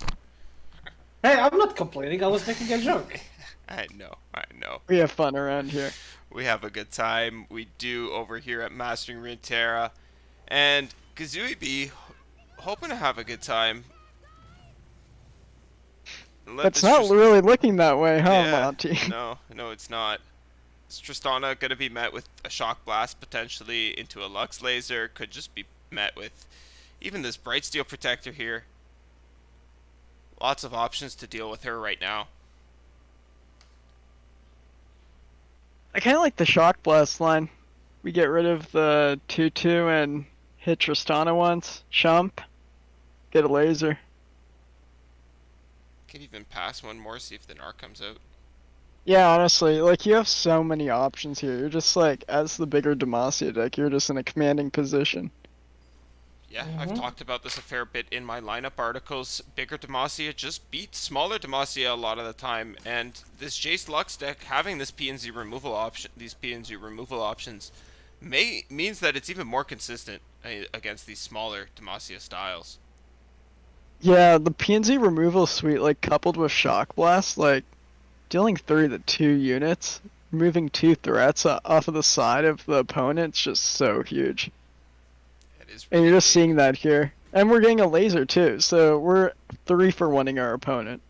Yeah. In this case, we didn't quite take out the Tristana with the first half, so it is just a 2 for 1 still. But nonetheless, getting extra value off of that Lux and Yeah.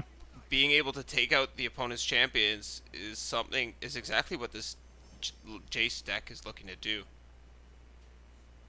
Well, notably, he didn't go for the other 2 units. Like, he made sure the hit Tristan to play around Rangers as well, or like other buffs. So Yes. heads up play by Dave Bow, making sure to not misstep in this commanding position.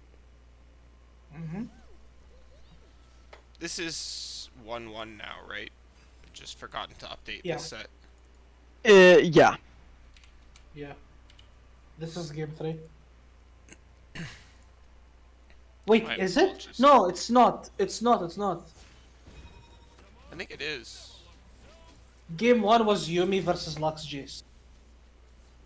Oh, you're right. What? Yeah, this is just game 2. Yeah. I am just You're losing my tired. mind. Sorry. Yep. No, you're good. You're good.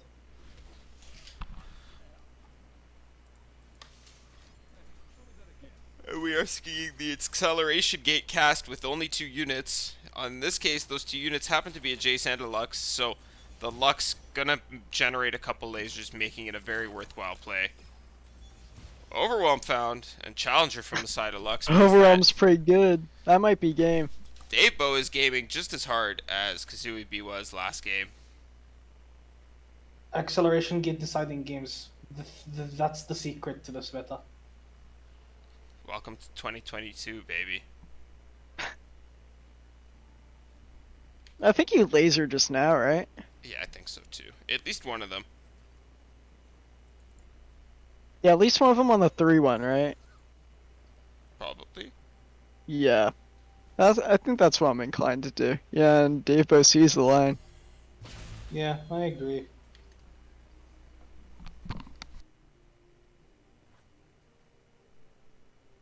And I think you go for your next laser here. Force on their development, or you're just dead.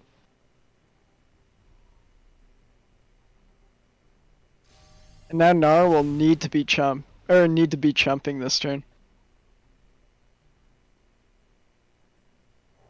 And we have Shock Blast follow up.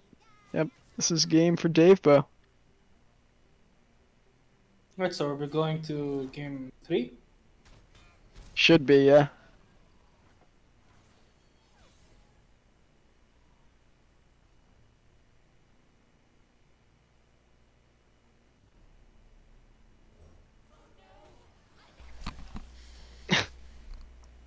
That should in fact take us to game 3, or just close enough. Shock Blast going to be able to close this one out.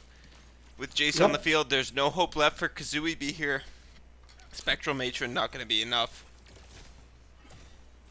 Yeah, well played by Dave Bow. Was in a Yeah, commanding but- position from the start. I feel like it looked pretty rough by hard comparison though in the beginning. It did. It didn't look like a great start. But he took a commanding lead and he ran with it and got both champions on the board, exactly what this deck wants to do. Great way to start off Yeah, our I top think- cut. The issue was with like the turn where he was forced, where Kazooie B was like forced to play Yordles and Arms to contest the Demacia, right? Yes, that was definitely the turning turn. The For Demacia being a free resource that was generated off the Vanguard Sergeant means that Debo can spend it willingly. It helps that it was on an attacking turn, and Kazooie B had to respond with the Yordles and Arms for Demacia. Maybe just needed to be patient, but couldn't afford to. Yep. Ran out of time. Right, so we're seeing Yumi Pantheon versus Jordan's Arm. This is like one of the most popular matchups this meta. And this should be Pantheon favored. Yes, it should be. But it's like pretty close. Yeah, I think stats have it at about 45% for the Fade deck, which means that there is a fighting chance a Yordles and Arm rally turn could be the answer that Kazooie B is looking for in order to find their way into those grand finals. Ooh, that FOMO is going to hurt. Maybe trying to greed out some better draws, but no 2-drop is going to hurt here. Yeah, and looking at the Pantheon hand, it's pretty damn good for this matchup. Like, Zenith Blade, White Flame, Cataclysm is exactly what you want to see. The only thing missing is like Yumi, I guess. Yeah, no, I completely agree. And we even have Sharp to like contest this Teemo or like I don't know. Our hand is really versatile on the side of Davebo. Yeah, it's looking good from the side of Davebo. Decides he doesn't even want to contest the Teemo, doesn't need to yet. Maybe that's going to end up biting him later, but seems doubtful. It shouldn't with this, unless like Kazooie B is able to go really wide in the next turn. But I don't see that happening. Kazooie B even like the best possible draws don't allow Kazooie B to go that wide, right? Like it's just not possible. Deciding to bank mana yet again. Has a lot of spells in hand this time, so it makes some sense, but still, I don't know when we're going to get this board developed, if not during those turns. And also there's Pantheon, which means this looks pretty rough for Kazooie B.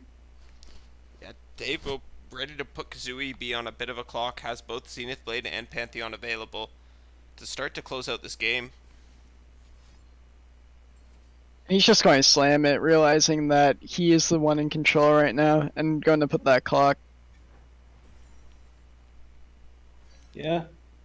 This is the like intelligent. At this point... Like, you can still attack with your 6-7. Yeah, that doesn't do a whole lot for Kazooie B, saving 2 HP, not a big deal. Davebo decides he doesn't even need to take the attack. Yeah, honestly, you don't even need to. Like, you're winning. Just keep your 6-7. Yeah. One swing, anyways, right? Yeah. No, we are way ahead. Like the Jordan arms deck just gets raced by a big unit here, basically. And then like if things go wrong, you have Pantheon. Yeah. This is very, very good for I don't know why we didn't keep Telescope in our opening hand on the side Kazooie B. I feel like this would be a little bit different a game if we did. I always feel like people overkeep Telescope, but maybe I'm wrong. I feel like we kind of need a turn 2 play. Maybe just like low world. Maybe. I mean, having this kind of hand is definitely our low, but you also have to like. This is this is not a this is a pretty common this deck. Like I feel from my experience, is sometimes you just brick on the Demacia spells, and that causes a problem.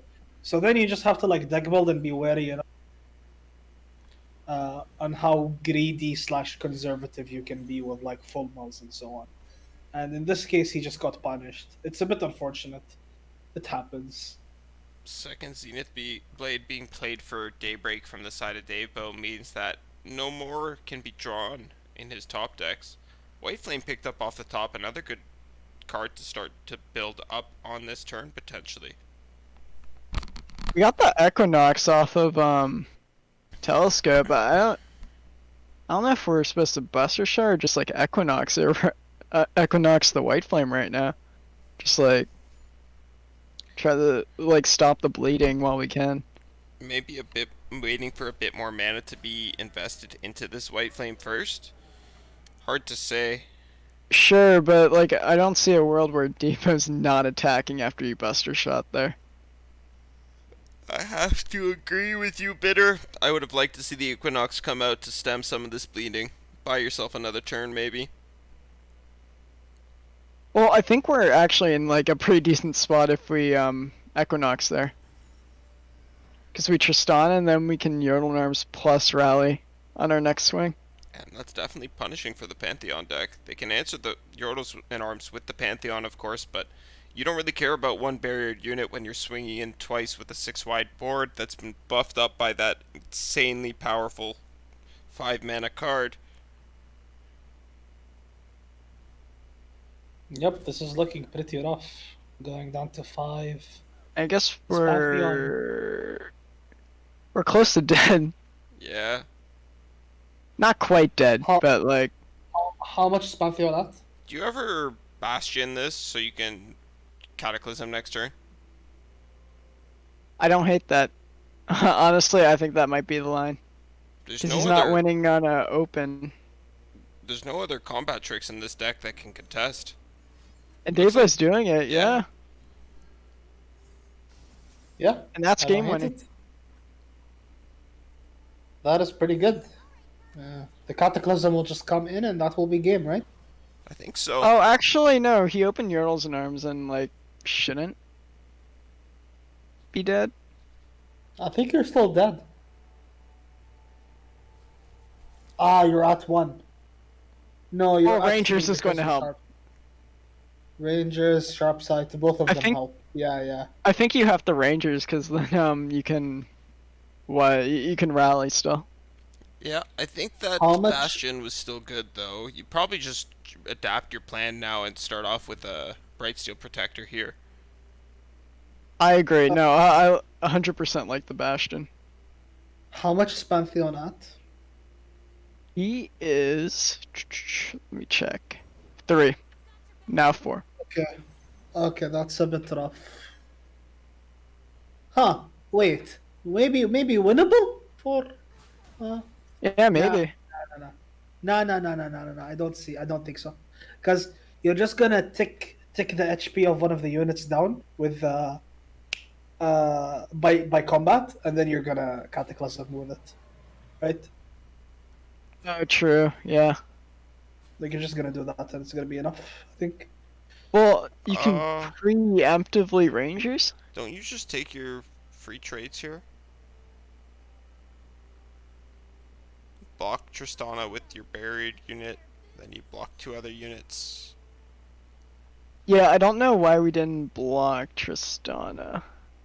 I think Dave will probably sees the Cataclysm line and just wants to. That's the only Ensure reason. it, yeah.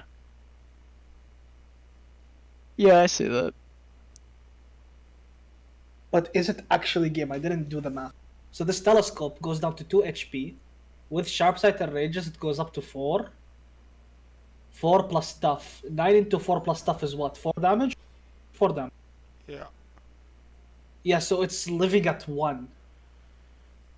So, Davebo gonna have to wait another turn for this win. Might just opt to slam another Saga Seeker plus this last Zenith Blade and then open with the Pantheon. This Rangers resolve was very good. Right? It was indeed. Because now your sharp sight, now your sharp sight Oh no. beats Cataclysm. Wait, if he does this, isn't he? No, he's not Dead? quite dead. He's not. No, he is dead. No. Well, now he's not. Oh yeah, there's no rally happening. Yeah, you're forced to sharp sight. Yeah, okay. So you just get open attacked here. Yeah, this Buster Shot, Pokey Stick top deck. Doesn't matter, you're gonna just like. You have time to play Zenith Blade. Did he not do the math? Like, living at 1? Seems uncharacteristic of Davebo to not do the math. That Yumi top No, deck no, gonna I'm be talking really about Kazooie B. Like, Oh. doing the rally.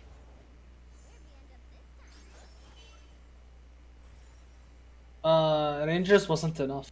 He had to the look- sharp sight. Yeah. Oh, Yeah. okay. Yeah. And now it's pretty much a wrap, right? This is just over. Yeah, I think so. Yumi was the perfect draw because she was like a buff spell that didn't give time for Kazooie B to top deck Pokestick. And then Davebo this is doesn't just even game. want to see the Pantheon keywords, doesn't need to. Can just attack in. Yep. And Davebo is once again the first person in our grand finals. of your Friday Night Master Runeterra $100 tournament. Let's just take a look and see if the other match is still ongoing, and if so, if we can jump into it. I think it's done. I think it's done. Yeah, it does looks like look it. completed. So, we'll see in just a second who our grand finalists here are. And it looks like it's actually Azure Sparrow up against Dave Bow, so we will get a chance to cast Azure Sparrow. I'm so glad we haven't had an opportunity yet. We did opt to go for the Dave Bow versus Kazooie B batch with the hopes of seeing the Jace Lux mirror match. Excuse me, everybody. It's been a very long day for me, and I am still trucking. B1tter, Hash, how did you guys feel about that last set? I thought it was fantastic. I had a great time casting it with you. Yeah, both players played really well. It just came down to like bigger Demacia mirrors, and like Dave Bow had the bigger Demacia decks. Got it done. Yeah, I really liked it. I thought it was a pretty nice game. Both players played pretty well overall, I think. And honestly, the thing that happened game one with the Jace hitting elusive skill was way too funny. Way too funny. Yeah, it was really funny. It was a great way to end that first game. Absolutely.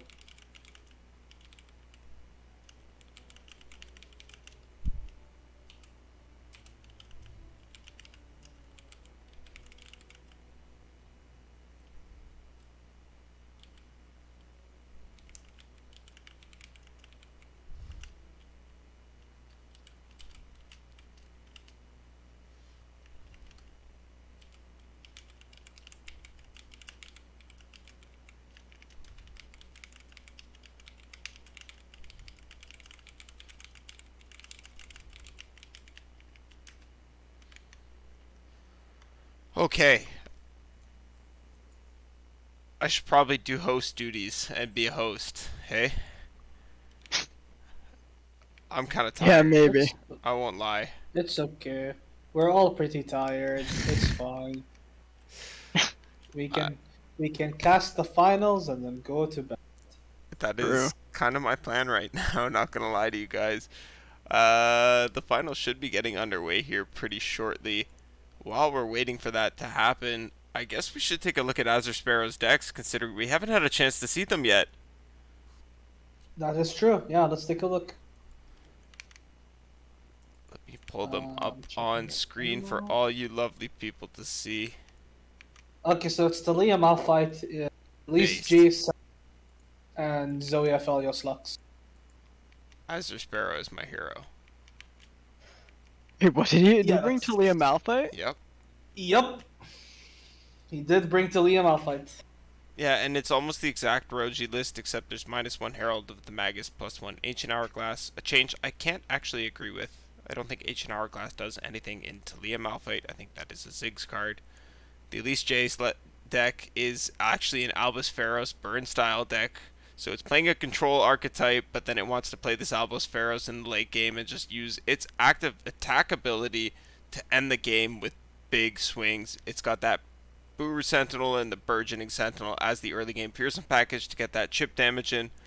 And of course that Zoe Aphelios Lux deck is the one we've seen a couple times already today.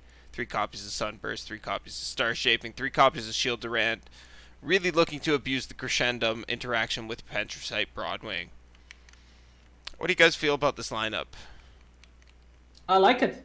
For like a mid-range style of playing, it's very interesting decks, and they're all pretty fun to watch. So, as a commentator, I'm having fun. Yeah, they're not something you see every day, that's for sure. A lot of like tier 2 decks, but tier 2 decks do well in tournaments. Like, so. Yeah, they do, as evidenced by the fact that Azure Sparrow was able to pilot them all the way to the finals here. And these are not, so, like, tier 2 doesn't necessarily mean bad, you know? No, it doesn't at all. It means No. you have to play it with a purpose, and Azure Sparrow clearly has.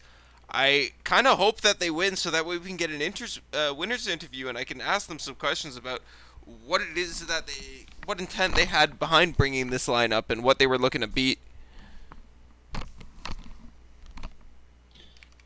Yep. Yeah, I mean, it's fun. It's very entertaining to see these kinds of decks do it.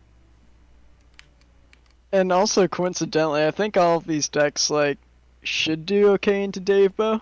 Like, I think these decks like are pretty decent to Demacia, like overall. Yeah, I think so. What's Dave Bow's third deck again, other than Yumi, Pantheon, and Lux Jace? Tristnar. Yeah. It's Tristan. Okay, yeah, I think these are actually like the decks into them. Do you not just ban? Do you ban Tristan or do you ban Yumi Pantheon? I think you ban Tristnar. I think you ban Tristan as well. You have 3 Yeah. Vengeance, you have 3 Ruination, you have 3 Vile Feast in here in the Elise Jace deck to I think he's banning Spell that. Shield. Yeah, and I think this is kind of funny, but I think Dave Bow is meant to ban Shurimatar. Yeah, I think so as well. I think he's Talia like- Malphite has to eat the ban here. Yeah, I agree. I think it's a really hard matchup for him, and I think kind of needs to get through this Zoe Athelios Lux deck. We'll see if he's able to do it. I have faith in the People's Champ. Do you, gentlemen? Yeah, I'm looking kind of forward to- ready for Talia Malphite to win a tournament, but Same. never doubt Dabo.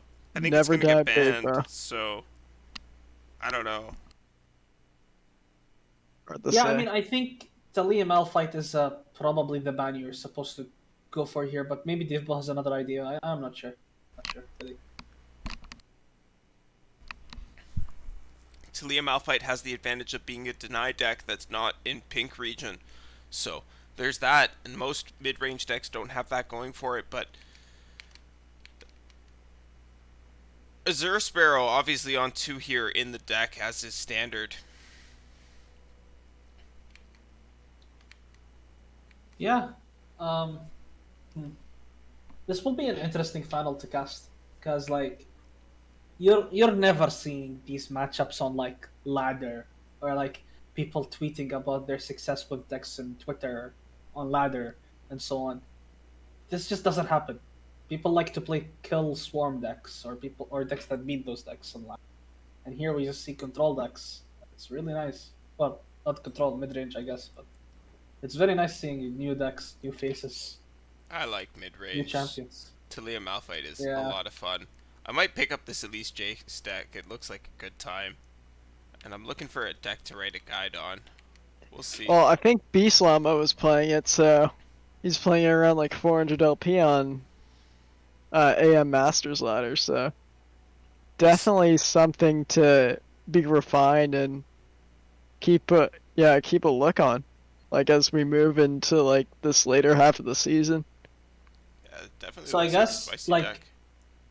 The reason you play Jace over, right? Or what was that? You cut out a bit. Like the reason you play Jace over Vi is because of Albus Pharaoh's act. I guess. Yeah, Almost in Shock Blast like value, like and even yeah, I think Jace just like it does more. Piercing Darkness healing you for 10 sometimes can be huge. You know? Vi is like cool, but she's also 5 mana, and you need to have her in your hand from the start of the game for her to do anything on the turn she comes down, so that she's got a little bit of a cost, whereas Jace has more of a payoff for doing things that you kind of already want to be doing in this region combination. Playing big kill spells that, yeah, doubling them might not matter, but they enable your shock blasts and turn them into massive burn. Yeah, I can see that. That's pretty fair. Yeah, I was just asking because I know that like, version of Sun is usually like Elise Vi with like maybe Kindred, right? Yeah, that's the traditional Sentinels deck. This is one that's been visited and looked at a couple times, especially when Jace package was newer. Had some different cards in it back then. This looks a lot cleaner to me and is definitely something that I'd be interested in exploring. Albus Pharaohs is Yeah. definitely a card that's been slept on a little bit in my opinion. This ability really stacks up quite quickly, especially once you have a level 2 Jace on the field. I'm a fan of bots. Bots are pretty nice cards. Yeah, I've always been a big Leviathan fan, so definitely like Albus here as well. Mm-hmm. And We'll it see how looks the like final goes. they are getting into game. I have Dave Bow's side. If you can grab our lovely Azure Sparrow bidder. I don't know if I have him added. I can ask him though. Wanted no media coverage, but I should hope that we're gonna get some in the finals here. Yes. Imagine not having both hands in the final. That would be funny. It'll be okay if we don't, but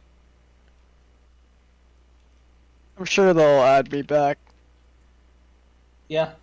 One can hope anyway. So we see Tristnar made it through the ban phase. And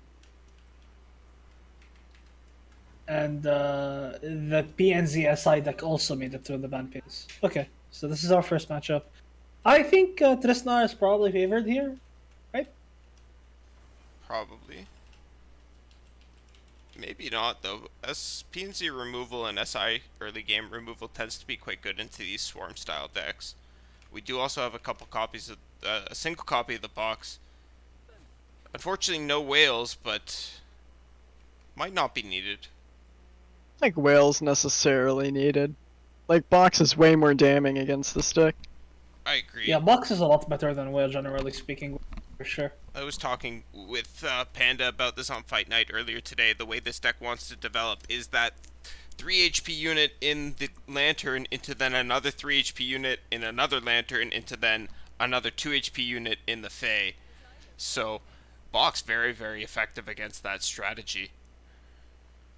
Yeah, absolutely. Box is a lot better than Whale, I think, against this deck. Anyway, we see that it's a pretty standard start for the Tristana deck, with the Grandfather coming down, and then I think there's going to be Law, probably. Yeah, Pharaoh's Financier in response from the side of Azure Sparrow. Some very good options in this region combination. Another reason to be playing this deck. I think it's one of Yeah, the I was best, about to- honestly. Yeah, I was about to say, I'm pretty sure that SI is the best region for Feros. Yeah, I think it is undoubtedly the best. Freljord is cute because you have stuff like FTR, but SI is really where you want to be. There's the most power in every single spell that's an option here. The one problem with the Pharaoh's pool in SI is that it's a lot more specific. The choices matter a lot more. So if you're presented with a choice and you're not really sure, like all three options are good, you can very easily make the wrong choice because you have to think very far ahead sometimes. Oh, I got the other POV. He added me back. Great. Best. Okay, we get to see both hands now, which is amazing. Get that Helps up us for you in understand the just game. a second, chat. Thank you guys so Cool. much for sticking with us and hopefully enjoying a little bit of this scuff production. We are doing our best, and I think it adds some character. We hope you feel the same. That So- thermal beam did just come out and remove the Broadwing Protector. Pretty big for Azure Sparrow here. Unfortunately, can't attack with the Fearsome unit because, well, Owlcats can block now. Okay. Looking at Azure Sparrow's hand, I feel like this is actually a pretty decent position for, because Mm-hmm. it doesn't look like they're taking too much damage. Given like Dave Bow's hand, the Vile Feast that Azure Sparrow has, and then on top of that, the spells that they have, like the Double Ruin, the Vengeance, the Shock Blast, these are all really good cards in this matchup. Yeah. So I think it's just a matter of like he needs more units, because after this Pharos that's being played now, there's no more units left in the. Okay, there's progress there. That's exactly what we needed. And with okay. this hand, definitely almost certainly gonna have time to play that. Mm-hmm. For sure. These are pretty good Maybe- options too, though. Mm. Hmm. I'm not I sure would what I picked. unironically probably go for Hothead here. Me too. I don't know if it's correct though. The Charger is really cheap and it fits into your curve a bit better. But Hothead, quite nice in this deck, I won't lie to you.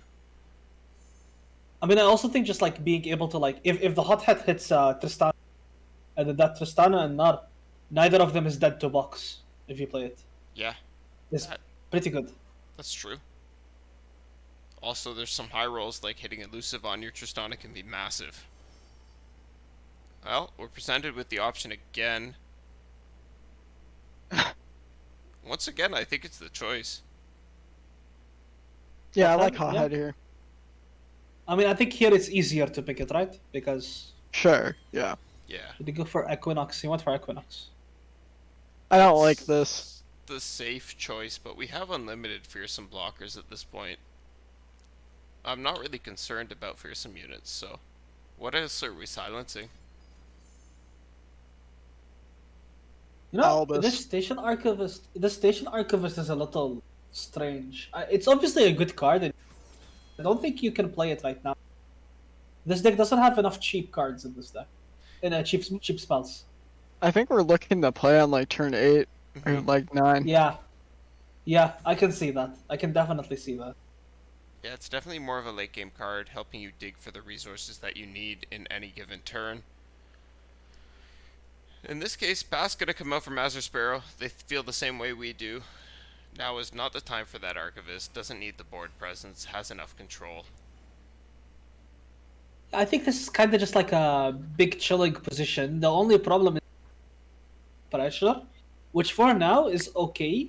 But if Davebo at any point in the next 29 turns draws Yordle Arms suddenly, with that being said, Ruination mana has clicked in though, so it might be okay now. Yep, pretty much any Yordles and Arms is going to be answered by an immediate Ruination, and anything that's for Davebo to find an answer, he's going to have to be able to completely redevelop after an open Yordles and Arms. Which is doable. But perhaps a little bit difficult with more than this current hand. Also, perhaps a little difficult with there is also a second Ruination in Azur's hand. Both can't be Okay, there's fired Gnar. off in the same turn. That is true. Gnar definitely a good pickup here as well. That is a good pick. What's that unit that was just played the 4/3 cook attack? I've never seen this card. That's Ren's Shadowblade. It makes a Shadow Fiend on strike. Oh, sure, yeah. I think one of my opponent's trees found this at some point. Yeah, I probably did. Believe it or not, there was a brief period last year where it was played quite commonly in Sivir Ionia. Fair enough. People phased I out. don't- I was in the early iterations of it, but yeah, it had its moment. I actually don't dislike the Shock Blast at all. I think it's completely warranted. Unfortunately, just like plays straight into this Gnar. Yeah, not a huge deal though. I think we're still fine Yeah. with that though. Like, You're still fine, definitely. It's just unfortunate because like you played the Shock Blast to get rid of the 4/3, and then you just got slapped with another 4/3 quick attack.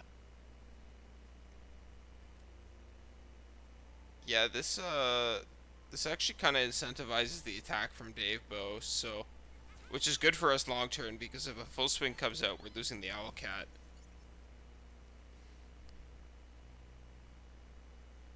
Yeah. Davebo recognizing that, only gonna half swing.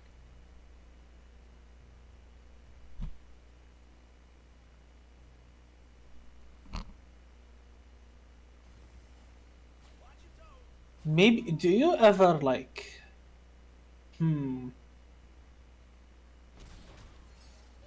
I can see next turn being the Ruination turn depending on how it's played out, but we'll see. Also, let the Gnar flip. I don't like that. I was gonna say like I think I will full block. Maybe their plan is to Vengeance Gnar, Tristana being a nice pick. That's true. Aloof is a good draw as well, because Problem with Azure kinda needs. killing Gnar while he's in Mega Gnar form is that he usually gets one extra turn in Mega Gnar form because of that. Now Rowley's gonna go down here. Yeah, I was kinda worried they would play this Aloof, because it kinda makes sense to play it because it hits Yia, but there's no Yia, so it's But obviously Azure doesn't know that, so I think playing the aloof is fine. It's just unfortunate outcome. I mean, burning a rally is still pretty good. It's okay. You were definitely like gunning for Ia though.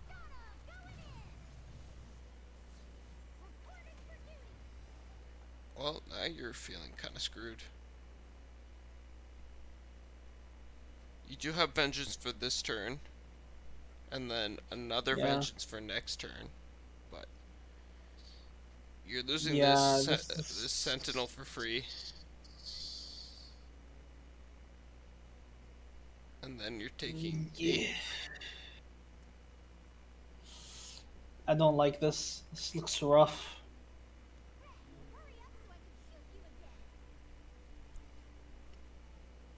So, okay, Azure passes. Yeah. Developing here is fine, right? There's no real punish. Yeah. Go for like. You can go for the barrier even. I don't hate barrier. Barrier seems. I always hate barrier. I think impact is just better. Your Think, opponent only barrier has is more- 2 units. Barrier is more damage here. It's not Into though. like. It is right because into like box or mystic shot. Mm, I think that's the thought process. I'm not sure if it's correct. opponent's hard representing. Vengeance, right? I don't know. Yeah, and you have like 2 tall threats that kind of need answering. Okay. And now No they're representing. vengeance this turn. Yeah. No vengeance. Yikes. I think now you just this lose. might. Yeah, I think this might just be losing now. Yeah, well played by Dave Bow. Mm-hmm. It's pretty well played. Yeah, I think we had the vengeance Gnar this turn, and then Tristana on the open, and just take the rest. If we did Yeah, that, 'cause you- Okay, he opts for this mystic line and yeah, it's okay, but it gets punished by this sharp sight. It's a big problem. Is this game? Might be game. I think so. No, not yet, but like on open. No, it's just Oh, game. no, it is game. Yeah, Yeah. I missed Yeah, kind yeah, I it's lived just that game. one. Yeah, missed impact. Yeah, damage. Azure just not having time to play the ruination. That was a big problem. Yeah, just didn't find the time, didn't keep the mana up when they had to. Played those turns maybe a little bit weirdly, got baited into that aloof travelers when the time wasn't quite right, and it just kind of set the whole game askew for Azure Sparrow, letting Debo take the set with a 1-0 lead. Yeah. Or take the game with and Uh, bring the set to a 1-0 lead. I definitely feel like that aloof was a bit. I think that aloof was like the losing. Because I think if you just like pass there, just open pass, I think you probably don't die for a couple of more turns at the very least. Maybe you even win. But anyway, we'll see Yumi Pantheon here. So Lux just got by Azure. I think I would have banned Lex Jace in his position as well. Then we say you should ban Tristnar. I think he's trying to target it actually with his lineup. I thought I it was like think- more meant to target Panth. Not sure. I don't know. Well, I think Panth is the primary ban, but I think the ban between Tristnar and Lex Jace are like pretty close. Sure. Okay. Yeah, I don't think you ban Panth because you kind of target Panth, right? Oh yeah, for sure. You never ban Panth, but like since like the other two are like so close, I think he just banned his comfort. Not Okay. to say he I isn't don't good find- on Tristnar, but yeah. I was gonna say I don't mind just like using shock to get rid of the two fated units, but maybe this is my hindsight because I can see Davebo's hand. Yeah, caster vision really changes the way you kind of view the game sometimes.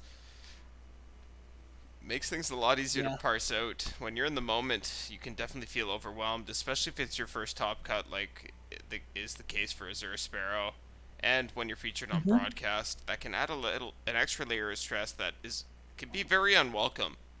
So, wouldn't be surprised if that may be going into them deciding their plays. They did show up in chat and mention that they were pretty happy to have gone uncovered all the way through the open rounds. So hopefully we're not setting them too much askew here. But I like this shock I like blast this. here. Yeah, I like it too. Yeah, it's played a bit later than I thought you could play it, but this is also just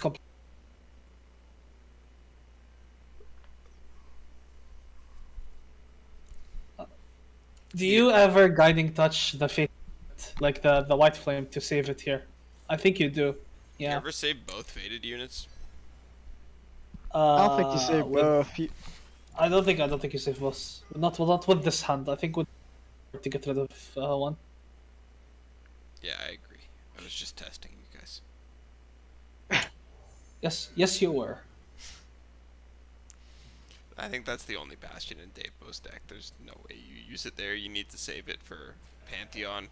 A lot of the time, putting Pantheon down at 4 out of 5 and then rolling over into an open Bastion is a really good way to start a turn and flip him. So we'll see if maybe that ends up happening this turn, or this game. Block comes out, giving us a gem. I like that block a lot, honestly, because now you can open gem, the white flame. Mm-hmm. Let's see. So your options here are to play Bright Star, to play the gem. I think you're meant to pass. Yeah, pass is nice. Take it and then just play the gem. You might also still Zenith Blade. I don't like Zenith Blade. Maybe it's okay now that you drew Pale. Yeah, I think That's why he I went think, for it. Yeah, I agree. I think you go for it because Pale. Otherwise, it would be very risky. Whoa. Oh, he went for Bastion. That feels very low value. That does feel very low value. I'm not a fan of that. I think his reasoning was play around like a Mystic or something. Okay. I see Yeah, the but logic. then But then I think if- you want to but save then it just- for Panth. Yeah. Yeah. And also, like, if you want to play around Vile and Mystic, then it's just better to gem, right?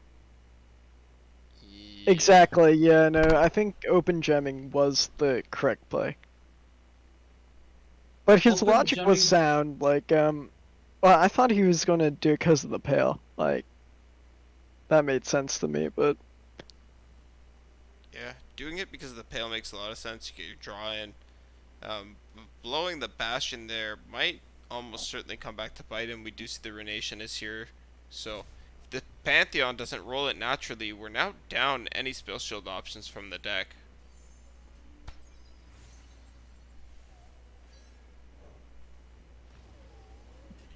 Second White Flame hits the board. Debo trying to mount a bit of a board presence and put up a bit of a fight, but this is looking good for Azure Sparrow. It is looking pretty good for Azure Sparrow, yes.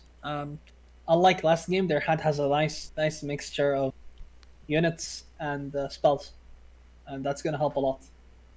Yeah, they can flood this turn and then maybe even go into a Jace flip. And an Yeah, I acceleration don't hate gate. it. I mean, to be honest, I don't even hate like going Challenger Jace and trying to drag the White Flame. Because I mean, you don't go for it. He didn't go for it, but like I don't hate that line because when they commit a Bastion on a response to Vile Feast, you kind of get the read that they don't really have that much to work in terms of buff spells, right? Definitely. They're you can get a pretty easy read there that they're almost out of buff spells completely if they have any at all left. so here I kind of like I'm doing the Archivist, honestly, and like fishing for a vengeance. Yeah, I don't hate Archivist. I think Archivist is pretty good. Is he going for Ruination? Ooh. I guess this is fine too. Like, I don't Is hate Pantheon it. level? no, I don't think so. 4 out of 5. Yeah. Okay, and you've already done the proc this turn. Okay, okay. Because if Pantheon was leveled, this ruination is. Yeah, that'd be a little sus. Jace should be leveled though. Maybe that was the thought process behind the ruination. Every turn after this one, whenever you ruin it, the threat immediately becomes Pantheon. Right? Unless you ruin it on a Pantheon. Mhm. So maybe that's the thought process. I don't hate it either way. I think it's okay. But maybe could have been an Archivist line to find vengeance. Yeah, there were options there for sure. You still have the Archivist Interventions line. This turn, if you want it, can also just open with Jace. Looks like that's what we're going to see happen here. Acceleration Gate created. Seen that card win a couple games tonight. We'll see if it can do some work for Azure Sparrow in this matchup.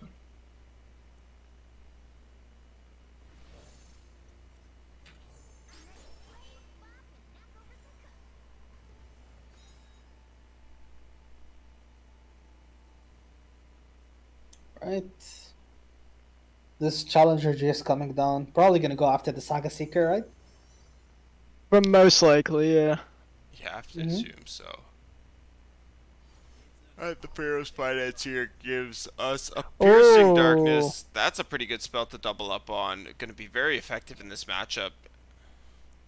Yeah, who was saying something about draining?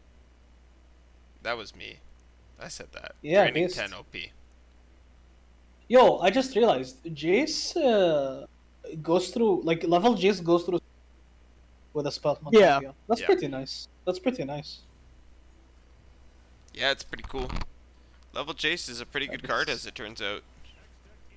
In Runeterra Academy, during one of the playoff games, we had Loser Beam play a Lee Sin versus a Heimer Jace SI list, and like once Jace was able to stick on the board, we were locked out of the game because of double vengeance. Like, Yeah, can never deny it, right? yeah, it's really strong. Yeah, Jace and SI is just like a really good combo. Should have played Akshan Lee to play right forehead. Yeah, SMH. Now, this can actually be thermo beamed. It can be thermal beam. That is really funny. However, I don't think you go for the thermal beam. I don't think it's ever correct to go for thermal beam. No, Because it's you- not. The threat of the Pantheon here is just because that card can actually like solo this game. Azure taps under the amount of mana required to threaten deal with it. How do we feel about Archivist? Like, I think this is our Archivist turn. Like, It has to be. yeah, we like keep 9 mana up. Like, we're searching for a vengeance. I think Like, it's I like don't think it gets better. yeah, I think it's like pretty impossible to not get it. Found What a do they thermal get? They hit beam. thermal. That isn't that That's- badass. Like, we can thermo That's the pretty decent. Yeah. Yeah. Now that Pantheon's coming down, this is actually looking because there's no more Pantheon threat. Let's see what keywords we hit. Yeah, no, this is fine. This is fine. Yeah, no, we could Piercing Darkness. There's a spell shield. I on don't that think Panther. so. No, but we just like we just Just thermal, thermo. right? Yeah. Just- Thermo doesn't actually kill anything, so maybe we don't. Yes, it does. Oh, we could. What's it kill? Enlighten, please. Through 2 barriers kill and a the- spell shield. Oh, true. there's barrier. There's barrier. Forgot about barrier True. too. Yeah, no, I'm tired as well, Monty. It's Oh okay. yeah. I thought it was just spell shield. Never mind. It's okay. That's why I'm here. Does piercing darkness pierce through barrier? It doesn't, right? Nope. Yeah. I think okay. what we're So doing here maybe- is super counterintuitive. I think we're going wide. We're completely taking this hit as best as we can. And we're going for an acceleration gate lethal. You Yeah, know I like what? that. I like that a lot. yeah. I like that. I like that. You have So- to see this line though. Let's do Archivist right now and see if we get like a good spell. Well, we know it's a thermal beam, right? They're not doing doing does it not They're shuffle going again? for thermal beam. Oh, maybe it does. It's not going to kill You the get unit. Chad. Unfortunate. Alright, that's Kill range though. it's still okay for Azure here, right? I don't think it's horrible. No, I think now Azure just loses, right? I don't think so. Right? I don't think Azure is losing here. I think it's still okay.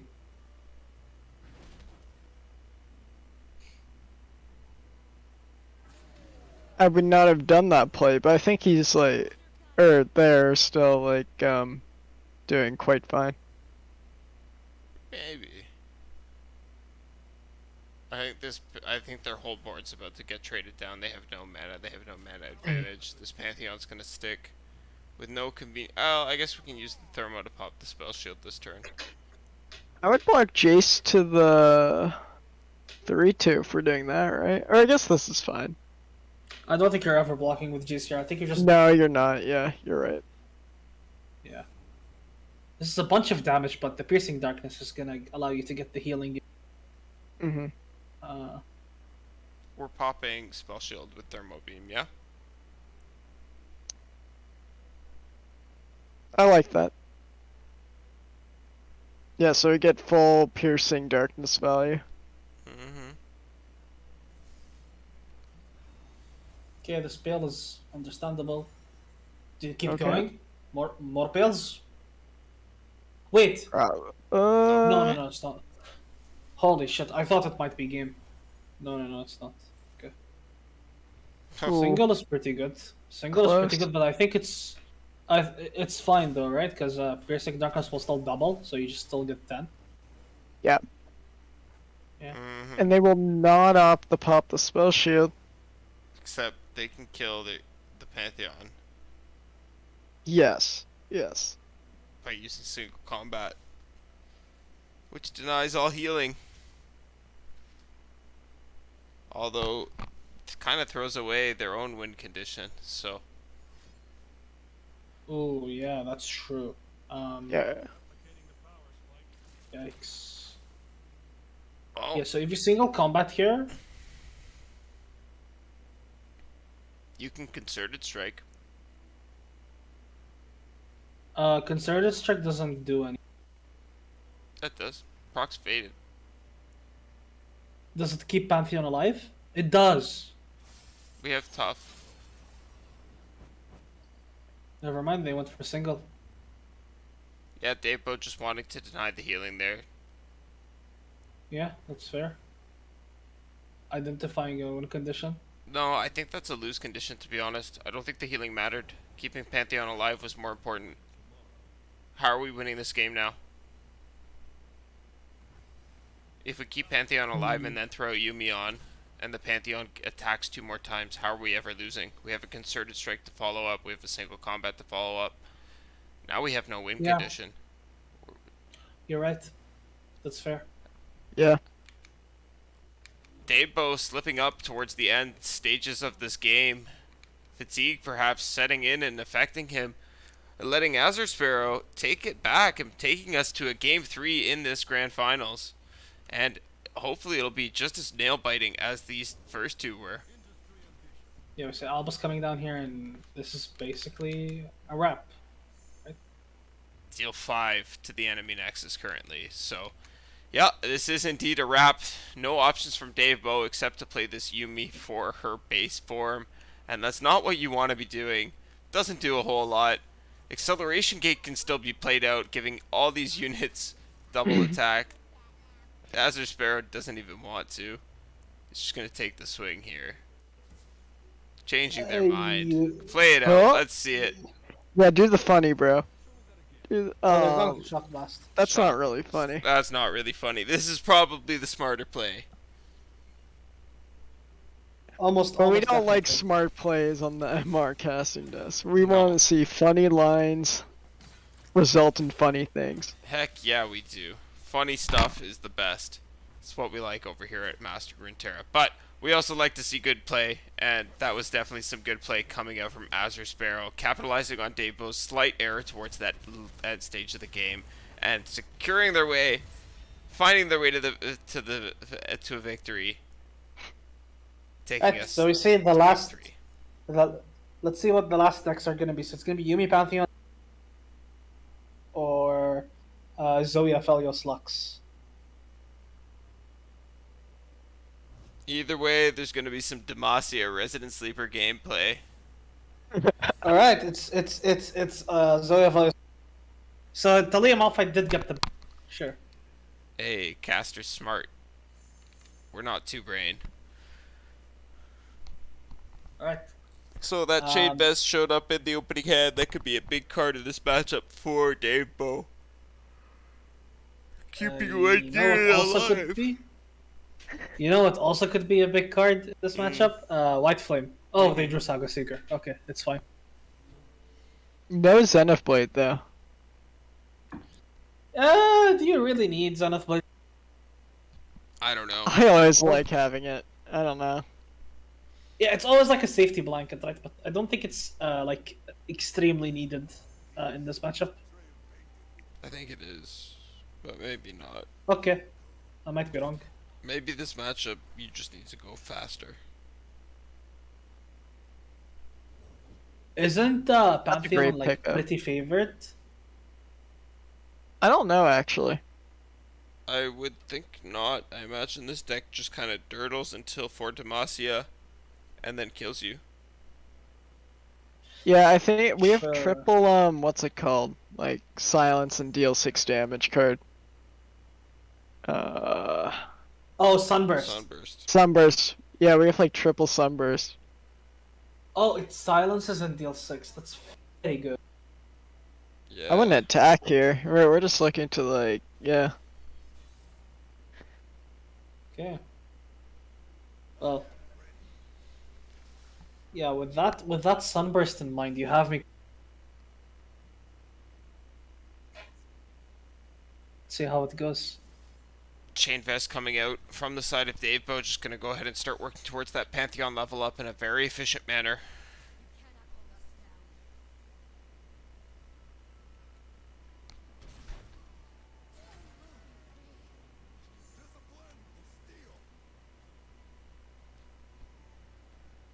And there's that Vanguard Sergeant. Hand is a bit awkward. Like we don't have our Lux. Hand's a bit awkward from both sides, but I think Dave Bo has it a little bit better. Really? Agreed. I'm not sure if I agree with that. I think Azure Sparrow has it a lot better once. Like. Okay, never mind. You and me. I think Azure Sparrow has it better once they have the time, but I think finding the time right now is going to be a little bit difficult. Also, making use of this healing effectively is going to be a little bit difficult. Dave Bo's pushing damage in smaller chunks than that right now, and burning the card doesn't feel great, even though it might be the correct play in some cases. We'll see if Azure Sparrow's comfortable enough maybe making that play. Yeah, I was about to say, I think this is an okay time to start shaping.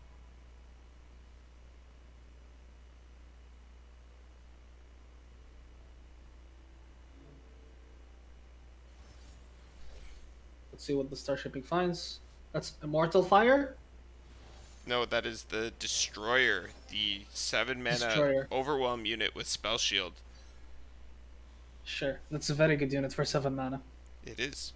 It is indeed, especially with a couple Shields of Durand here as backup to keep it protected. Mm-hmm. Alright, there's Zenith Blade. Okay, never mind. And we Now do it's looking very good for them. actually see that Dave Bo has the Blinded Mystic in response. That goes right through Spell Shield. Doesn't give a damn. Yeah. Yeah. Pretty good in this case. We do have a Hush on the side of Azure Sparrow, so they will have an opportunity to like stop whatever Zenith Blade unit like comes at them. Yeah, the only issue is that if you hush, I don't think you're actually killing it because it's still growing. Right? Oh, true. Yumi does. Yeah, that is separate Yeah. than being silenced. But he does you're have not like actually sharp killing it. backup if he wanted to go for Potentially. that. This is kind of rough though, because I feel like Azure Sparrow is right to, and then he's also right to use the shield variant. He's I like this though. to, yeah, he's gonna just have to commit so much though to the sergeant because it's only unit, right? See the draw, sharp sight, even more spells. That's rough. We need Lux, Aphelios. Honestly, it's not like the end of the world. Like we're dropping our destroyer. Sure, it won't have overwhelm because of the blinded mystic, but like, we're creating like kind of a wall. Like even with Yeah. Yumi growing it, like Hutch will be able to like enable a trade.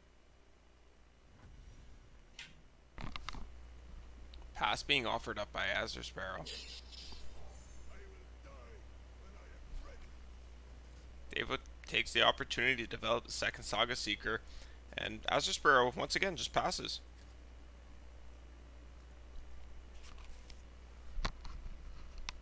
Mind star shaping here,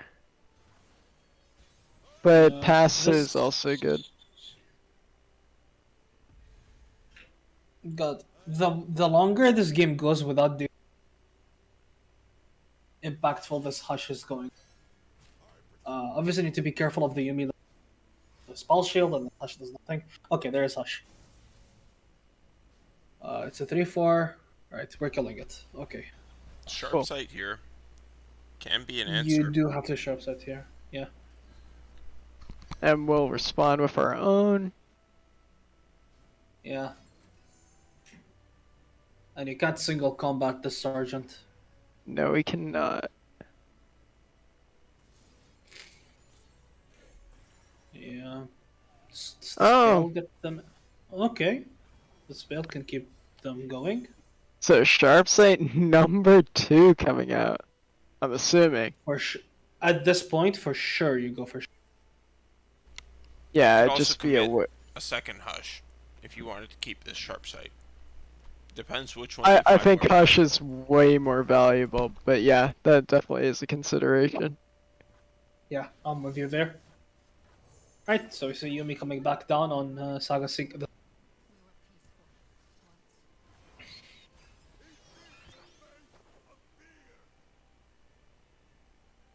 Right, Lux is a good pickup. Hux is an excellent pickup. That is what we needed to turn this hand on. Mm-hmm. Yeah, we're Right, just going to immediately. slam it. I like that. There's no like direct threat of dealing with her because of Barrett with double strike spell, and I think you have to play her here. Okay. Yeah, we're just passing in.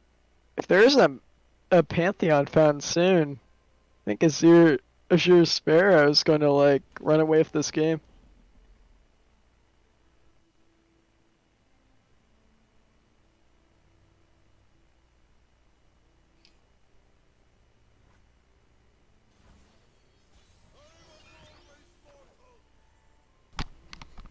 Game of passing at this point in time, but Azure Sparrow definitely looking to be set up efficiently, looking to level this Lux, get some value out of these lasers, similar to how we saw Davebo doing in his own Jace Lux games. Different flavors of Lux really making themselves apparent in this tournament. Jace too, we've seen multiple copies of the champion in different decks throughout the day.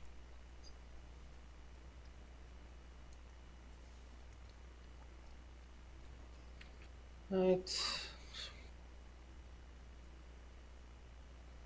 I would say this looks pretty good for Azure. Would you guys agree? I'm not sure. Yeah, Yeah. I think with the second Hush in hand, the Solari Priest is now coming out to give us some more potential answers. Maybe even let us find our Aphelios or a Zoe even. Things are looking pretty good for Azure Sparrow. Of course, we have more healing available as well. Also an alternate win condition there. Looks like we did indeed find the option to pick up another champion. We'll see what that draws us into.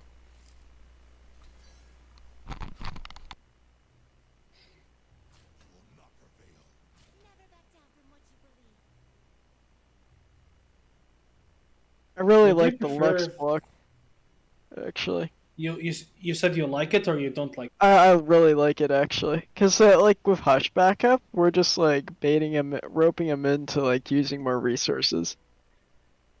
Yeah, that's fair. Although, like, you can just press OK here, right? But we're also fine with that as well. Yeah.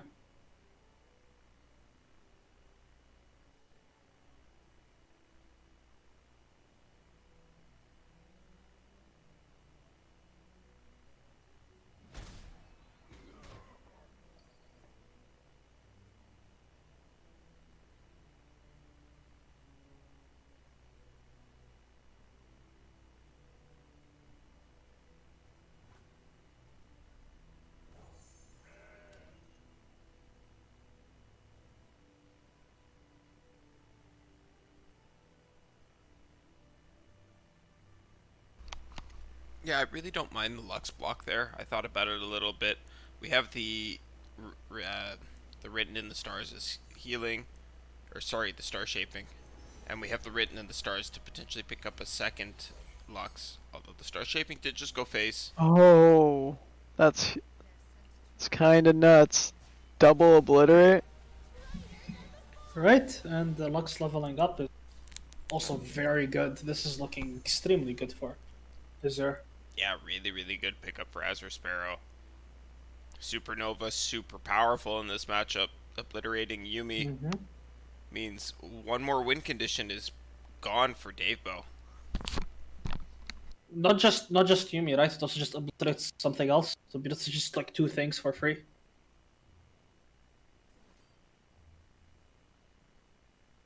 This We thing will could come save the down. Lux here. Believe, right? With the shield. You could, but do you? Yeah. I think you do. I think you do. I don't dislike this. I think this is fine. And do you Bastion here? That feels so bad. You might need to, though. Yeah, that feels really bad actually. Like, does that? Well.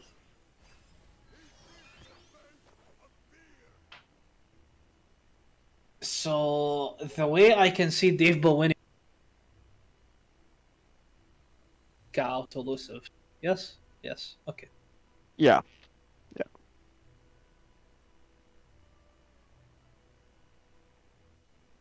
This Aphelios pickup will help further stabilize as well. Not like it's ever needed anyway. It's pretty neat. I think this is our Aphelios turn. Oh, for sure. You have enough Yeah. time. Like, there's no rush to obliterate. We're kind of just, like, chilling at this point. Second You kinda Hush in want hand to- is really huge. Yeah, and you would like better value out of a. It's exactly the best value right now.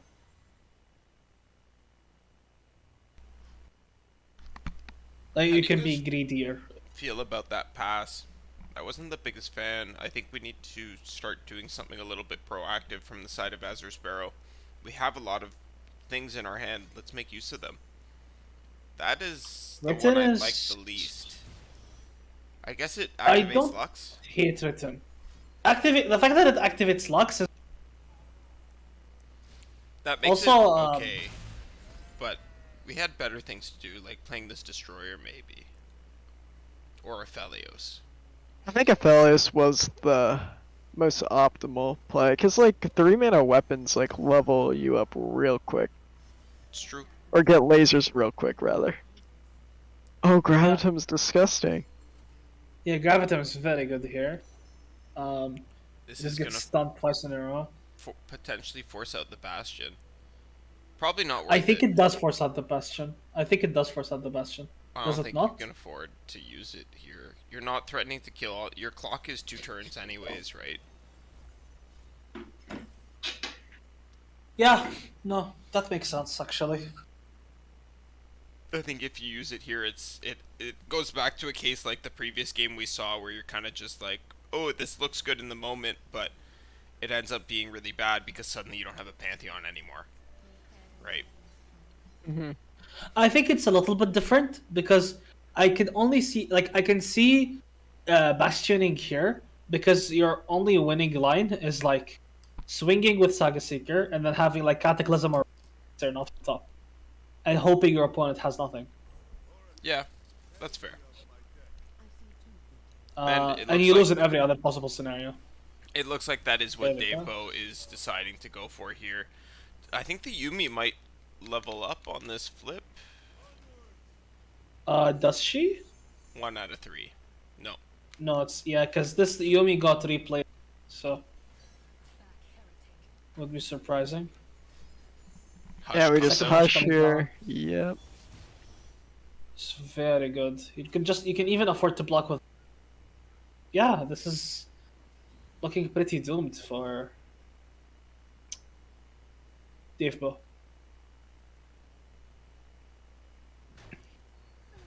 Take this, and activate the Lux spell. Yeah.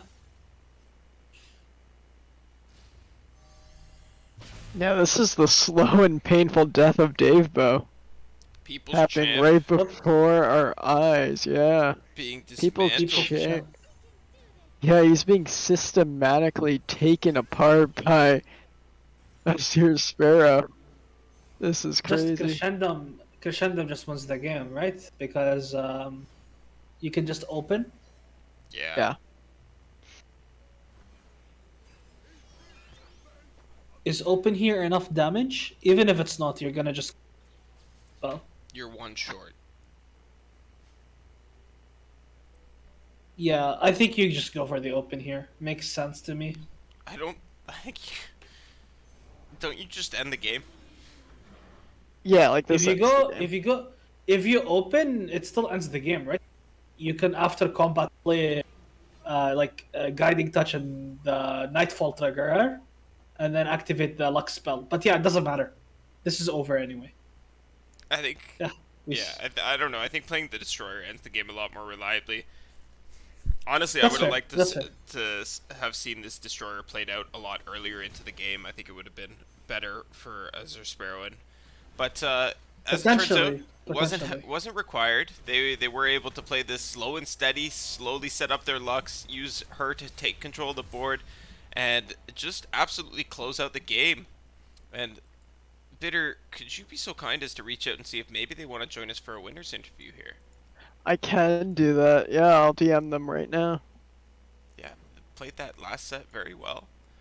A little bit sad we didn't get to see them coming through the bracket on the way up, but still very, very well done, and massive congratulations to them for their success.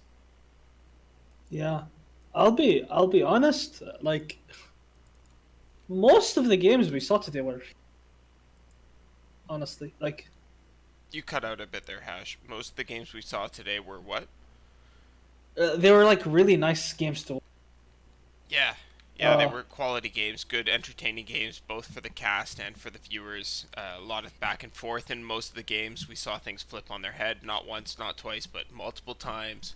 And it was just a good viewing experience and a good casting experience. Definitely a good one for your first time in Legends of Runeterra, and for B1tter's first time ever. True, yeah. And I just got word that they will join us for a winner's interview, so Okay. get that online shortly. Yeah, I should probably figure that one out while you were. Thank you All for good. reaching out. No problem.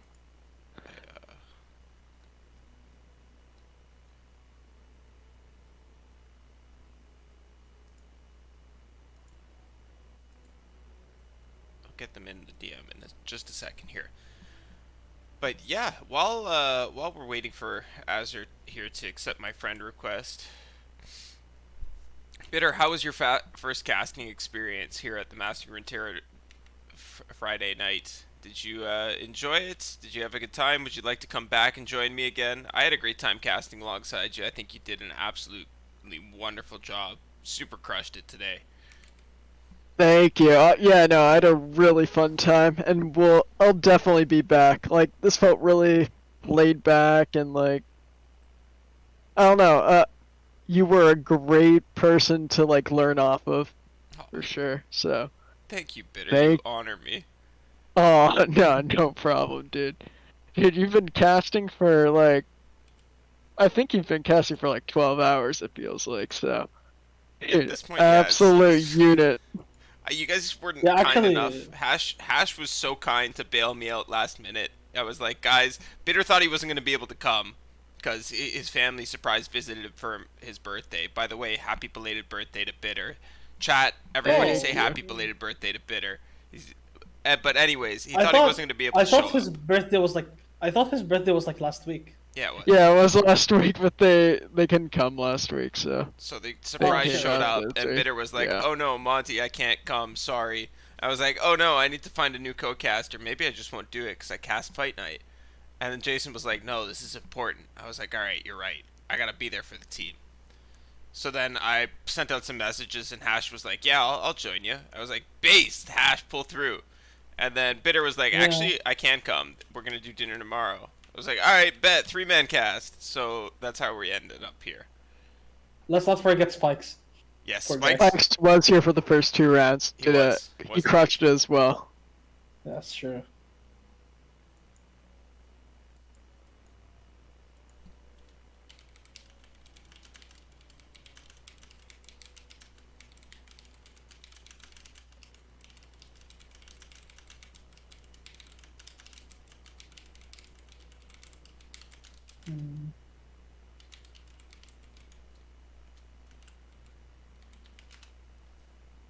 Okay, Azur has accepted my friend request. We'll get them in this call in just a second here. But yeah, Sounds good. you guys have been absolutely wonderful to cast alongside today. I couldn't have asked for better partners. Yeah, worries, fun night. It was pretty fun. Yeah. Yo, Hello. Welcome, Azur. new people's champion. Congratulations. Congrats.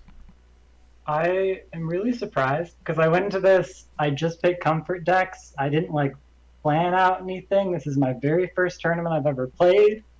I did not expect to be winning it, especially not against Dave though, who I sent him a friend request earlier on, just like because I had been in his stream and I was like, hi, well, whatever, we'll be friends. But it just like foretold the end of meeting him in the finals. Well, massive congratulations to you for that. I didn't even know. I saw you talking in the chat earlier mentioning that this was your first Top Cup, but your first tournament ever. That's something. That's absolutely incredible. I'm so glad we were able to be a part of this, and we caught that last final set there for you, and we're able to broadcast it and show the world your success. How do you feel right now? You must feel absolutely incredible. I am very surprised, and that last set, I had this massive misplay where I had a shock blast, and I was like, oh, I'll kill the thing that's making fearsome blockers, not even thinking that Mayor was gonna make Gnar 3 mana. So I'm like, oh, you can't play Gnar anymore. I'm fine. And then I shot that, and then the Mayor is like, just giving him value that whole time, and I was, I remember mentioning that. Yeah, a lot that of was- regret there. It's fine. It worked out in the end. Yeah. He banned my Talia Malphite, which is very rude because it had been stomping everyone. It was very I even had my own little tech on it from the Roji version with the stasis statue, and it came in clutch over and over and over again. Where Talia was getting thermoed, and I would just stasis statue for 2 mana, just deny their whole turn, sometimes denying a Lux laser with how much Lux was around. It was putting in the work. See, I've kind of always felt that was a little bit more of a Ziggs card, letting you duplicate the Ziggs, do some funky combo stuff with the Talia, but you make a very good point. There's a lot of Thermo and P&Z removal running around, a good bit of Lux in these tournaments. With that taken into account, the Stasis statue starts to look a lot better, and that said, smart on you to bring it in your deck list. Yeah, it had really only started as just I kept running into a bunch of matchups where I would just never I'd be on 3 out of 4 landmarks for forever, and then just I need another landmark of some kind, and I didn't expect it, but it just crushed people. And then Sentinel's Jace is kind of like my pet deck that I've been using a lot. That was the first deck I had Masters on. and it's the deck I've been using this season. And I think it has some really good matchups, and just the fact that you can run Ruination is super useful. Mm-hmm. Urination very powerful right now into those swarm strategies particularly, and of course we were talking about it on the broadcast that Pharaoh's Financier pool really good in Shadow Isles. So deck Jace SI is definitely a deck I'm a big fan of, and I was super happy to see it show up here. Yeah. Yeah, and what was remind us again of that last deck that you brought? It's just That was when I was. It's just Lux, Targon, just Aphelios stuff. Everyone talks shit about Aphelios, but he's fine. He does gross things like sometimes. the Gravitum into the Pantheon decks is really good, especially now that they want to shove a Yumi on everything, Mm-hmm. and then can turn these followers into this massive threat. That just saying, yeah, that's gone for 2 turns is super useful. Yeah, it is. And let's see, I had during the tournament, I had some like really clutch games where Lux just blasted people out. Like I had a really close matchup versus BB, and just like blasted him down just barely with Lux lasers. She's one of my favorite. Like I just have been playing Lux since the game came out, and so she's kind of just a comfort champion. So I was just on pure comfort. There was no strategy here, and people can talk shit on my lineup later. Like Nope. the I'll be Akata honest. or whatever. Like what are you targeting? I don't know. I'll be honest. Ban half the time. We saw your lineup and we all said it was amazing. We were like, this guy's a genius. Oh, okay. Yeah. Wow. Explain it to me, please. You just beat Demacia. Yeah. Like, you just beat Pantheon with all of your decks. It's That's easy. true. It's you just bully Pantheon. It's honestly, I have always been a massive advocate of comfort lineups. The seasonals I've done the best have been seasonals when I'm on comfort lineups. The tournaments I've won have been when I'm on comfort lineups. So as long as your comfort lineup doesn't have anti-synergistic properties, it doesn't want to ban completely different things, you are perfectly fine to throw your 3 favorite decks together and call it a lineup. And I've said that over and over and over and again, and Azure, you being here today is proof of that. It's proof of concept. Play what you're good on, play what you know. Winning your bad matchups is easier when you're comfortable on your decks. Yeah. And Absolutely.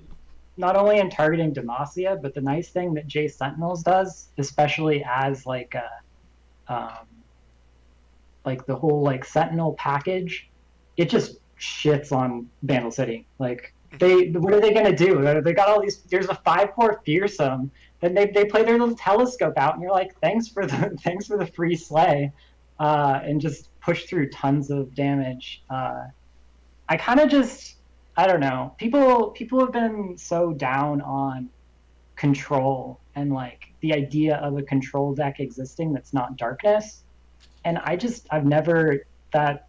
I mean, you could just, there's Targon. You can just value people to death. You can just Shadow Isles, PNZ, just blast them repeatedly. Like, I'm running so many Vengeance because I have 2 of the